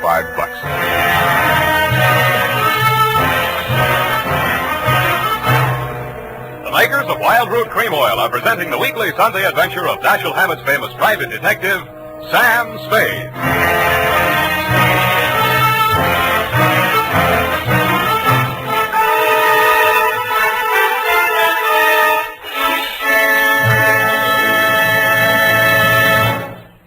If you want want the well-groomed look that helps you get ahead, socially and on the job, listen. Recently, thousands of people from coast to coast who bought Wild Root Cream Oil for the first time were asked, how does Wild Root Cream Oil compare with the hair tonic you previously used? Better than 4 out of 5 who replied said they preferred Wild Root Cream Oil. And no wonder. Wild Root Cream Oil grooms the hair neatly and naturally, relieves annoying dryness, and removes loose dandruff. What's more, non-alcoholic Wild Root Cream Oil is the only leading hair tonic that contains soothing lanolin. So ask for Wild Root Cream Oil Hair Tonic. Again and again, the choice of men who put good grooming first. By the way, smart girls use Wild Root Cream Oil too, and mothers say it's grand for training children's hair.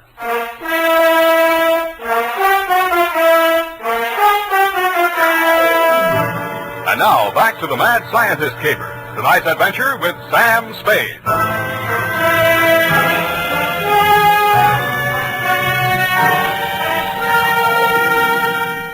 I have been shot, stabbed, slashed, pistol whipped, and sapped into unconsciousness.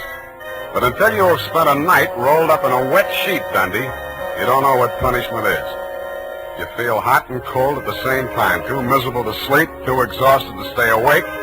And after 4 hours of it, you just give up and join the crazies pushing up the daisies. There's only one thing I can say in favor of the Mary F. Hotchkiss Hospital for the Mentally Deranged. They get the patients up early. By 6:30 in the a.m., I had been rolled out of the sheet. By 6:45, I had thawed out enough to be taken out of the straitjacket by an orderly. I was glad to be out of it because it was very heavy, and that gave me an idea. I picked it up and swung it.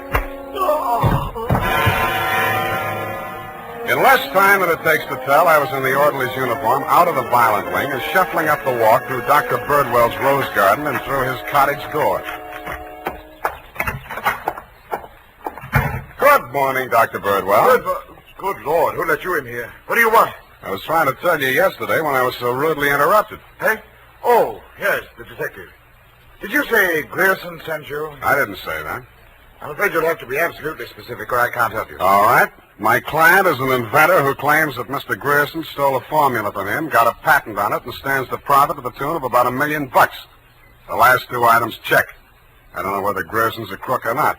He's into you for $50,000, so you might know. This inventor. Pale eyes, contracted pupils, big mop of hair. That's a fair description. Fox. Raymond Fox. He's a patient, escaped from this hospital. That man, Mr. Spade, is a homicidal maniac. If you'll jog your memory, you may recall the case.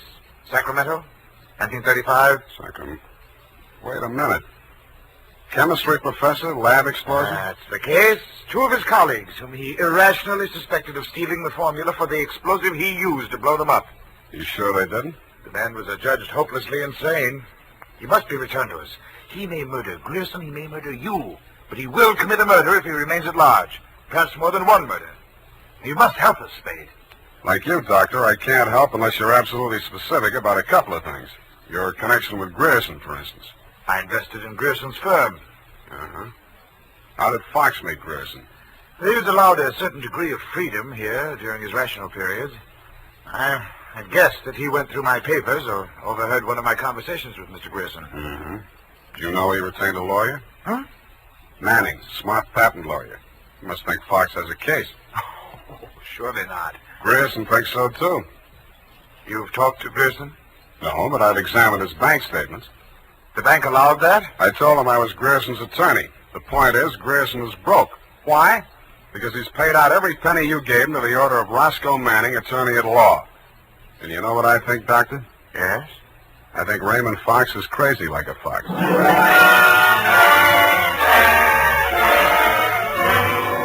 I had the same idea about Dr. Birdwell, but I didn't say so. I didn't feel up to spending another night in a wet sheet. I also didn't feel up to the interview that was awaiting me outside the gates. A limousine, only a little longer than a hearse, was standing at the curb. A round pink head with a gray Homburg on it bobbed out at me from the driver's seat and said, Mr. Spade? Yeah? Roscoe Manning. How'd you do? About $49,975 less than you've done in the caper so far. The law is a lucrative profession, my boy. Get in. I'll drive you back to town. No charge? I'll even give you some free advice, sans retainer. Well, sir, you are an elusive chap. I've had the devil's own time catching up with you. How did you? I won't ask why. And I am not without resources. Now, as to our mutual client, Mr. Fox, obviously you've learned a good deal about him. Dr. Birdwell says he's cuckoo, and it's only a toss-up which one of us is going to blow up first. And just about what you'd expect from a medical man. If you'd listened to as much conflicting medical testimony in court as I have, you'd take them all with a grain of salt. Or should I say soda mint? Or sodium denadrine? That's a mysterious remark. I was just trying it on for size. It didn't fit. Well, sir, here is my proposition. As to Fox's sanity, it's of no importance. He has money, and I think he has a case. We can always get a doctor to say he's back in his right mind. Where do I fit into your scheme? You just keep looking for Grierson. And watch that secretary of his. I don't trust her. Anything else? Oh, I almost forgot. Here's $500, and here's your ticket to Chicago.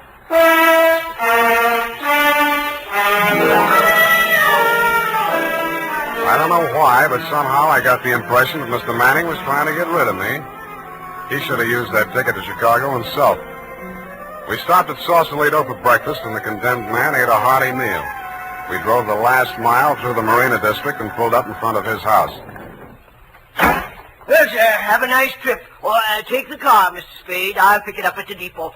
Goodbye. It's been charming. Goodbye. He backed across the sidewalk, waving, and I waved back. Then he went up 3 steps, put a key in his door, and opened it. It didn't do much damage to the house, but all the king's horses and all the king's men couldn't put Roscoe Manning back together again. I got out of the car and just made it up the steps when it happened again. I hated the look, but I did. For the limousine had been parked with me in it was a smoking heap of scrap metal. I then headed for the nearest phone booth and, pausing only to inspect it for mines and booby traps, dialed the number of Grierson Enterprises.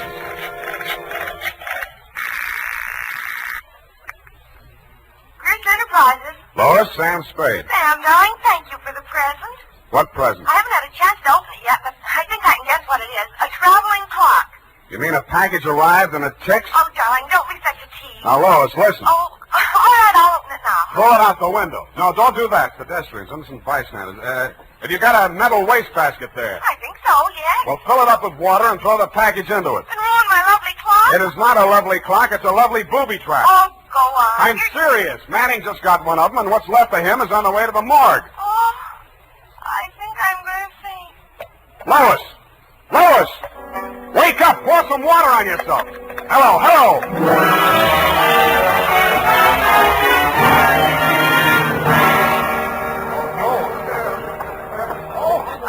Let me through here. Come on, let me through.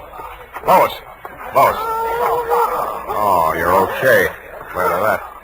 All right, she's all right now, you people. Come on, get out of here. She's all right. Come on, get up. You're not hurt. What happened? It exploded in the water. At least you had sense enough to do what I told you to. Oh, this is a new dress. Now look at It it. looks fine. Here. Put this coat around you. I don't think that was a very funny joke, Sam. Neither do I. Now, try and forget your clothes for a minute. And try and answer a few questions for me. There isn't much time. Sam, what is it? I want you to be very sure of this, Lois. Try and remember accurately. How many people has Grierson seen since he opened this office? Well, not very many. It was hardly ever in. It's strange. Now that I think of it, I can only remember 2. Mr. Manning and that mad scientist man, Mr. Fox. Yeah, did you hear any of the conversation between Grierson and Fox? He just screamed at Mr. Grierson about how his invention had been stolen from him. Then it sounded as if they scuffled, and all of a sudden Mr. Fox calmed down. Mm-hmm. When they came out, his eyes looked funny, as if he'd been hypnotized. Yeah. What does Grierson look like? Oh, he must have been quite handsome at one time. He's sort of like Gregory Peck with a mustache, only fatter and balder and older. Mm-hmm. I wouldn't have put it exactly like that, but I can see what you mean. But you've never seen him. Don't make book on it, but I think I have.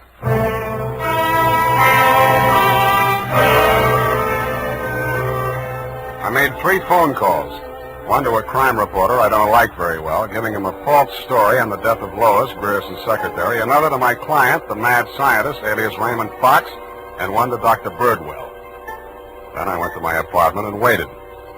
My client arrived 5 minutes before the doctor. When Birdwell came in, my client said, Aha! he? He stole my secret formula. Oh, now, Raymond, you're getting confused again. Oh. I'm the doctor, don't you remember? That's not true. Your name is Grierson. Oh, he's much worse. He's identification. Now, you must try to remember, Raymond. Nobody's going to hurt you. But you'll be much sicker if you don't remember. But I do remember. I remember everything. Do you remember setting the bombs at Manning's house and the one you sent to Mr. Grierson's office? No. Grierson isn't dead. You're Grierson. No, Grierson isn't dead. Only that poor girl. No. She didn't steal my formula. It was you. Oh, you're trying to mix me up. I'm trying to help you. Now, roll up your sleeve. I'll give you something to quiet your nerves, and we'll go back to the hospital. Put it away, Doctor. You've helped him enough. Huh? Now, look here. This man is my patient. He needs medical attention. I won't argue with you, but I think you'd better get it from some other doctor. Right now, he's making more sense than you are. Just keep on the way you're going, Spade, and I'll have you back in that wet sheet. I did it once, and I can do it again. Sit down. You got delusions of grandeur. Stop shaking, Raymond. I said you're making more sense than he is, and I can prove it. You think you're very astute, don't you? No, I'm stupid, but I'm lucky. I should have tumbled to the whole caper when I found that you'd invested 50,000 smackers in Grierson Enterprises. When I found out that Raymond was an escaped patient, I should have tumbled to what that Denadrine file was doing in Grierson's desk. I should have known then that you and Grierson were one and the same person. I told you. When I discovered that you'd paid Manning all that shakedown money, I should have known you were planning to knock him off and everybody else who could identify you. But it didn't work out that way. I got out of the car before it blew up. Dumb luck. And you can identify me as Grierson? I don't have to. Oh, God. Surely you're not counting on Raymond's sanity to that extent. He can't even remember that I was his doctor. Can you, Raymond? You're trying to mix me up. You stole my formula. I didn't kill them, did I, Mr. Spade? Now, lie down on the couch and relax, Raymond. Don't worry about a thing. Well, Doctor, what now? You relax, too. Okay, Lois, come on in. What? Lois! Why, Mr. Grierson, have you been sick? How dare you? How dare you ruin all my plans like this? You stupid girl! Okay, that's enough. Come on, get back there. Get back. Sorry, sweetheart. I didn't mean to let him get that close to you. What were you trying to do? It was an experiment, just to see what would happen. It did. So that's the way you scientific detectives work. For a hard-boiled chap, you have the vaguest way of doing things I ever heard of. Well, plans are all right sometimes, Doctor, and sometimes just stirring things up is all right if you're tough enough to survive and keep your eyes open so you see what you want when it comes to the top or something. Spade, Dundee. I'm at home. I've got two homicidal characters here, one sane and one insane. Now, if you can tell the difference, I'll let you give the story to the papers.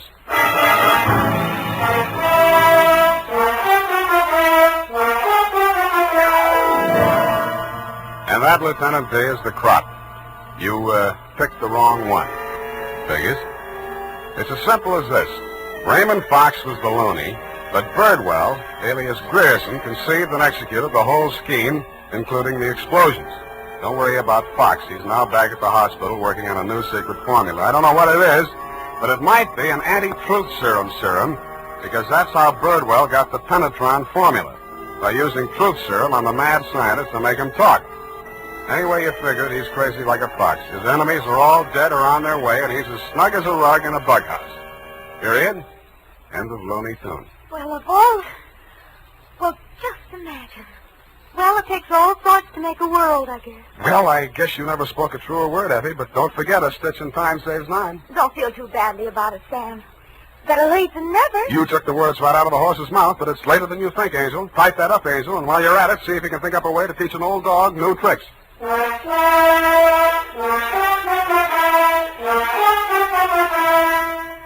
Say, mister, if you haven't tried Wild Root Cream Oil Hair Tonic, why not get it tonight or first thing tomorrow? You'll be glad you did, for Wild Root Cream Oil grooms your hair neatly and naturally without giving it that plastered-down look. Wild Root Cream Oil also relieves annoying dryness and removes loose, ugly dandruff. Simply step up to your drug or toilet goods counter and ask for Wild Root Cream Oil in the big economy bottle and the handy new tube that's easy to pack when you travel. Also, ask your barber for a professional application of Wild Root Cream Oil Hair Tonic. Again and again, the choice of men who put good grooming first.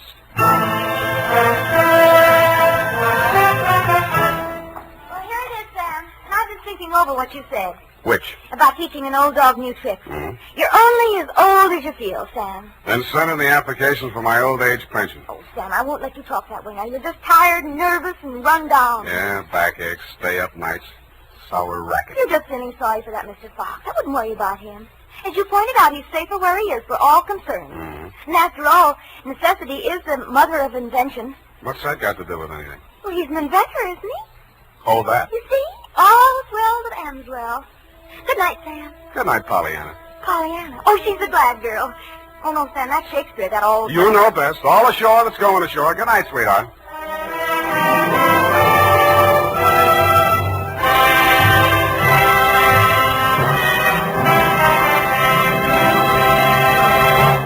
The Adventures of Sam Spade, Dashiell Hammett's famous private detective, are produced and directed by William Spear. Sam Spade is played by Howard Duff. Lorene Tuttle is Effie. The Adventures of Sam Spade are written for radio by Bob Tallman and Gil Dowd, with musical direction by Lud Gluskin. Gil Dowd directed tonight's broadcast in William Spear's absence. Join us again next Sunday for another adventure with Sam Spade. Brought to you by Wild Root Cream Oil, again and again, the choice of men who put good grooming first. This is Dick Joy reminding you to get Wild Root Cream Oil, Charlie. It keeps your hair in trim. You see, it's non-alcoholic, Charlie. It's made with soothing lanolin. You better get Wild Root Cream Oil, Charlie. Start using it today. You'll find that you will have a tough time, Charlie. Keeping all the gals away. Hiya, Baldy. Get Wild Root right away. This is CBS, the Columbia Broadcasting System.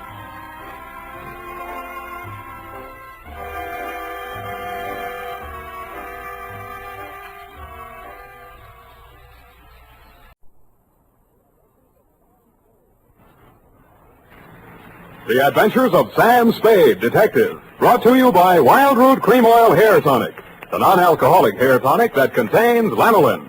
Wild Root Cream Oil, again and again, the choice of men who put good grooming first.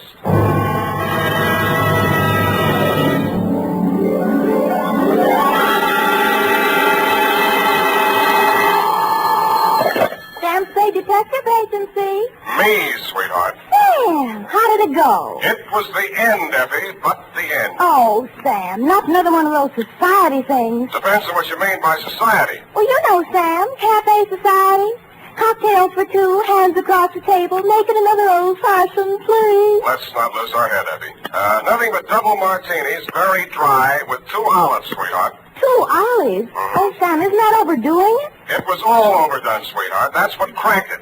Now, stay right where you are. I'll be right down to mix up my report on the dry martini caper. Get it?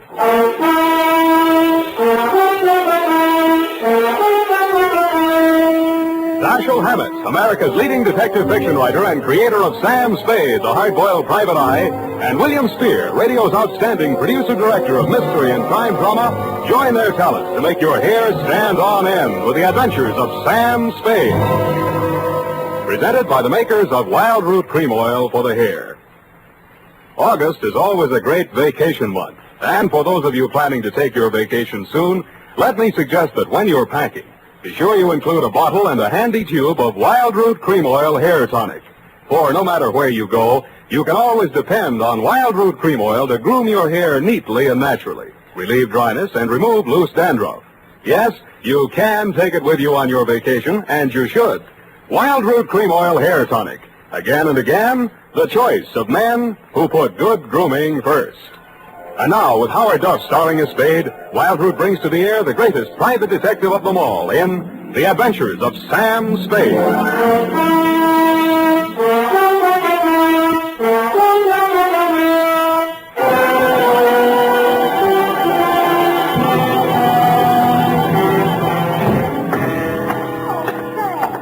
You look sober as an owl. Wise as an owl, sober as a judge, F. Oh.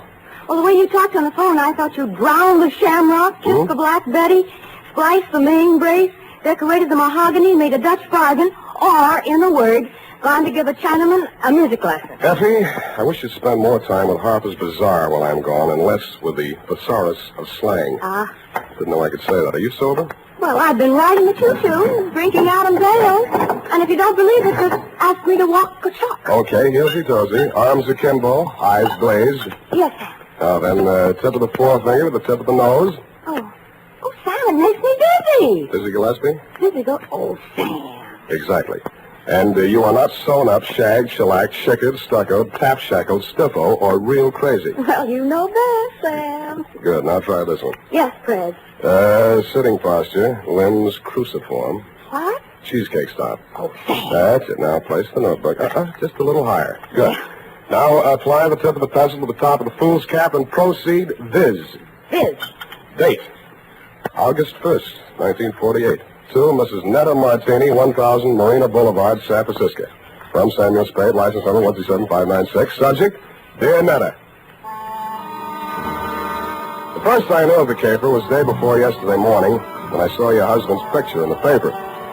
It was one of those lovingly retouched executive-type photographs of a man in his late 40s or early 50s, graying at the temples and wearing an embalmed man of distinction look. The story was headlined, Corporation Head Waylaid by Mysterious Assailant. Chauffeur foils would-be kidnappers at offices of Martini Trading Company. The item under it wasn't as thrilling as the headline. Sounded as if he'd been knocked down for his wallet and the attempted kidnapping had been dreamed up by a bored city news reporter. I tossed it in the wastebasket along with my morning mail and went back to the Police Gazette. On page 3, the phone rang. Unique Garage, Harry speaking. Mrs. Spade? One moment. Who's calling? Gordon Martini. Not Gordon Martini, the corporation head, waylaid by mysterious assailant. Chairman of the board, and there's nothing mysterious about it. Then what are you doing on this phone? I can't talk on the phone. Where are you? In a hospital? I left that pest house this morning. I'm at my residence, 1000 Marina Boulevard. Yeah. It will take you exactly 20 minutes by cab. You will meet me in front of the building, and we'll have our conference in my car en route to the office. Where's your office? Downtown Post Street. Well, why don't I meet you there? I'm a busy man. I have a full calendar. I'm already late due to all that hospital red tape. But I can fit you into my schedule if you'll hurry. I'm alive, man. Well, it's a little early in the morning, but I'm trying hard. Good. What will you want for a retainer? I'll let you know if I decide to take the job. Fair enough. 20 minutes. I'll expect you.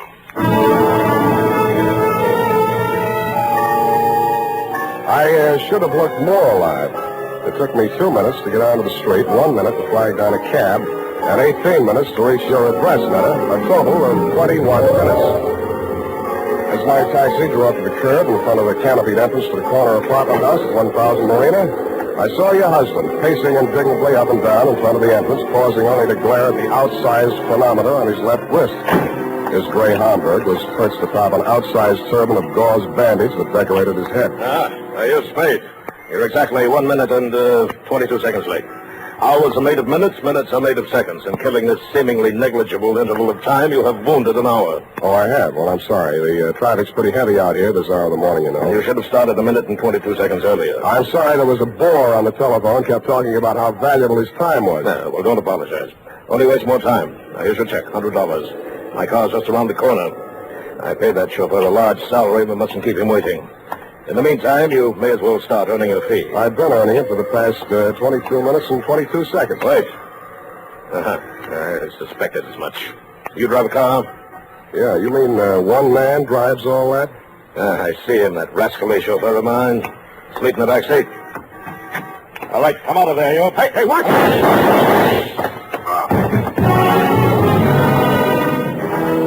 I was behind him and a little to the right. The shock of the rapid-fire .30-caliber slugs lifted him off his feet and knocked him against me. I went down under his 300 pounds of dead weight. By the time I rolled him off of me and got up, the gunman had jumped out of the limousine and into a gray sedan that was double-parked alongside.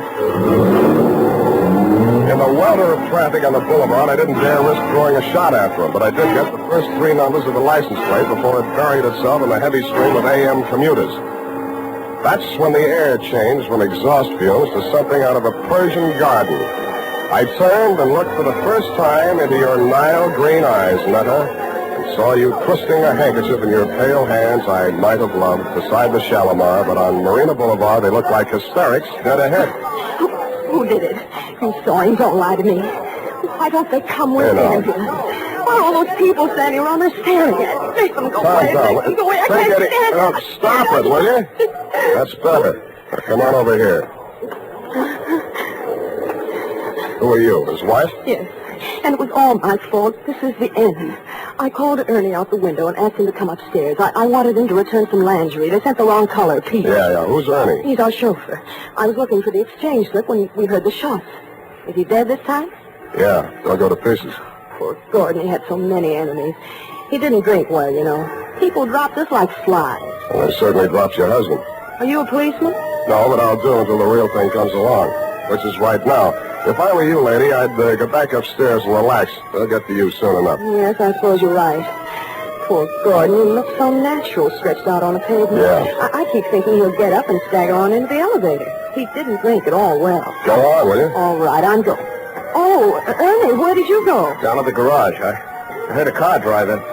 Poor Mr. Martini. It's all my fault. No, Ernie, it's mine. If I only had mislaid that exchange slip. What? You know, when I called you out the window to come and get that package. Oh, that. What do we got here? Who's the witness? Me. Oh, Spade. Lost another client, huh? Not quite. I haven't cashed the check yet. Well, they got him anyway. All right, put a space in there. Let him through that stretcher. Step over here out of the crowd, Sam. I want to get this straight. Yeah. Okay, Jerry, take it down. Got a pencil? Yeah, and I want it back. Let's have it. This guy is Gordon Martini. He headed up a local firm, the Martini Trading Company. Last night he was working late at his office. Got boinged. Phoned me this morning. Didn't know why. Thought maybe he wanted a bodyguard. Anyway, he needed one. Gunman was crouched in the back seat of the limousine, shoved the carbine out when Martini opened the door. Carbine, Didn't get a good look at him. You could see why, the way it's closed in, no side windows. Foreign car, isn't it? Stop drooling. You can't afford one. You getting all this? What about the getaway? Martini fell on top of me. I saw the getaway car on the back of his head. Yeah. The car was a gray sedan. The back of his head was a standard make, too. Only got the first 3 digits of license plate, 5D9. 5D9. Anything else? Yeah, give me back my pencil. The homicide boys want some help. They know my fee. Mr. Spade. Mrs. Martini. Why aren't you and Ernie upstairs getting your alibis shaped up? Oh, please, I can't face the questions just yet. Would it be legal if I just avoided them till I can collect myself? I don't know about legal, but it might be smart. Where can we talk? What do you suggest? Well, there's a little cocktail lounge up on Lombard where Ernie and I it's just around the corner. Very handy. Let's go.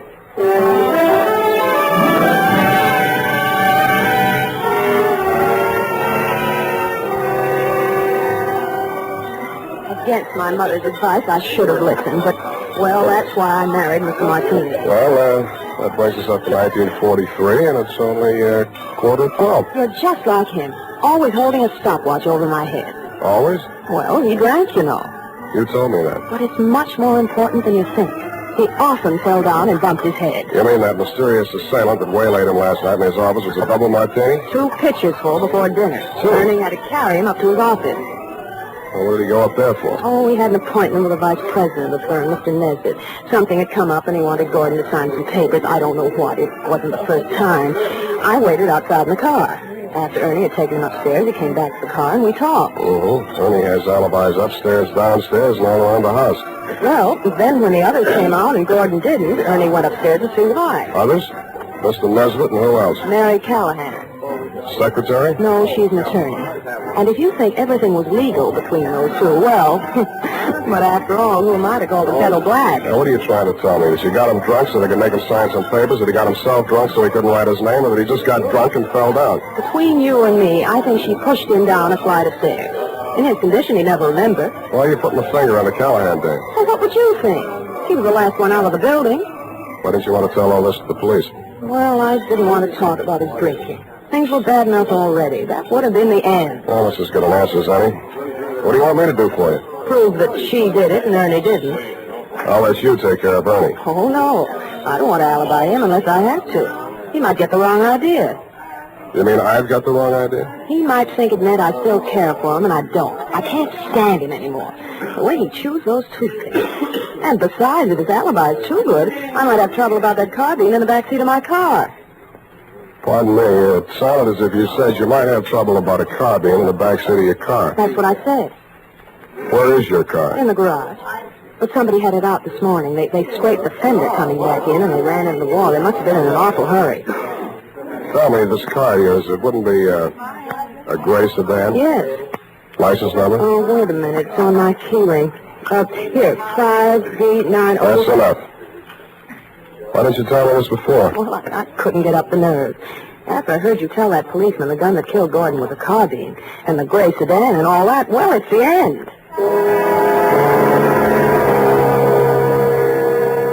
I hoped you were right, but I didn't think so. When I went to look at the gray sedan in your garage, I knew you were wrong, dead wrong. It was the getaway car, all right, and the carbine, as you know, was proven later to be the one that killed your husband. But Ernie had turned into a very poor suspect indeed. He was hugging the carpet between the front and rear seats, and when I nudged him, he didn't move. He'd been shot at closer range than Gordon Martini, and the killer had used only one slug. It was planted in the base of his brain, which made him not only a very poor suspect, but a very dead one.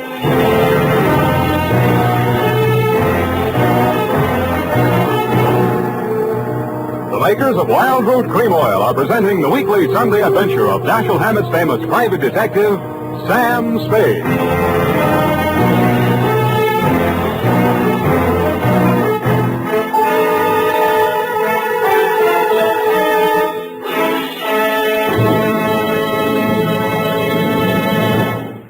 If you want the well-groomed look that helps you get ahead socially and on the job, listen. Recently, thousands of people from coast to coast who bought Wild Root Cream Oil for the first time were asked, how does Wild Root Cream Oil compare with the hair tonic you previously used? Better than 4 out of 5 who replied said they preferred Wild Root Cream Oil. And no wonder. Wild Root Cream Oil grooms the hair neatly and naturally, relieves annoying dryness, and removes loose dandruff. What's more, non-alcoholic Wild Root Cream Oil is the only leading hair tonic that contains soothing lanolin. So ask for Wild Root Cream Oil Hair Tonic.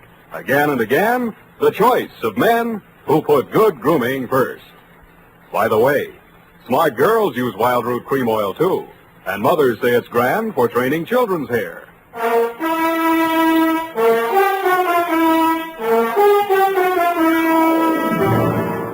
And now, back to the Dry Martini Caper. Tonight's adventure with Sam Spade.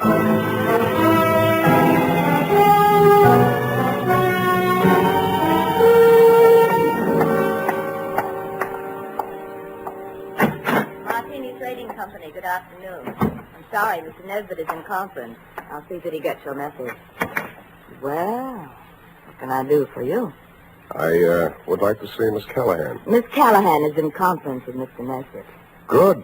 I would like to see them both. But I have orders not to disturb them. You do not have to. I will. Just a minute. You can't go breaking in like that. Yes, and I'll tell you something else. He won't ever get away with it. Why, everyone in this town knows about your underworld connection. Why, you doddering old fool, when I get through with you, if you don't go to the gas chamber for Gordon Martini's murder, you'll wish you had. If I go to the gas chamber, it'll be for killing you, not Gordon. Oh, you said it all. Why didn't I have witnesses here? Miss Callahan? Did you hear that? You weren't talking loud enough. I didn't hear a thing. Well, come on in here and I'll tell you a thing or two. Close that door. Now, sit down. Thanks. I listen better on my feet. Oh, so you're the detective Netta Martini employed, eh? What's she paying you? That'll depend on how much I have to do for her. Well, I'll tell you how much you'll have to do for her. You'll have to make a case against me, and that's not going to be easy. Why do you think she's out to get you? Why, indeed. For years, this moth-eaten mouthpiece, this parboiled porter, has been victimizing poor Gordon, taking advantage of his weakness for good. Oh, Now that she's liquidated him, she appears with 55% of the common stock. Motive enough, eh? Why, you fraudulent old fool. I simply bought up his debts and threw an attachment on those stocks. Unethical, but perfectly legal. Look, You're not even a proper thief. You're nothing but a bumbling old embezzler. Now, listen You had here. the trouble because he was going to call in the auditors, look over those books of yours. The dean of double entry, Mr. Spade. Look, will you save this for the courtroom scene? Now, you've convinced me. You're both crooked. I'll see that you both go up for something. That's a promise. Mr. Spade, I gave you credit for better sense. Do you know that this Medusa of the magistrate's court, this harpy of the Hall of Justice, tricked him into changing the beneficiary of his insurance the very night she pushed him down the stairs. And you were all in favor of it when you thought you held a controlling interest in the company. Answer that to see, Mr. Spade. He can't answer that. Good, good.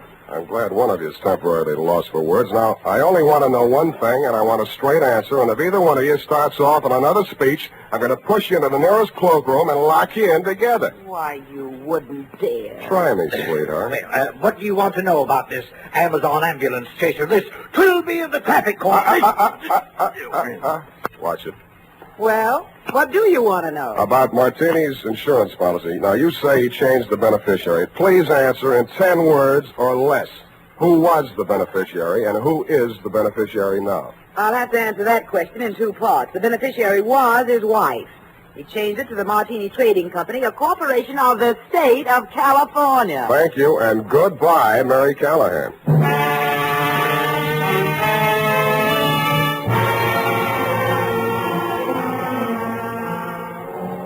And that matter took the heat off of you for the time being, which made things tough for me, because Callahan and Nesbitt were so horrible I never wanted to see them again, even to testify against them in court.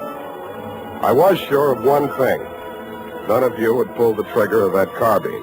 There'd been a hired killer behind it, and the way he operated, taking crazy chances in broad daylight in a crowded street, told me an important thing about him. That night, I made the rounds of the joints. At a plant called the Bing Room, I found a bouncer who'd tossed out a customer that run up a bill and tried to pay it with a $1,000 check. He sent me to the Atlas Hotel.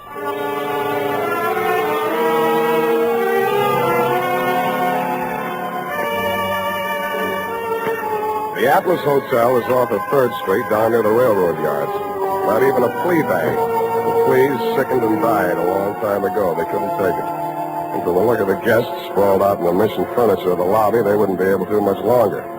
A half-dead room clerk came back to the land of the living long enough to mutter a room number and waved me feebly toward a flight of crummy stairs.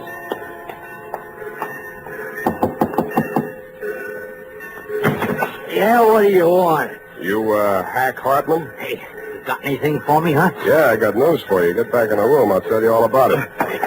Yeah. Well, come on in. Drop the shiv. Yeah, I'll drop it. I'll fix you. I'll cut you good. I'll cut you. I'll cut you. I'm glad you did that. You make it easy for me. Now get over there. Leave me alone. Leave me alone. I'm not feeling so good. You can feel a lot worse. Who hired you to put the burn on Martini? You don't get nothing out of me. Who gave you that check? Oh, leave me alone. I got all night, Hack, and I feel better than you do. Now, what did you do with that check? I'll shake it if your teeth come out with it. Come on. Oh, all right. Stop it. I don't feel so good. Okay. Where? Pocket. My shirt. Don't reach. I'll get it. There was a company check, which is what I'd expected. It was for $1,000 drawn on the Golden Gate Trust and Loan. But I wasn't expecting to find the signature on the bottom line. It was signed in a bold, firm hand, Gordon Martini. Who was the penman on this? He wrote it himself, right in front of me. What was it supposed to be for? He wanted I should knock off his brother. You get mixed up? Well, he's dead, ain't he? That's what I mean. Gordon Martini's dead. The papers got it wrong. That was his brother, his twin brother. And that other guy, that chauffeur, kept hanging around the garage so I couldn't get out. I had to burn him, too. You know what you're saying? Yeah. I'm making sense. Now get out of here. I'm getting steamed. Don't let it worry you. I got a nice, cool place all picked out for you.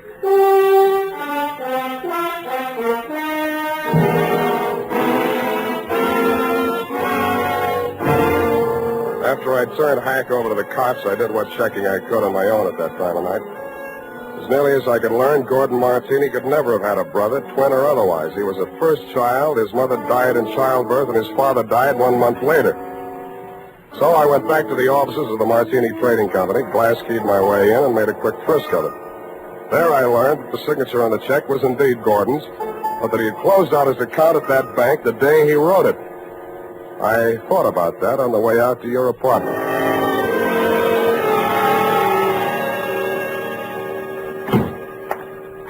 Sam, I've been calling, trying to reach you. I've been so worried. It's the end. This time you might be right. Fix me a drink. Well, there's nothing in the house but those prepared martinis Gordon used to drink. Is that all right? No, but fix me one anyway. Never mind the ice. It's not morning yet, but I hate myself already. Why don't you just relax and let me get it for you? I'll relax. You get the martinis. What happened? What'd you think of Mary Callahan? Isn't she the end? She's cute. You're all cute. All of me? How nice. I'd put ice in anyway. It's nasty without. It's nasty anyway. I hope it doesn't make you fall down the way it did poor Gordon. Thanks. What's the matter? Too dry?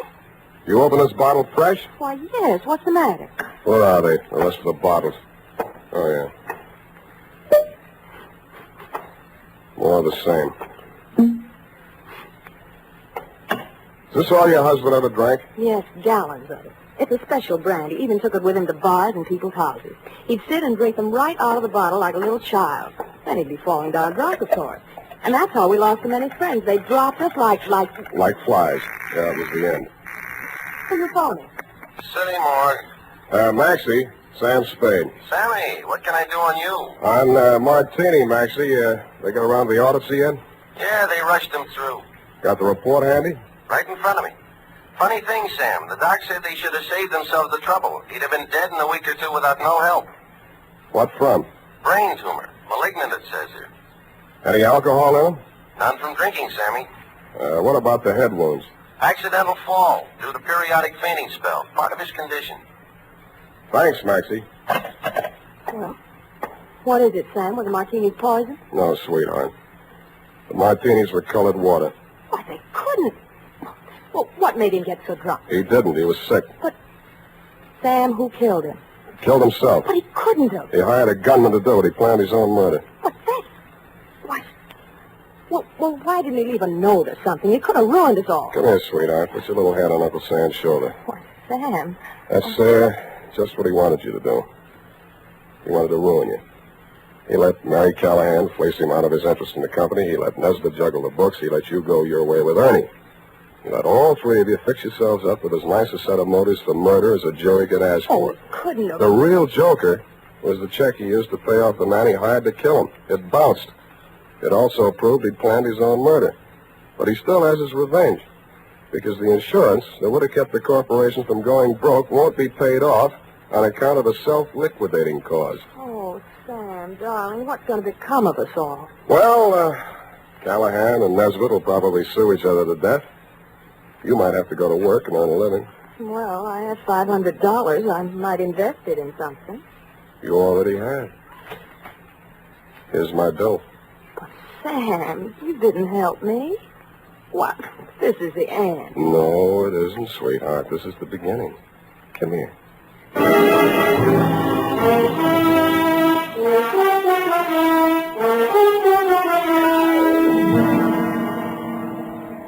Period. End of the end. Well, you asked me. You helped us. Now, F. Well, that just goes to show you. Show what, F? Man's ingratitude to man. Hmm? But what did Mr. Martini have against you? Why, nothing, sweetheart. He, just needed a smart operator like, Johnny Madero was on Sam. Hmm? Have you cashed that check Mr. Martini gave you? Well, not yet.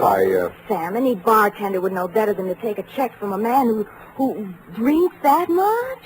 F, you haven't been paying attention. He didn't drink. He didn't. I was able to establish that later on. You Well, haven't at the been listening. time, Sam, for all anybody knew, he was a hopeless drunk. He was, Sam. Oh, you're so wonderful and trusting. But I do wish that you'd understand this. He was a hopeless drunk. For the last time, Effie, he didn't really drink. I'll just type this up, Sam, while you call the bank. I'll do that.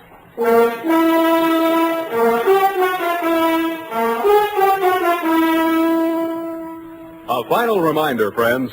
Whether you're going on a long vacation trip or just a weekend to the beach, be sure you've got a bottle and tube of Wild Root Cream Oil tucked away in your suitcase.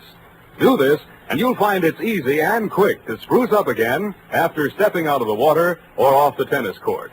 For no matter where or when you use it, Wild Root Cream Oil grooms your hair neatly and naturally, relieves dryness, removes loose dandruff.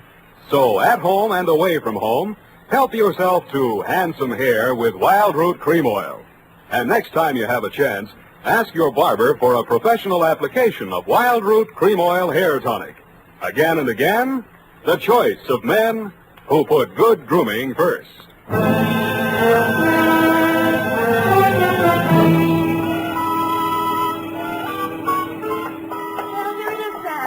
hope it was worth the price of the paper and carbons. You made carbon copies of that, an unimportant report like that? It bounced? Well, the estate isn't settled yet. Oh, Sam, you're so wonderful and trusting. Effie, I am not wonderful and trusting. I am a hard-boiled private eye. I know. Just a pity there's no money in it. And I'm also two-fisted. Sam, have you ever thought of ceramics? Of what? Ceramics. It takes virtually no capital. All you need is a small furnace and some clay. And if you don't have any talent, you can just make ashtrays. Thanks, I already have one. Oh, flower pots are fun. You can pop them on a wheel. And you can pot your hat on and wheel on out of here and also take a furnace and clay. I love you when you're so gay and carefree. I am not gay and carefree. You are a hard-boiled private eye. Good night, Sam. Good night, and sue me for your back salary, sweetheart.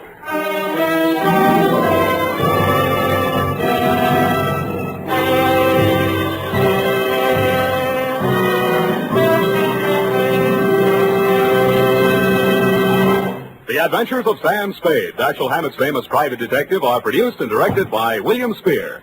Sam Spade is played by Howard Duff. Lorene Tuttle is Effie.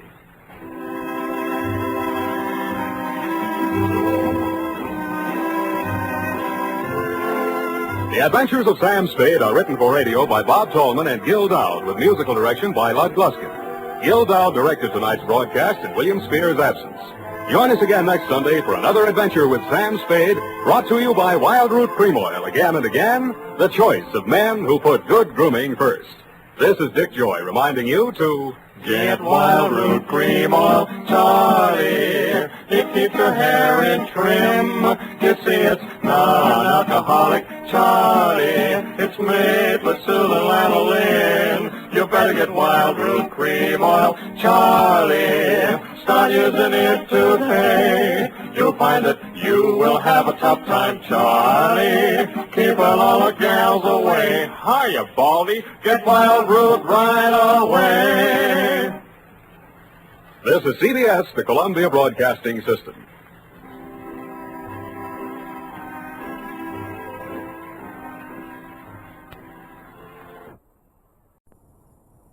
The Adventures of Sam Spade, Detective. Brought to you by Wild Root Cream Oil Hair Tonic, the non-alcoholic hair tonic that contains lanolin. Wild Root Cream Oil, again and again, the choice of men who put good grooming first.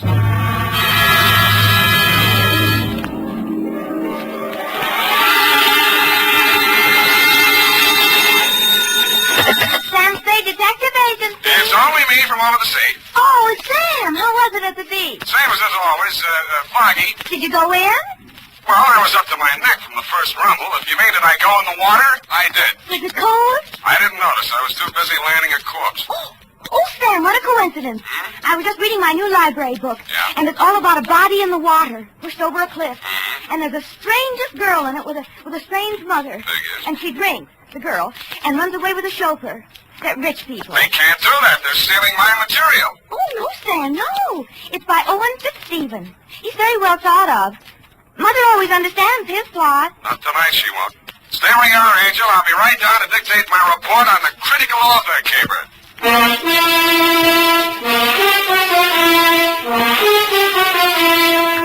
Dashiell Hammett, America's leading detective fiction writer and creator of Sam Spade, the hard-boiled private eye, and William Spear, radio's outstanding producer-director of mystery and crime drama, join their talents to make your hair stand on end with the Adventures of Sam Spade. Presented by the makers of Wild Root Cream Oil for the hair. You know as well as I do, fellas, your hair is one of the first things any gal notices. So it's really important to keep your hair spruced up right all the time. The answer? Why, of course, Wild Root Cream Oil Hair Tonic. Wild Root Cream Oil grooms your hair neatly and naturally, relieves dryness, and removes loose, ugly dandruff. I have a hunch, fellas, she'll help herself to another look if you're using Wild Root. Get Wild Root Cream Oil Hair Tonic in bottles or the handy new tube. It's again and again the choice of men who put good grooming first. Later in this program, we'll have an important announcement. Listen for it. And now, with Howard Duff starring as Spade, Wildroot brings to the air the greatest private detective of them all in the Adventures of Sam Spade.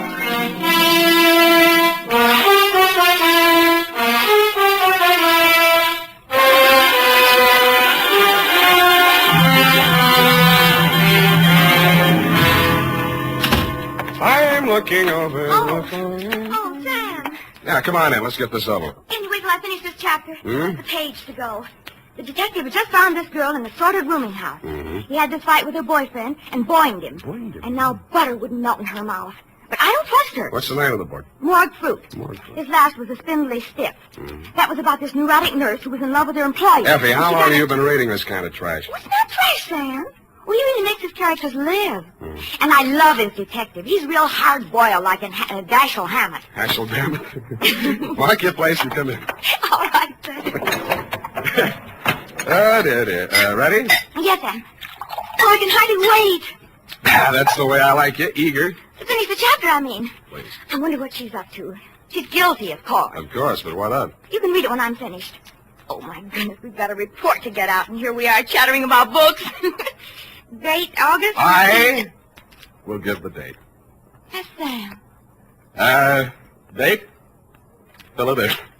To Missing Persons Bureau, San Francisco Police. Attention, Sergeant Schwartz from Samuel Spade, license number 127596. Subject, Gabrielle Leggett. Dear Dave, I should have handed it over to you at the start, but you know me, I'm greedy. I cashed the check she'd sent me as a retainer without consulting my better judgment. Gave the money to Effie to pay bills without batting an eye. Borrowed a dime car fare from the corner newsboy without collateral. And arrived in front of the Leggett Mansion on Nob Hill without the foggiest notion of what I had been retained for. I'm Gertrude Leggett, Mr. Spade. It's about my stepdaughter, Gabrielle. She's been missing since the funeral. Whose funeral was that, Mrs. Leggett? My husband, Gabrielle's father. That was nearly 3 weeks ago. She came to me afterwards and said she was going down to Quesada, to our country place, for a few days. That she wanted to be alone with her grief. But I discovered that she never arrived at Quesada. Do I make myself clear, Mr. Spade? Yeah, except for one thing. Why do you want her back? First, she may do something to disgrace me. She'll undoubtedly try her best to do so. Secondly, unless I get her signature to some papers, in accordance with her father's will, I can't go on living in this house. Furthermore... That's okay. You've convinced me. Now, when she left, what did she take with her? Just one piece of light luggage, and her liquor case, of course. She drinks, you know. Well, it's not my place to disapprove. I merely thought it might help you to know. Well, we could case all the bars in town, but it'd take a lot of time and a lot of money. Besides, I'm on the wagon. Well, you might talk to Eric, my chauffeur. He drove her to the station, or says he did. Where do I find him? Let's see. 10 o'clock. He'll be loitering down the hall, somewhere in the neighborhood of the linen closet, helping the upstairs maid fold the sheets. I'd knock first if I were you and avoid embarrassment. Thanks for the tip. Oh, mind if I have a look at your stepdaughter's room? Eric will give you the key. I'm not allowed one. There it is.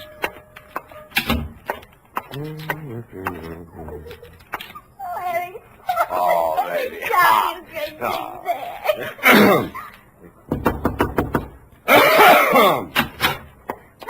Excuse me, sir. Thank you for your kind assistance, Mr. Collins. Okay, Myrtle. Anytime. Yes, sir. You Eric? Collinson, what can I do for you? I'd like the key to Miss Gabrielle's room. You the law? Why? You expecting some? The old lady's been threatening to yell cop. She decided to whisper instead. Oh, private dick. You catch on fast, lover boy. Okay, I'll let you in her room. Come on. Mrs. Leggett says you drove Gabrielle to the station. She says that, does she? Isn't that what you told her? I'm not telling you what I told anyone. Search yourself. After you. What's eating you? Nothing at all. Just want some privacy. Oh, now, wait a minute. I'm responsible. Go help Myrtle. Give me those keys. Oh, listen, you keep... Hi, let me in. Don't have your lights. Her room was, shall we say, untidy. The mirrored dressing table was chipped around the edges, and ranged helter-skelter across it between two polo pony bookends was a mess of books. 3 odd volumes of the Harvard 5-foot shelf, a horse breeder's gazette, and a bunch of detective novels. I picked one up and opened it to the title page. The It was called Morgue Fruit, and it was by Owen Fitzstephen, author of The Corpulent Cadaver, The Spindly Stiff, and The Kiss-Off. It was autographed to the author's great and good friend, the late Edgar Leggett. The signature looked familiar, but it didn't look like a lead. Neither did anything else in the room. I started to unlock the door with the key on the ring I grabbed away from Eric, and the light caught the smooth side of a Christopher medal. It was engraved for Eric, forever, Gabby. When Forever Eric went off duty that night, he went across town. The trail ended at a crummy, broken-down rooming house out in the Fillmore. He let himself in with a key and climbed the stairs. I waited until he was out of sight. In more time than it takes to tell, the door cracked open and a nose that could only belong to a landlady raised it out at me. She was gumming a sen-sen. What do you want? They get settled in all right? They ain't nobody settling in on me. Never touched me. You got me wrong, Mom. I meant the newlyweds. Did they raise the rent money all right? Oh, them. Raise it and spend it. He's a Dick Smither. Dick Smither. Trots it up all day and throws the dead soldiers out the window. And they call it a honeymoon. Who are you? I'm her ex-husband, darling. I came to pay her the back alimony I owe. Well, give it to me. I'll see she gets it. Oh, no, you don't. No, don't you come pushing in here. Quiet. It's after hours. Don't allow callers in here after 10 o'clock. House rule. Shut up. Well, I don't... What's their room number? Now, give it to me or I'll shake it out of you, darling. 212. 212. And if it weren't for these new uppers, I'd let you try it. Oh, is that what those are? Thank you, Grand Duchess Marie. Smart Alec. No wonder you can't hang on to a woman. It's all right. You told her to drink. I did not. Alimony's still good for you. Young whippersnapper. Who is it? Western Union. All right, let me...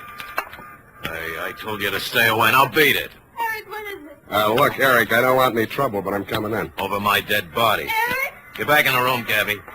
Now, look, I won't let you hurt her, so... Now, look, Collinson, don't make me do it. I don't want to. Okay, I'm sorry. What have you done, sir? Nothing a bucket of cold water can't cure. Sit down. I want to talk to you. Who are you? Sam Spade. I'm a private detective. Your stepmother hired me to find you. Oh? You know why she wants to find me? Do you? She wants to kill me. She killed my father, now she'll kill me. Can you prove that? My father never had a day's illness in his life. He could drink 3 quarts of brandy in any evening. You believe a man like that could die of heart failure? Frankly, I could. Now she's starting the same kind of talk about me. She wants to railroad me to the insane asylum. Do I seem crazy to you? No. A little nervous, maybe. This idea you have about your father's death. Talk some more, will you? All right. I'll tell you the whole thing. But I gotta have a drink first. Hey, I can't get the top off. Give me a hand, will you? Sure. You need a corkscrew for this one. Yeah, I think there's one down there in the cupboard. I don't see one. Back in the corner. A little farther. There. No, there's nothing. Hey! Oh. I dreamed I was a character in a detective story. The title of the story was Morgue Fruit, and the author, a man named Fitzstephen, was trying to figure out a way to turn me into a red herring before knocking off his #1 suspect. I tried to tell him it's against the rules to make your detective a red herring, but he said it was a new kind of murder yarn, and it didn't matter anyway because there wasn't even a victim. That's what he thought.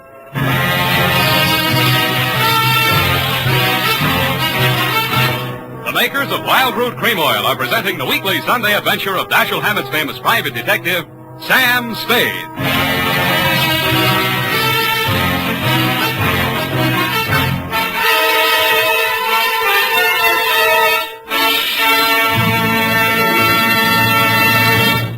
Now, here's important news on good grooming. If you want the well-groomed look that helps you get ahead socially and on the job, listen. Recently, thousands of people from coast to coast who bought Wild Root Cream Oil for the first time were asked, how does Wild Root Cream Oil compare with the hair tonic you previously used? The results were amazing. Better than 4 out of 5 who replied said they preferred Wild Root Cream Oil. Remember, non-alcoholic Wild Root Cream Oil contains lanolin. And here's the announcement we promised you. Now you can get Wild Root Cream Oil, America's leading hair tonic, in a generous new 25-cent size, on sale at all drug and toilet goods counters. It's also available in larger economy bottles and the handy new tube. Get Wild Root Cream Oil again and again, the choice of men who put good grooming first. By the way, smart girls use Wild Root Cream Oil too, and mothers say it's grand for training children's hair.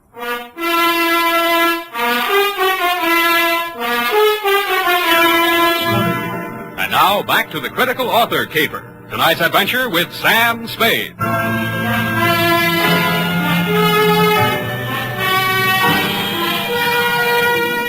When I came to, it had came the dawn, and I was still a character in a detective story, and I felt more like a red herring than I had in my dream.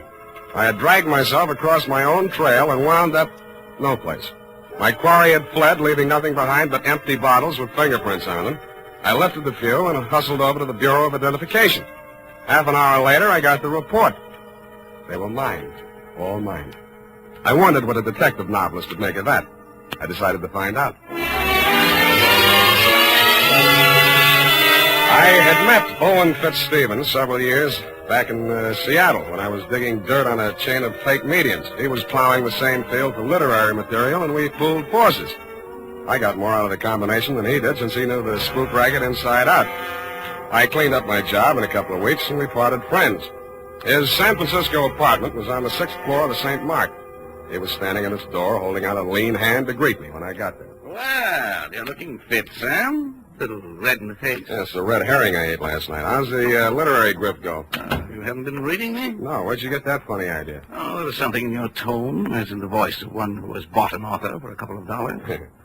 I suppose you're still hounding the unfortunate evildoer? Yeah, that's how I happened to look you up. You autographed a book for Edgar Leggett. Oh, yes, Morgue Fruit. Distressingly prophetic. What do you know about that family?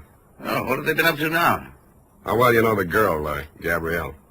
Quite well, since she's a duplicate of her father. She has brains, but there's something black in her. Something she doesn't want to think about but can't forget. She's a neurotic who keeps her body sensitive and ready, I don't know what for, while she drugs her mind with drink and lunatic notions. Yet she's cold and she's sane. If I had something I wanted to forget, I'd anesthetize my mind directly, leave my body stay strong and ready. I hope you don't think any of this stuff means anything to me. Oh, yes, I remember you now. You were always like that. Tell me what's up while I try to find one-syllable words for you. You know the fellow that drives for him? Harry? Mm-hmm. Well, he was released from Folsom and Leggett's custody when he was 18 years old. Murdered his father. Nice kid. What about him? Mrs. Leggett hired me to find Gabrielle. I found her with Eric in a rooming house out in the Fillmore. She begged me to save her from her stepmother's murderous schemes, and then she knocked me cold. Well, that's trivial, dull. I've been thinking of the Leggett family in terms of Dumas, and you bring me a piece of Jim Crackery out of O. Henry. If I were writing this, Gabrielle would kill her stepmother, or dupe Eric into doing it for her. Or, no, that won't do. Not sufficient motive. Murder has to have a motive, you know. Why? She's insane, isn't she? I wonder. Are you saying that carelessly, or do you really think she's off? Well, I don't know. She's got a kind of a wild look about her. Her eyes shift from green to brown and back without ever settling on one color. How much have you turned up on her in your snooping around, Owen?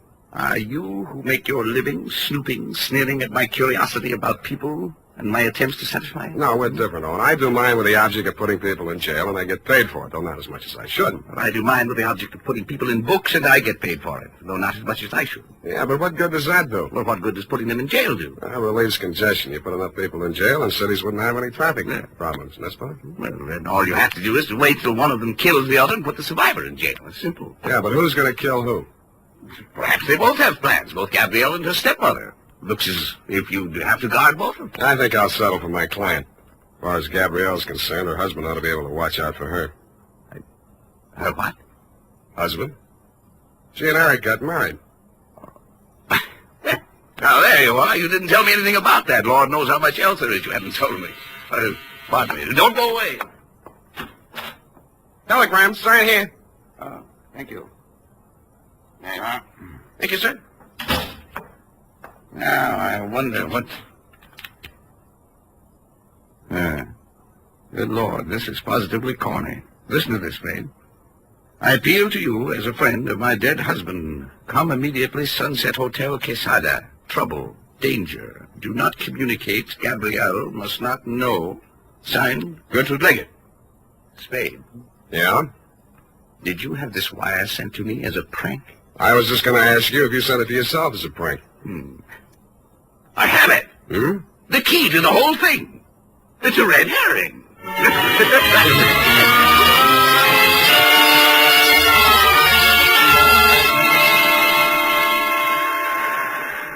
I didn't think that Stephen would be able to hold out very long against his professional curiosity, and I didn't imagine he thought I would. I caught the next bus for Quesada. Quesada is a one-hotel town pasted on the rocky side of a young mountain that slopes into the Pacific Ocean some 80 miles from San Francisco. I got there at 11-something that night, stepped down from the bus, and crossed the street to the Sunset Hotel. All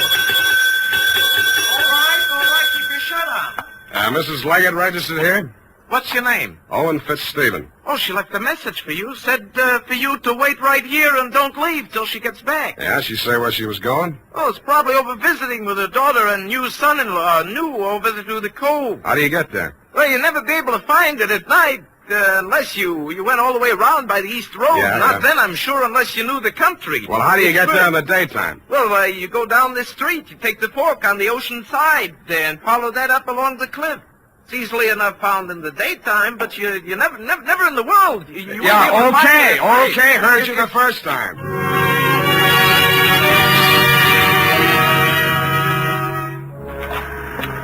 So I waited until morning. Stupid me. I found the road out the point, but it never really been a road. The side of the ledge became steeper and steeper until the path was simply a narrow shelf on the face of the cliff. The cliff that sheared off 150 feet or more to ravel out into the ocean. A breeze from the general direction of China was pushing fog over the top of the cliff, making a noisy lather of seawater at the bottom. Rounding a corner where the cliff was steepest, I chucked my cigarette over the edge and watched it spin downwards. And that's when I saw it.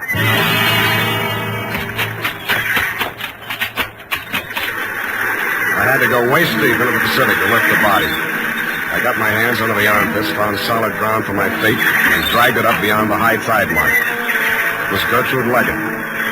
Somebody came staggering down the beach to meet us. She dead? Yeah, Gabrielle, she's dead. Oh, the witch is dead. Hey, take me back to town, will you? Buy me a drink, huh? Sit down there. Sit down. What's the big idea? Don't you know I'm sick? Somehow I don't think you're that sick. I think you could make some sense. Sense? That's a laugh. You don't know me. I've never been able to think clearly the way other people do. No matter what I try to think about, there's a fog that tries to get between me and it. You understand how horrible I can become? Going through life like Nuts. that? Nobody thinks clearly, no matter what they pretend. Thinking's a dizzy business. A matter of catching as many of those foggy glimpses as you can and fitting them together the best you can. Trouble with you is you've been enjoying your misery. You've been so busy trying to prove that you're nuts, it's a wonder you haven't really driven yourself nuts. How do you know I haven't? Because you're too anxious to admit it. All right, I'm saying if you want it that way. I'm just evil. There's something black inside me. What was that again? Something black. Everybody knows that about my family. My father, too. Who told you that? I always knew it. They say my real mother killed herself. But I know better. I know how to open the drawer where she keeps the gun. Every day Gertrude lies on Mother's bed, and we play Killing the Witch. Yeah. And she comes in the night and bends over my crib. And she's changed herself so she looks like Mother instead of the witch. But I know better, and I hold up the gun with both hands. It's very hard to pull with both hands. It's very hard to pull the trigger. But I must do it or the witch will eat me up. And then there's a big noise, and red all over. And I can't get out. I can't get out.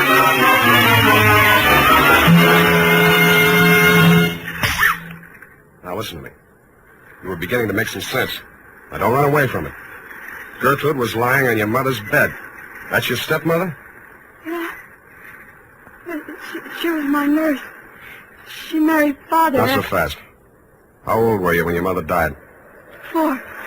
4.5. Did your father know about the game with the gun? No, I don't think so. Did anybody? Gertrude said I must never tell anyone, because they'd send me away. And I never did. Not till I grew up. I was with Owen Fitzstephen. Yeah. I had a lot to drink. I told him. After that, he began seeing Gertrude. And finally, my father died.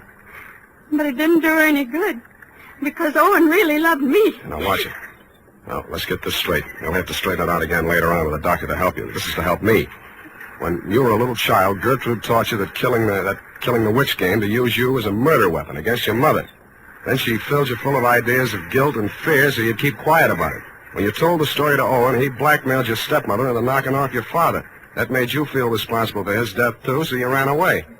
Now, Gertrude said I killed her, too. You might, but I doubt it. Now, try and remember. Was Owen up here tonight? I thought I heard his voice, but I hear voices sometimes. I'm hearing it again. Listen. Did you hear anything?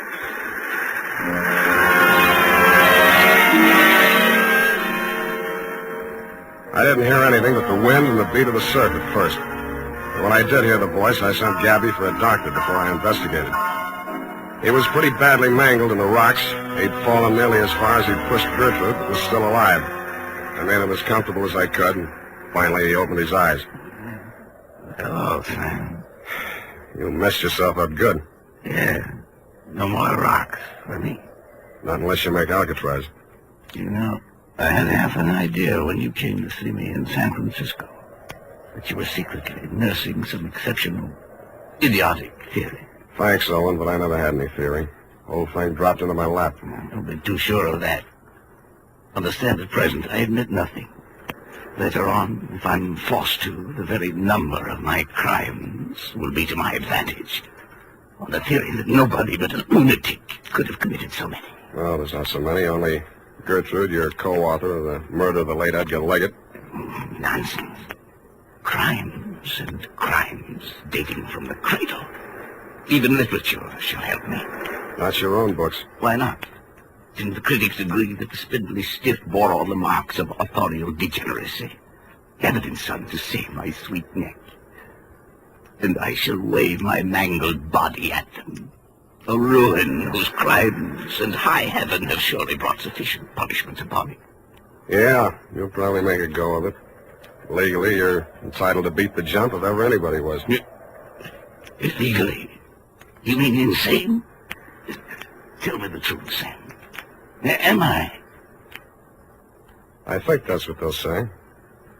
But that spoils everything. It's no fun if I'm really cracked. No fun at all.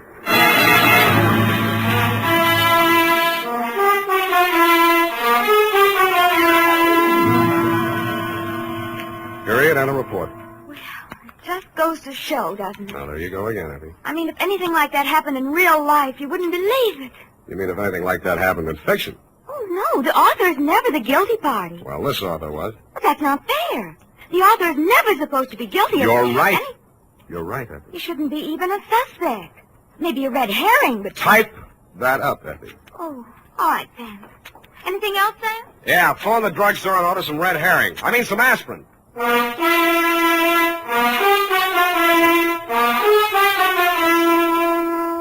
More and more folks are turning to famous Wild Root Cream Oil every day.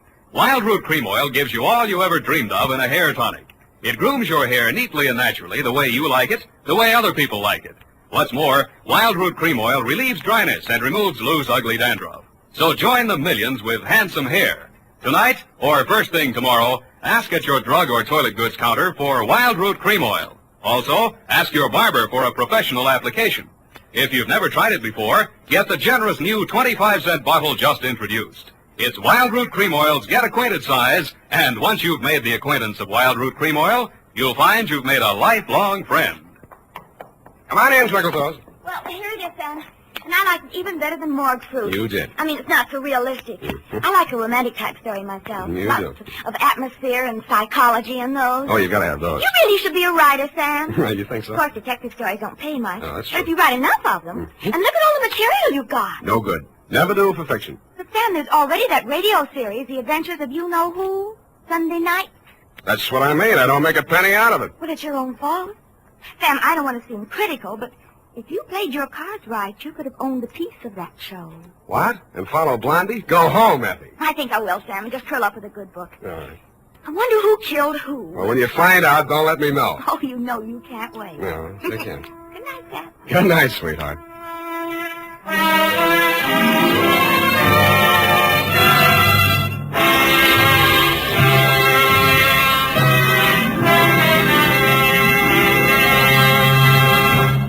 The Adventures of Sam Spade, Dashiell Hammett's famous private detective, are produced and directed by William Spear. Sam Spade is played by Howard Duff. Lorene Tuttle is Effie.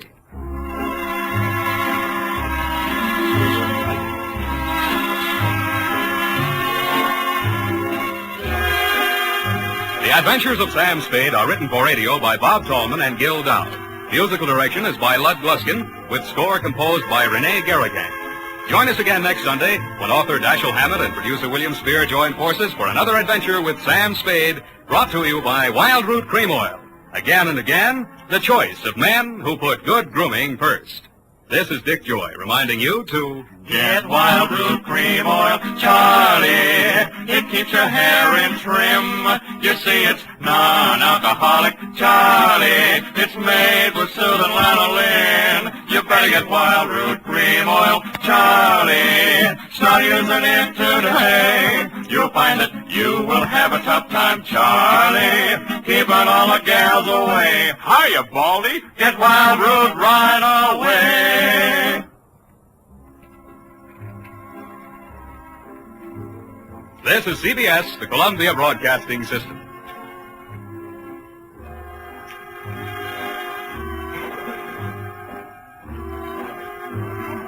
The Adventures of Sam Spade, Detective. Brought to you by Wild Root Cream Oil Hair Tonic, the non-alcoholic hair tonic that contains lanolin. Wild Root Cream Oil. Again and again, the choice of men who put good grooming first.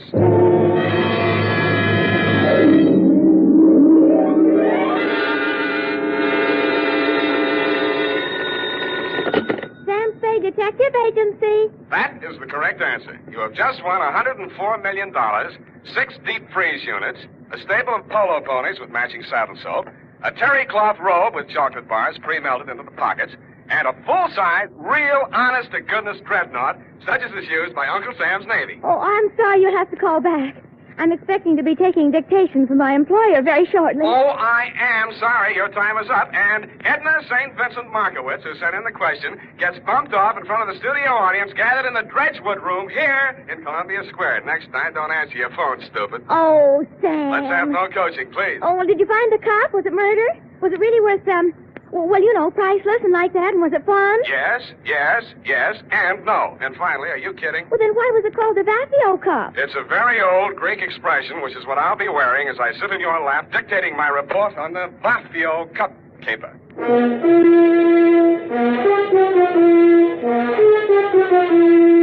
Dashiell Hammett, America's leading detective fiction writer and creator of Sam Spade, the hard-boiled private eye, and William Spear, radio's outstanding producer-director of mystery and crime drama, join their talents to make your hair stand on end with the Adventures of Sam Spade.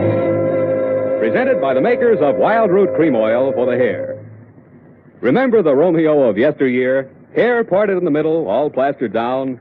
Man, what a difference today. Today, all a guy has to do to impress a gal is use Wild Root Cream Oil Hair Tonic. Wild Root Cream Oil grooms the hair neatly and naturally, relieves dryness, and removes loose dandruff. If you're still using old-fashioned hair tonics or none at all, then for her sake, spruce up today with Wild Root Cream Oil Hair Tonic. In bottles or the handy new tube, it's again and again the choice of men who put good grooming first. And now, with Howard Duff starring as Spade, Wild Root brings to the air the greatest private detective of them all in the Adventures of Sam Spade.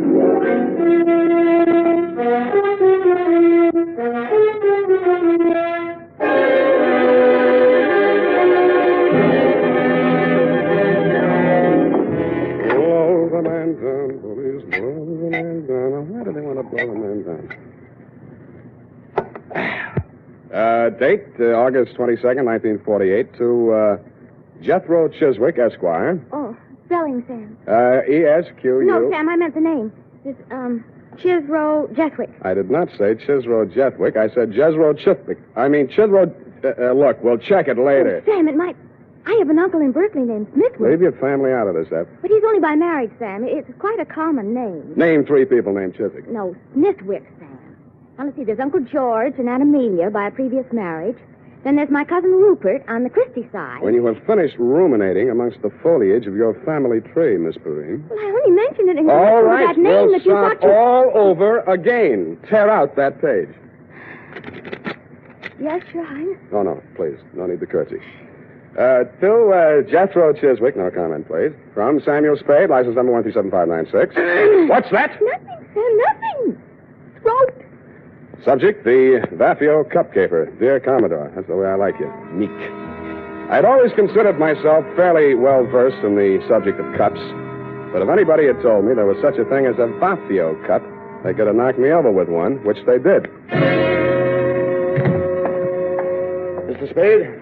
Yeah. I'm Chester A. Brody. I talked with your secretary on the phone. Do you follow? Oh, yes, Mr. Brody. Sit down. Rest your package. Thank you. I prefer to hold it for the time being. My card, sir. Theophilus and Brody, importers and exporters. Mm-hmm. Mr. Theophilus is my partner, Dimitri Theophilus. Do you follow? I follow. It was Mr. Theophilus who brought the Vafio Cup into the firm. I furnished the cash capital. Vafio Cup. I do not follow. Yes, indeed. The only one of these treasures to fall into private hands. One of the fabulous Vafio Cups. Those exquisite and cunningly wrought examples of the art of the ancient Grecian goldsmith, excavated by the great Schliemann from a beehive tomb in Sparta. Beehive. Mycenaean age. Just west of the Lion Gate. Oh, the Lion Gate. Pardon me, Mr. Brody. Are you trying to tell me that this cup is very valuable? Priceless. And that you will finally manage to find a buyer? You follow? And that you want me to deliver that package containing your priceless cup in return with your customer's cash? Accurately put. I presume you're bonded. Uncork me and see for yourself. You are a droll fellow, to be sure. I had a light breakfast, rolls and coffee. Now, what is this Vafio cup? I will show it to you. You are about to see a treasure but few eyes have looked upon in our time, Mr. Spade. The Vafio cup. Handle it carefully. It's fragile. You could crush it in your hand like so much tinfoil. Yet this golden relic of a golden age has come down through the centuries miraculously unscathed. Note the delicately wrought lines of the bas-relief, the exquisite draperies on the figure of the caryatid, the anguish on the face of the fallen hunter, the sheer brute force of the wild boar charging to the kill. Holding this golden cup in your hands, you encompass 3,000 years. Do you comprehend why there's no question of insurance here? Frankly, I don't. My dear man, an item such as this is worth only as much as a collector will pay for it. This particular collector has offered $200,000. It might never be offered again. You follow? I follow. Very well. Here's your fee, $100. I follow. And here is the address of my client in Los Angeles, Commodore Jethro Chiswick. Oh, now, wait a minute. You will take the noon train. Any questions? Yeah, why can't I go on a plane? Because I've placed an item in this afternoon's papers to the effect that the treasure is to be transported by plane. If I were a gunner and I read that item, I'd take the train. That would be your first thought. Then you would think they're saying they're taking the plane to make me think they're taking the train. Therefore, you would take the plane after all. Oh, would you? If you were really clever, you might say they're taking the plane to make one think it's the train, so I'll take the plane after all, and therefore... Never mind. By this time, he's decided on the bus. The train is perfectly safe. You follow?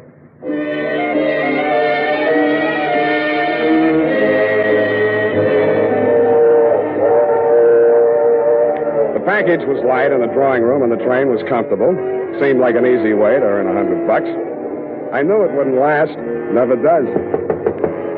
I was prepared for the knock on the door, and I got ready for the inevitable small, dark man who plays the Peter Lorre part, but this one fooled me. He was a tall, thin actor with sandy hair. Okay, Shamus, hand over the package. You won't be no trouble. Sure, there it is on the seat. Take it. Huh? It's okay. You got me covered. I won't make any move. Hey, what are you trying to pull? It's a stick-up, isn't it? Maybe I got the wrong compartment. No, that's it. The cup's in there. Unwrap it and see for yourself. Oh, no, you don't. I ain't picking up no booby traps. Oh, you're yellow, huh? I know that one, too. Now, don't cut no ice for me. Suit yourself. Game of gin? Hey, you're nuts. I'm getting out of here. Hey, wait a minute, pal. I'll buy you a drink. I don't drink. Lunch? In I go. Yes, indeed, Mr. Spade. I agree. Clarence is a very comical fellow. So are you. I took the liberty of stepping into your forecastle whilst you had your bit of raillery in the after companionway with my mate, dear Clarence. You mind? Not at all. Well, sir, I'm afraid you're going to mind a great deal. Oh! And that's how I met you, Commodore. I was so busy sizing up the .45 in your right hand that I didn't even notice when you left, whipped out of your coat pocket with one of the largest saps I have ever felt. The next time I saw light, you were gone, the Vafio Cup was gone, and the train was pulling into San Jose. I got off, rode back to San Francisco with a truckload of chickens, and headed straight for my client's apartment.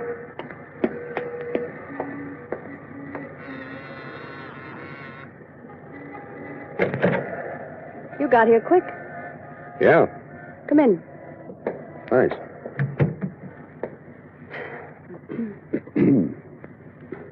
Well, Well, what? look, we can't both play this deadpan. We'll stay no place. It's in the back room. What is? The body. You're from the police, aren't you? I'm a private dick. How dare you? Hey, what was that for? For spying on me. You and all the other cheap gumshoes my husband hires. You're Mrs. Brody? I'm Enid Theophilus. Did my husband hire you? My name is Sam Spade. I was hired by one Chester A. Brody, your husband's business partner. Well, Sam, I hope he paid you in advance, because he's the body.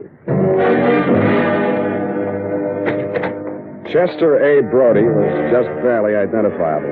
Somebody had worked hard trying to persuade him to say or do something he either couldn't or wouldn't do. The only interesting clue was in the wastebasket. At first, I thought it was a flattened beer can. But it was the Vafio Cup, or a facsimile thereof.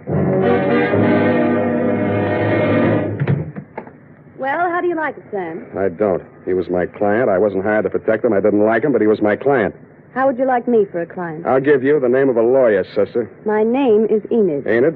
Now, let's see what I can squeeze out of you before the cops do. Brody was your husband's business partner, and you're, You don't have to be subtle. He was mad about me. I'm all broken up about his death. So is he. That wasn't funny. That time I deserved it. You don't like me, do you? Can't you get it through that steel-jacketed brain of yours that you're in bad trouble, that there's a dead man in the next room, beaten to death, and you're not supposed to be here? Oh, I was supposed to be here. We were going to elope as soon as you brought back the money from that, Greek thing. Yeah, what about that Greek thing? It was an antique. It was called the Vafio Cup. Yes, I know about that. Yes, well, my husband dug it up in Greece and smuggled it into the country. Yeah? It was all he had, but it was such an important piece that he was able to persuade Chet, the late Chester Brody, that is, to let him in as a full partner. Then what? Well, they quarreled. My husband made some bad investments, and Chet wanted to sell the cup to save the firm. Dmitri refused. I didn't think it was fair, so I got the keys to his safety deposit box where the cup was, and Chet arranged to sell it to the Commodore. Did you get the money from the Commodore? All I got from the Commodore was lumps. He stole the cup? Roger. You've got to get it back. I've got it. Where? Here, take a look. It's ruined. Where did you find it? In a trash basket where it belongs. Dmitri did it. He must have suspected something and substituted a fake. That's it. He knows where the real one is. Somebody thought that your boyfriend knew. The one that killed him? That's the way it looks. And maybe that's the way it was meant to look. You know, somebody might get the idea that you palmed the genuine when you got it out of that safety deposit box. If I did, it was legal, and don't you forget it. A wife can't steal from a husband. Legally, they're one person. You can't steal from yourself. That's the law. I was wrong. You don't need a lawyer. Will you help me? I may hurt you, and it'll cost you anyway. I know what's good for me. Money. Find that cup.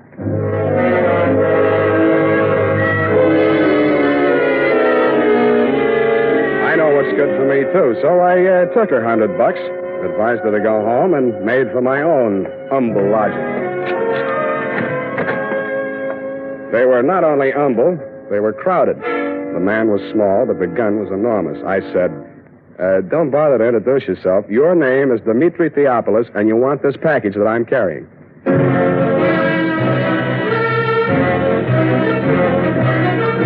The makers of Wild Root Cream Oil are presenting the weekly Sunday adventure of Dashiell Hammett's famous private detective, Sam Spade.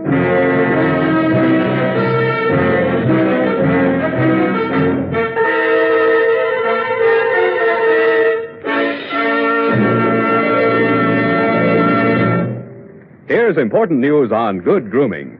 If you want the well-groomed look that helps you get ahead socially and on the job, listen.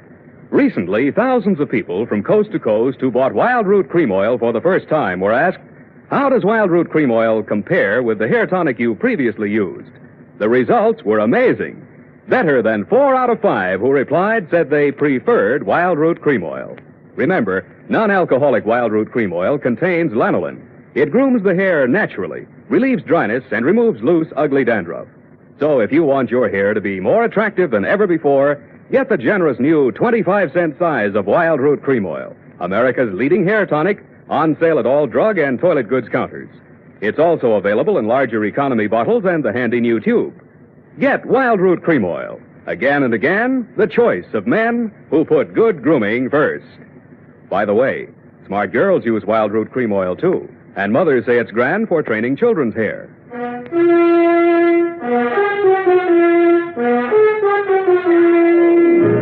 And now, back to the Vathio Cup Caper. Tonight's adventure with Sam Spade.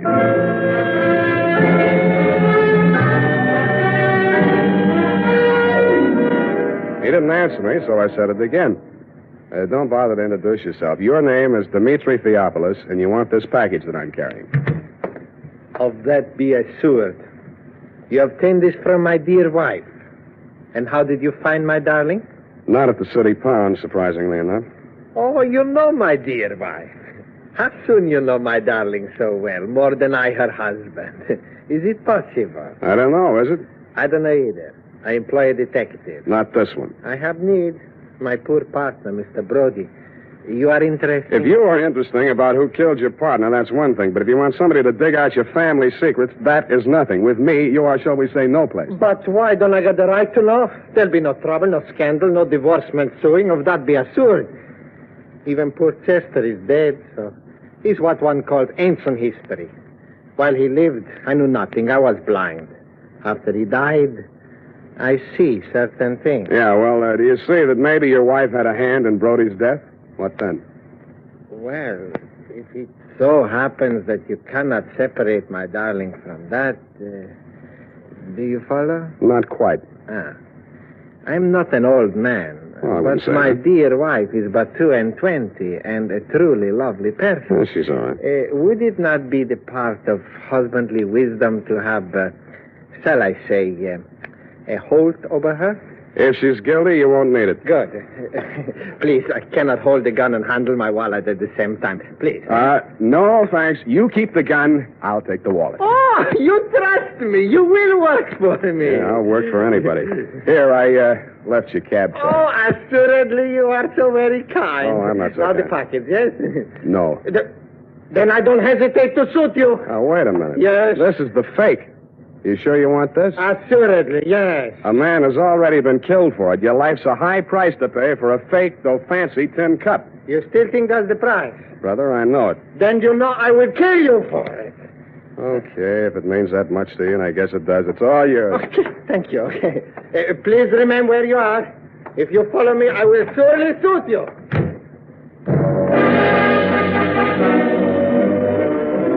From my front window, I watched them come out downstairs and start across the street. Then it happened.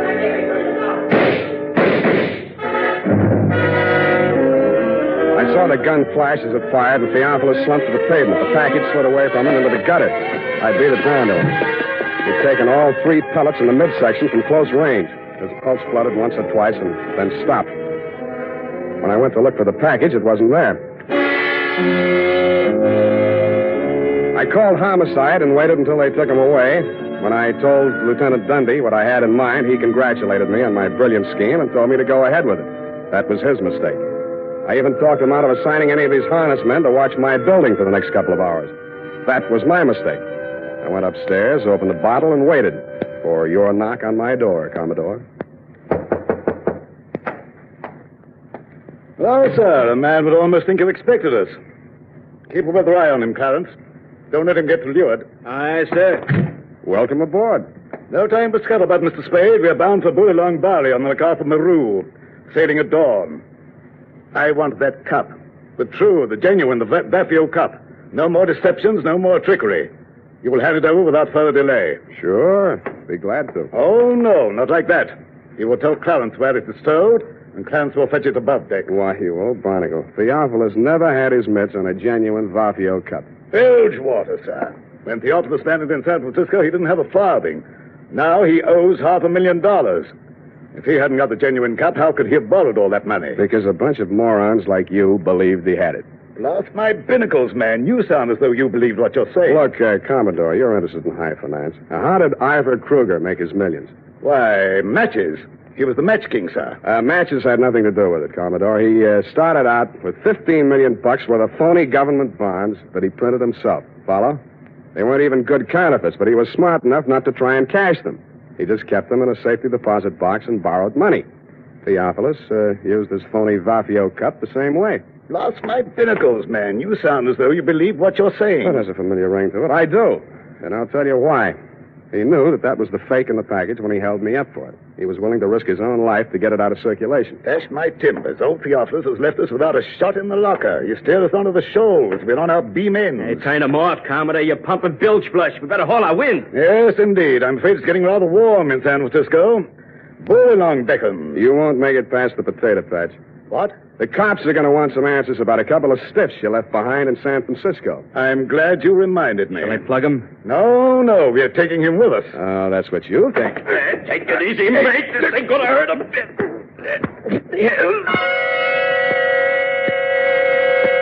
A reek of chloroform filled the room, and a fist pounded into my belly. It knocked my wind out, and at the same time, my nose collided with something wet and cold. I swung out, but didn't connect.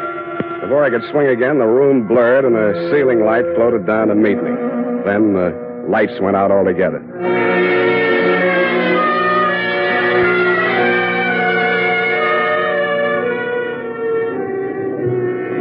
At first, I couldn't figure it. It sounded like what a doctor hears through a stethoscope, or maybe an earthquake, or maybe ship engines, which it turned out to be.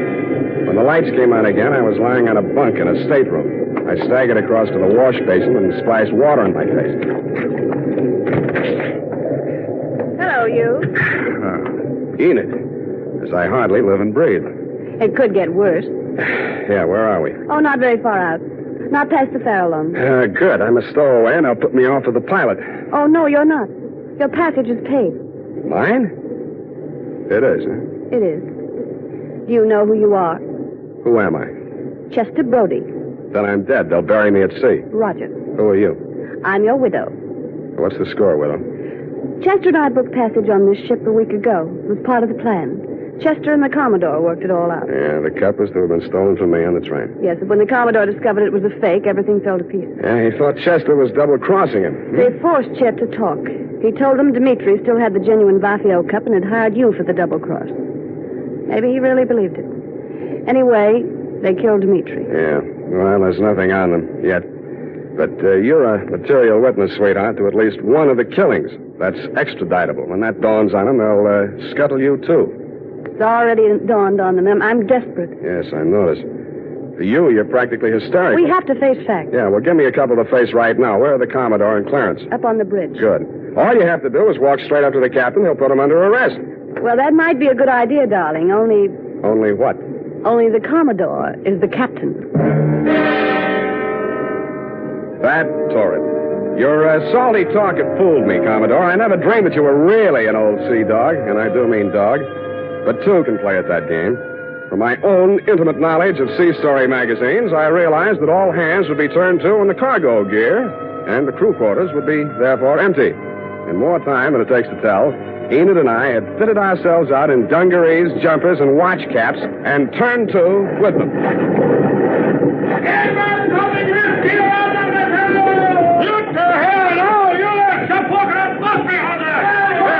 You two, look alive. Stow that preventer. Oh, me? You may recall, Commodore, you may recall me as the man who ran for a fire extinguisher when the bosun yelled, stow the preventer. But experience is the best teacher, and by the time we hove to put the pilot over the side, things were in such a state of confusion that you had retreated to your cabin with a quadruple ration of grog. Seizing that moment, I threw Enid over the side, yelled, man overboard, and jumped in after her.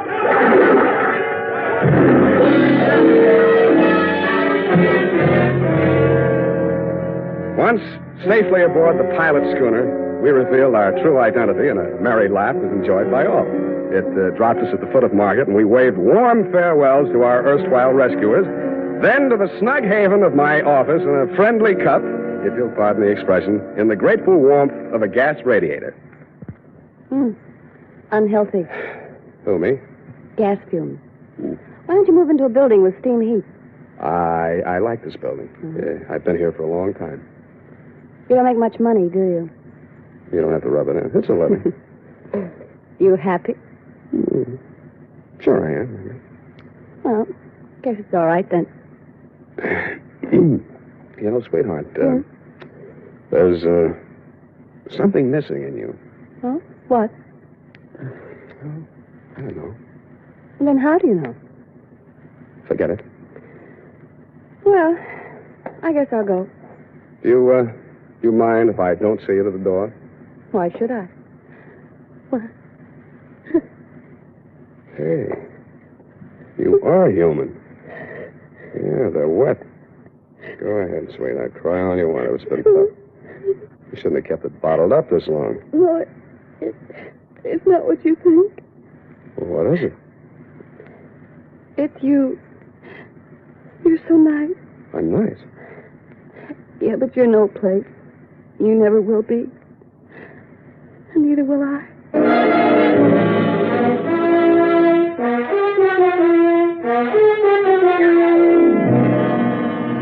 And that, Commodore, is the cargo. It was nice seeing you again down at the hall.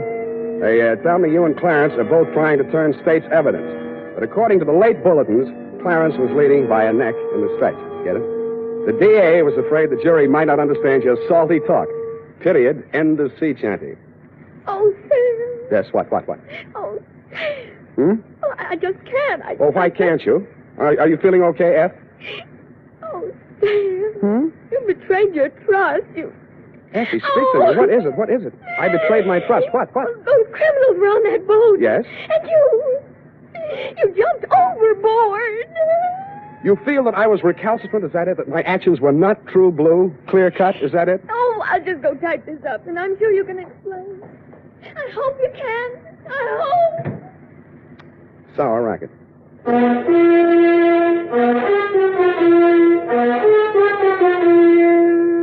Question: what's the easiest and best way there is to give your hair that well-groomed look? Answer: Wild Root Cream Oil. Yes, non-alcoholic Wild Root Cream Oil with soothing lanolin gives you the advantages considered most important in a hair tonic. It grooms your hair neatly and naturally, relieves annoying dryness, removes loose, ugly dandruff. Call at your drug or toilet goods counter tonight or first thing tomorrow for Wild Root Cream Oil. If you've never tried it before, get the generous new 25-cent bottle just introduced. Also, ask your barber for a professional application of Wild Root Cream Oil Hair Tonic. Again and again, the choice of men who put good grooming first. Oh, here it is, Sam. I hope the spelling is all right. I was so upset. You hate me then? Oh, no. No. I suppose it's foolish going along thinking that your ideal doesn't have to be as claim. Oh, Sam, I just can't. I just can't imagine. Don't you think I can explain, F? Oh, yes, I'm sure you can explain. But you did. You deserted your post and jumped overboard like a thinking rat. That's right. Oh, Sam, that's so unlike you. It was just by chance they were apprehended. By chance, you say? Who do you think it was that got himself shot out of a torpedo tube in that submarine? You, Sam? No, you think I'm crazy? I did something few radio detectives ever do, sweetheart. I called the Harbor Patrol single-handed using only one nickel and had them picked up. Oh, Sam, I wish I'd been there. Well, it was just a small phone booth. Besides, if you'd been there, it would have been out of order or something. Oh, Sam, you came through after all. Aren't you ashamed that you ever doubted me? Yes, I am. I'm a fool. There. I forgive you. Good night, Sam. Good night, sweetheart.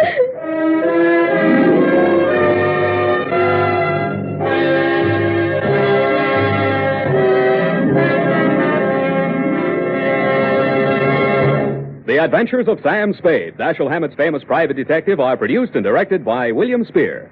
Sam Spade is played by Howard Duff. Lorene Tuttle is Effie. The Adventures of Sam Spade are written for radio by Bob Tallman and Gil Dowd. Musical direction is by Lud Gluskin with score composed by Renee Garrigan. Join us again next Sunday when author Dashiell Hammett and producer William Spear join forces for another adventure with Sam Spade. Brought to you by Wild Root Cream Oil. Again and again, the choice of men who put good grooming first. This is Dick Joy reminding you to Get Wild Root Cream Oil, Charlie. It keeps your hair in trim. You see, it's non-alcoholic, Charlie. It's made with soothing lanolin. You better get Wild Root Cream Oil, Charlie. Start using it today. You'll find that you will have a tough time, Charlie. Keeping all the gals away. Hiya, Baldy. Get Wild Root right away.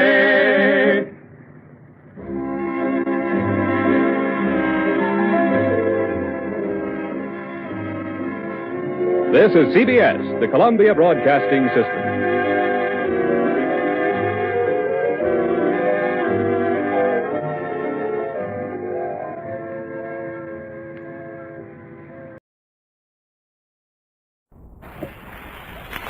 The Adventures of Sam Spade, Detective.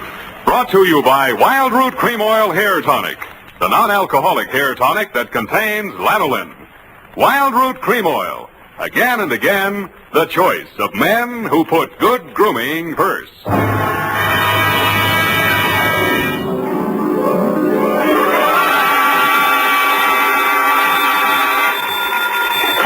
Sam Spade Detective Agency. Hey, it's me, Sammy the Spade. Sam, it's not true, is it? Every word of it. What? That you've been consorting with unsavory characters? Well, she was a savory enough girl, Effie, although a crook. Well, according to the paper, she's practically a murderess. Not to mention that she's dancing the Roomba with you. That's a lie. There's a picture of you. Virginia Vale, gangland glamour girl, caught at the Club Iberia in barefoot Roomba with private eye. It was not a Roomba, it was a bambuco. Oh, Sam, not over the phone. Boom, I can't stop it. Boom, boom, boom, boom. Stay where you are. Boom, boom, boom, boom. I'll be right down to dictate my report on the lawless capers. Boom, boom.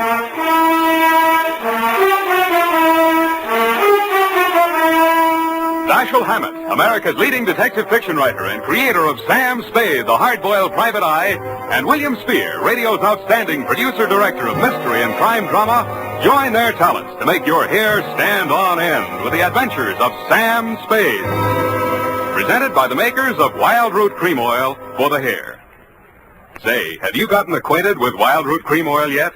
Tell you what, mister, if you haven't, even if you don't use any hair tonic at all, why not ask at your drug or toilet goods counter tonight or tomorrow for the brand new 25-cent Get Acquainted bottle of Wild Root Cream Oil. You like the way Wild Root Cream Oil grooms your hair neatly and naturally, relieves dryness, and removes loose dandruff. You never dreamed one hair tonic could do so much. So give it a try. Get the generous new 25-cent bottle of Wild Root Cream Oil. Again and again, the choice of men who put good grooming first. And now, with Howard Duff starring as Spade, Wild Root brings to the air the greatest private detective of them all, in the Adventures of Sam Spade.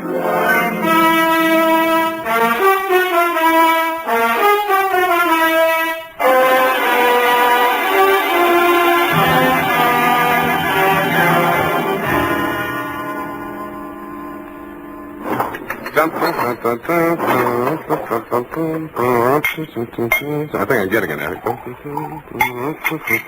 You've lost your shoes. Ready, sweetheart? Yes, Sam. No questions? No, Sam. That picture in the paper doesn't mean a thing, Effie. There was nothing between Virginia and me. Just wasn't room. Well, that bambuco, you know, that's the way we dance it. Authentic. Sam, I troubled to call my girlfriend, Edna Mae Schwartz, who is an instructor at Arthur Murray's. Mm-hmm. I quote, "The partners exchange graceful nods in the center of the dance floor and then separate. Well, as the senorita provocatively leads the pursuing caballero through a series of gay whirls, turns, and figures." There you see, provocative. But he never catches her, Sam. Well, I had my shoes off. That gave me the advantage. You know best, Sam. Well, that clears that up. Date? August 29th. I will give the date. Fill it in. That still doesn't explain your operating on the wrong side of the law. Down, Effie. This goes to John M. Lawless. A known gangster. What else? From Samuel Spade, license number 1375596. Dun, dun, dun, dun, dun. Boom. Well, thank you, Effie. Subject, Joe Morales. Dear Johnny. You hired me yesterday morning, but the real start of it was back in 45. Flashback. San Francisco was just recovering from VJ Day, and crime was practically at a standstill because your number one competitor in the West Coast mobs had just been rubbed out, and you were on trial for same.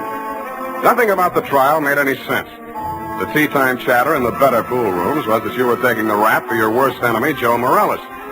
What made even less sense, the lawyer defending you was Joe's brother.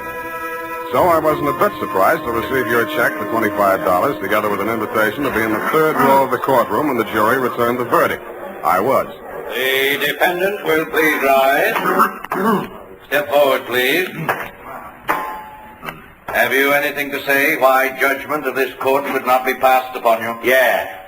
It's a bad beef. The judgment of this court is that you, John Lawless, for the crime of manslaughter, having feloniously run down, run over, and killed with a certain automobile the deceased person named in the indictment, and having subsequently departed the scene in violation of the hit-and-run statute, are hereby sentenced to a term of 3 to 10 years in the state prison of the state of California. You didn't even look at the judge while he was dishing it out. Your eyes were on the man sitting directly in front of me. The man you were supposed to be taking the rap for. The man you had deliberately planted me behind, Joe Morales. I wondered what that meant. When the judge brought down his gavel, I found out. You came up the aisle with a deputy on one arm and your lawyer on the other. He seemed upset about something. I'm sorry, Johnny. I did the best I could. They give me the judge I asked You for. passed on the jury, you cheap shyster. Okay, just wait till you get my bill. Shut up.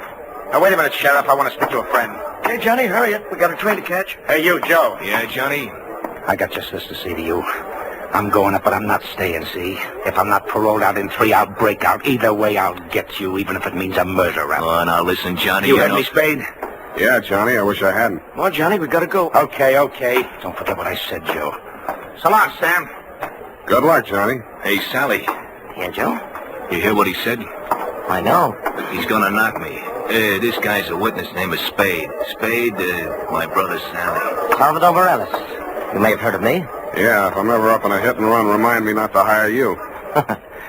Come along, Spade, where we can talk quietly. Just over here. My conference room. Look, we got nothing to talk about. Oh, yes, we have. Watch it. I just got this suit pressed. Yeah, right in here. Sally, is it all over? How did it come out? Where were you? In the air. I couldn't force myself to stay out there. What did he get?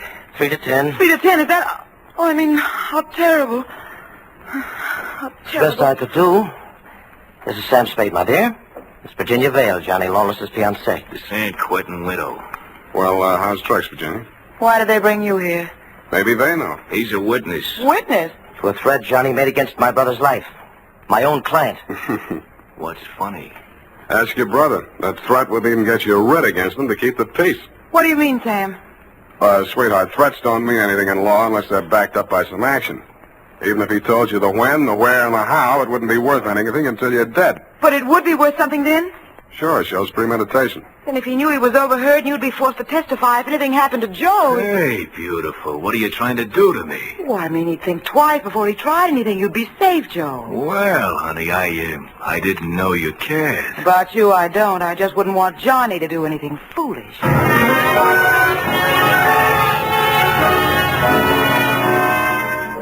End of flashback. That was 3 years ago. A lot of big news has broken since then, but the only items that interested you in San Quentin were printed on the inside pages of the local press. Item: Virginia Vale, your fiancée, got herself engaged to Joe Morales, your worst enemy. And item: Salvador Sally Morales, your mouthpiece, had taken over your mob. Which brings us up to yesterday morning. Yeah? That you, Sam? Who's this? Johnny Lawless, remember me? No. I was hoping you'd say that. Look, Sam, I got a job for you. Call Peeper Breen. He may need it bad enough. I've got no contacts in the mobs anymore. This is clean.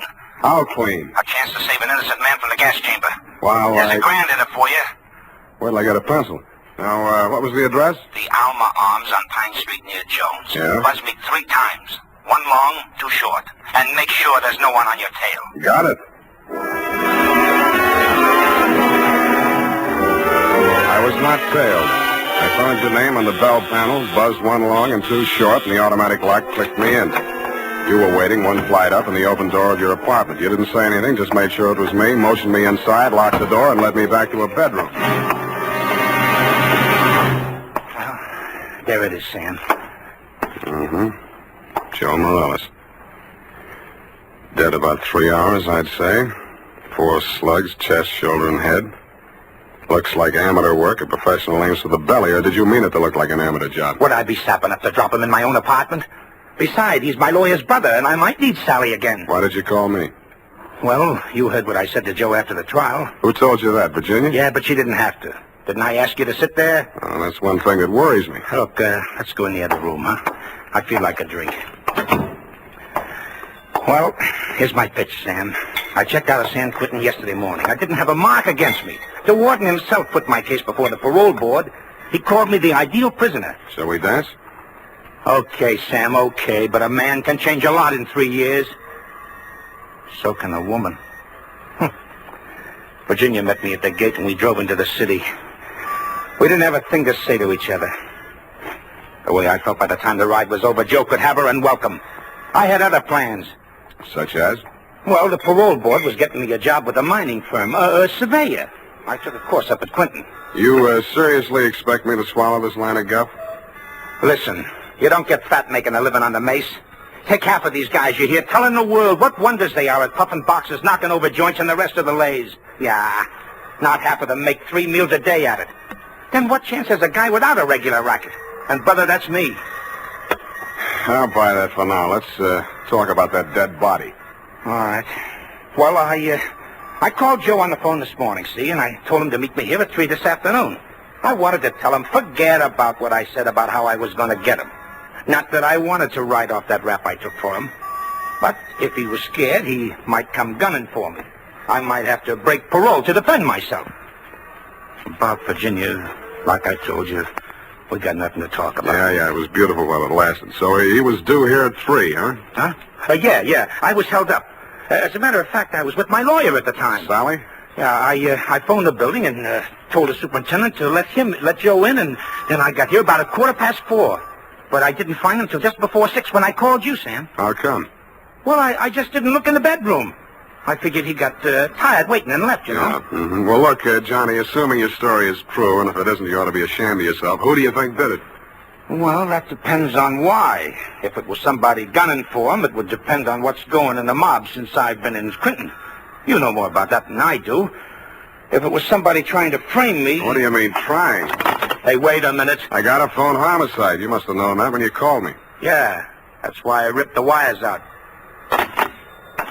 That's cute. That's very cute. Oh, that makes you look real good. Look, Sam, look. I'm not asking you to do anything extracurricular. Sure, you have to yell cop, but you'll do it over a pay station downstairs. And by the time anybody can get back up here, that stiff will be out. It will.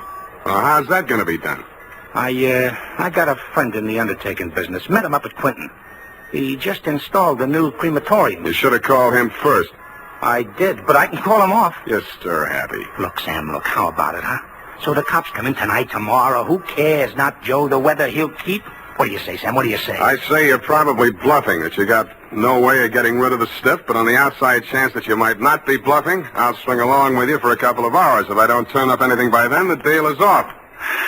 Okay, that's fair enough. Yeah, but this isn't... Hey! Sorry, I gotta do it.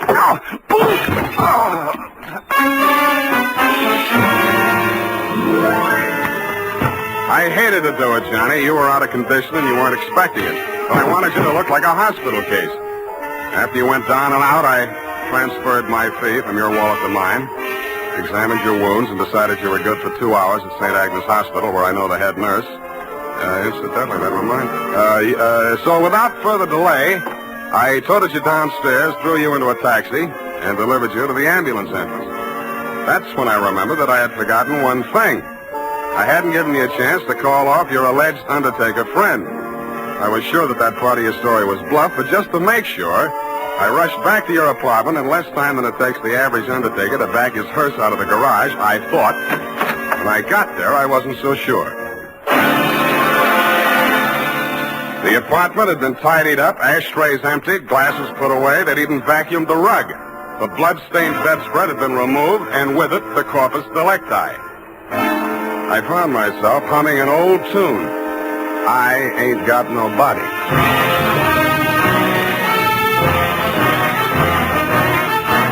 The makers of Wild Root Cream Oil are presenting the weekly Sunday adventure of Dashiell Hammett's famous private detective, Sam Spade.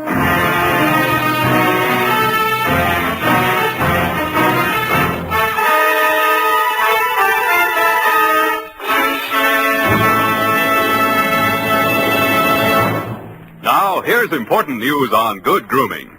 If you want the well-groomed look that helps you get ahead, socially and on the job, listen. Recently, thousands of people from coast to coast who bought Wild Root Cream Oil for the first time were asked, how does Wild Root Cream Oil compare with the hair tonic you previously used? The results were amazing. Better than 4 out of 5 who replied said they preferred Wild Root Cream Oil. Remember, non-alcoholic Wild Root Cream Oil contains lanolin. It grooms the hair naturally, relieves dryness, and removes loose, ugly dandruff. So if you want your hair to be more attractive than ever before, get the generous new 25-cent size of Wild Root Cream Oil, America's leading hair tonic, on sale at all drug and toilet goods counters. It's also available in larger economy bottles and a handy new tube. Get Wild Root Cream Oil, again and again, the choice of men who put good grooming first. By the way, smart girls use Wild Root Cream Oil, too, and mothers say it's grand for training children's hair.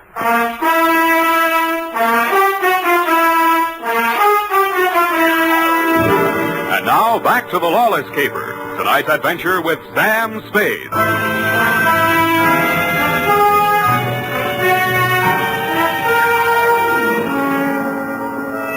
In most murder cases, there are too many suspects, too many motives, and too many clues from the very beginning. I'd been on this one 3 hours, and I succeeded in turning up no suspects, no clues, and the most shameful thing of all, I had lost the body of the victim. I consoled myself with the thought that he was in no condition to tell me anything anyway. But then neither were you, Johnny. You'd checked out of the hospital, no forwarding address. But in a gin mill down in the Mission, I found a character with the unlikely name of Porky Grout. Porky is theoretically alive and will tell all he knows about anybody, which is plenty, for 2 fingers a bribe. I gave him a handful. Easy. The Joe Morales mob. Yeah.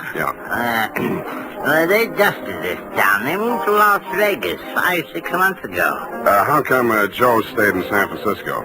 Oh, him and his brother had a beef with each other. That's Sally Morales, the lawyer? Yeah, the mouthpiece. Not too close. What was it all about? Oh, that dame, Virginia Vale. After she and Joe framed Johnny Lawless on that hit-and-run job, well, they disagreed on methods of administration. Not so close. No. So she and Sally team up. And Sally uses his business connections to pull off this big combine, you see? Yeah, I heard of it, Las Vegas. How do I get to Sally? My throat's dry. I can't hardly talk. Hey, Riley, put out the bottle. And bring an air wick. Yeah, that's right. Oop, so sloppy. Easy, I'll help you. Great, huh? Great stuff. Not too close. Now, when do you want to get to him? Tonight? Right now. Let me see now. The dame don't dance to nothing but rumba music, and she don't drink nothing but imported French champagne. Yeah. Furthermore, she don't go nowhere where she don't get her picture taken. And he don't dare take a drink in a place that pays him protection.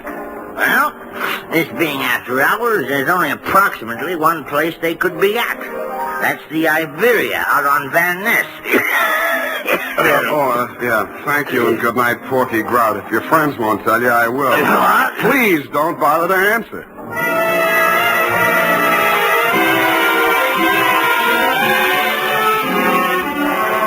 I didn't have any trouble picking out their table. Virginia spotted me at about the same time, grabbed up her purse, muttered an excuse to her escort, and edged around the dance floor. She caught me in the middle of a bambuco, a combination of a rumba, a samba, and guaracha, and whirled me lightly out onto the floor. I followed as best I could. You shouldn't have come here. How did I know our first dance would be at Don Poco? Now, you danced divinely, Oh. but you must leave at once. Sally is insanely jealous, and he's in a especially bad mood tonight. Yeah, so am I. I know why you came. You one up on me. Johnny Lawless has been in touch with you, hasn't he? You talked to him since yesterday morning? No. He's bound to get in touch with you. I don't know what story he's told you, but don't believe a word of it. He only wants to get you out of the way so he can get back at Joe. Still thinks Joe framed him into San Quentin. Now, you can stop worrying about Joe. Huh? Sam, what are you... He's dead, if that's news to you. I think you'd better talk to Sally after all. Come on. Well, I was just getting the hang of it.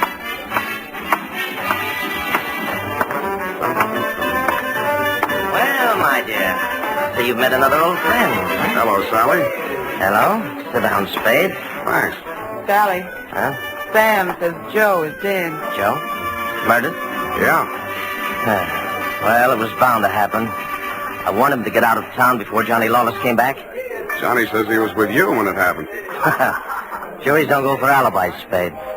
Best defense I could give him would be that I defend him despite the fact he's accused of killing my own brother. But look here.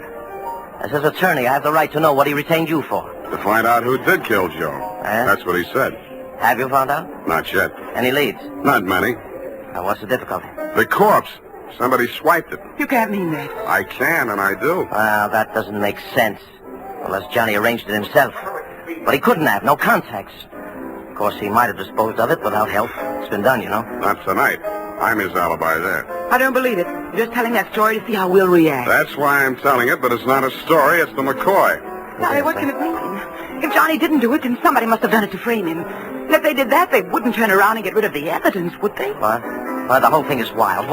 You know, there might have been two people who thought they were a team, but one of them was really working against the other and for Johnny. Well, that's absurd, isn't it, Sally? Is it, my dear? He's trying to play us off against each other. Don't fall for it, Sally. I had nothing to do with any of it. You've got to believe that. Yes, I was sure of you when Johnny was out of the way. You wanted him out of the way, you admitted. You're still in love with him, aren't you? Aren't you? Alice, you're hurting me. Hurting? I'll help the DA write his brief. You'll go to Tehachapi for body snatching. Go ahead. I can't wait to get on the stand. The things I'll tell about you, how you let Johnny go up on that hit and run when you knew it was my idea and I was in the car with Joe. You will. Not a jury in the country would blame me for protecting my own brother. Protecting him? You were framing him even then. So you can have me for yourself. Oh, I'll have you in a gas chamber if you keep insisting. Your own brother. Squeeze out of that one if you can. How about the body? Love of woman surpasses brotherly love. I can see the jury now, eating it up. Victim of a designing woman caught in the toilet. Nuts. I don't care whether either of you is guilty or both or neither or whatever. If I get that body back tonight, I'll let the cops worry about it. If I don't, I'll confess to everything myself and name all three of you as accomplices. All right, Spade. You say your only concern is that body? Right. Here's $500. Another $500 when you find it, huh? Does that convince you? Well, it helps. Here, my diamonds. Take them all. No, keep the diamonds, Virginia. If Sally gets sent up first, you'll need them for your defense. Think it over, kids. I'm calling the cops right now.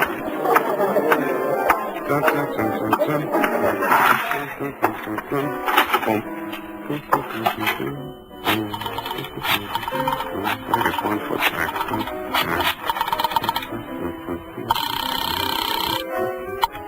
Homicide, Lieutenant Garrett. Roy, Sam Spade. Where's Dundee? Oh, he's asleep.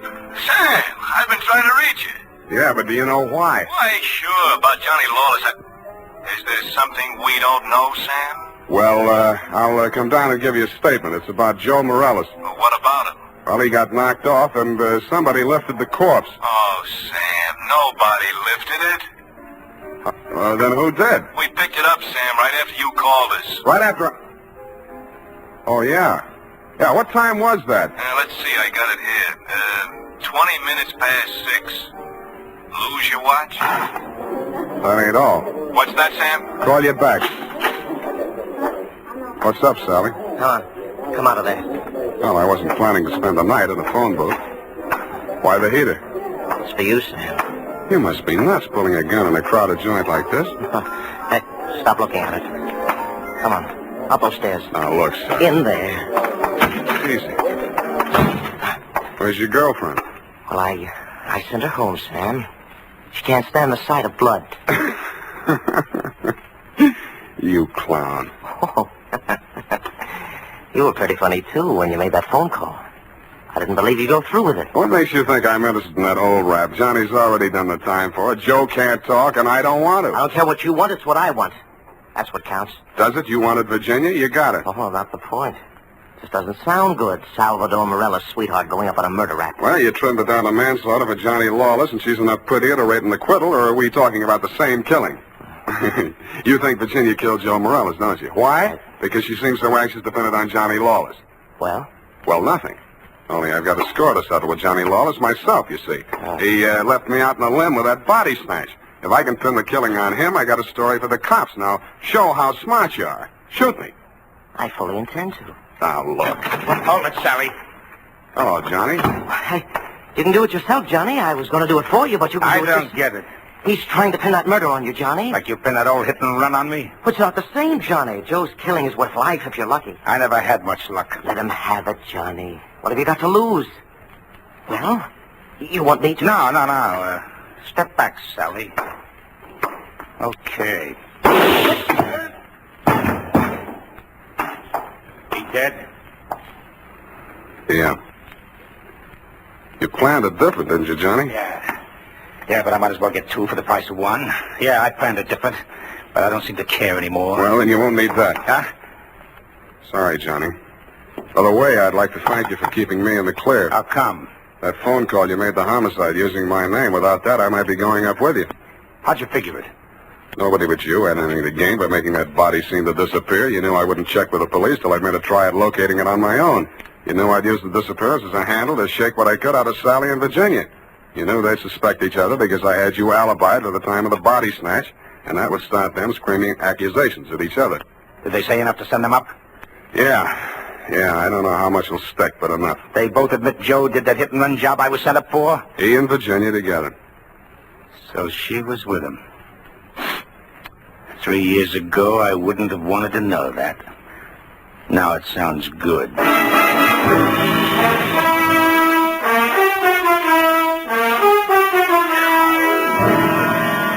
I didn't think it really sounded good to you. I was sorry to hear it myself, and after all, I'd only danced the bambuco with a mouse. I'm sorry things turned out the way they did. It's a little late to be making with the advice, but, well, you know, the best laid plans of mice and men gang after glade. What?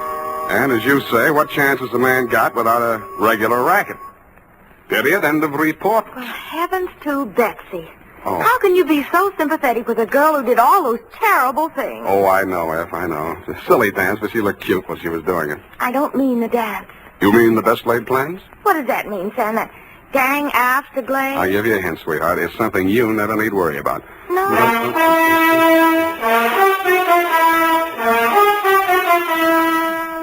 Here's why, men. Here's why Wild Root Cream Oil is again and again the choice of men who put good grooming first. Wild Root Cream Oil grooms the hair neatly and naturally without giving it that plastered down look. Wild Root Cream Oil relieves annoying dryness and removes that loose, ugly dandruff. So if you're not using it now, or if you're not using any hair tonic, get Wild Root Cream Oil at your drug or toilet goods counter in the new 25-cent Get Acquainted size bottle. Also, ask your barber for a professional application of Wild Root Cream Oil Hair Tonic. Again and again, the choice of men who put good grooming first. Well,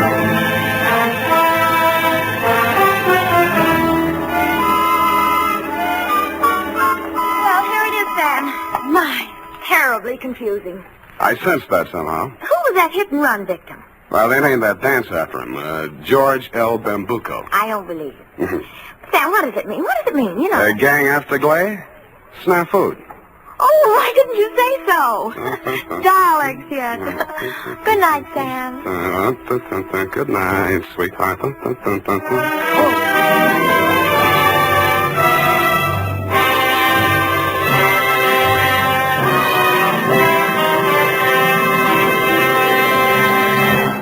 The Adventures of Sam Spade, Dashiell Hammett's famous private detective, are produced and directed by William Spear.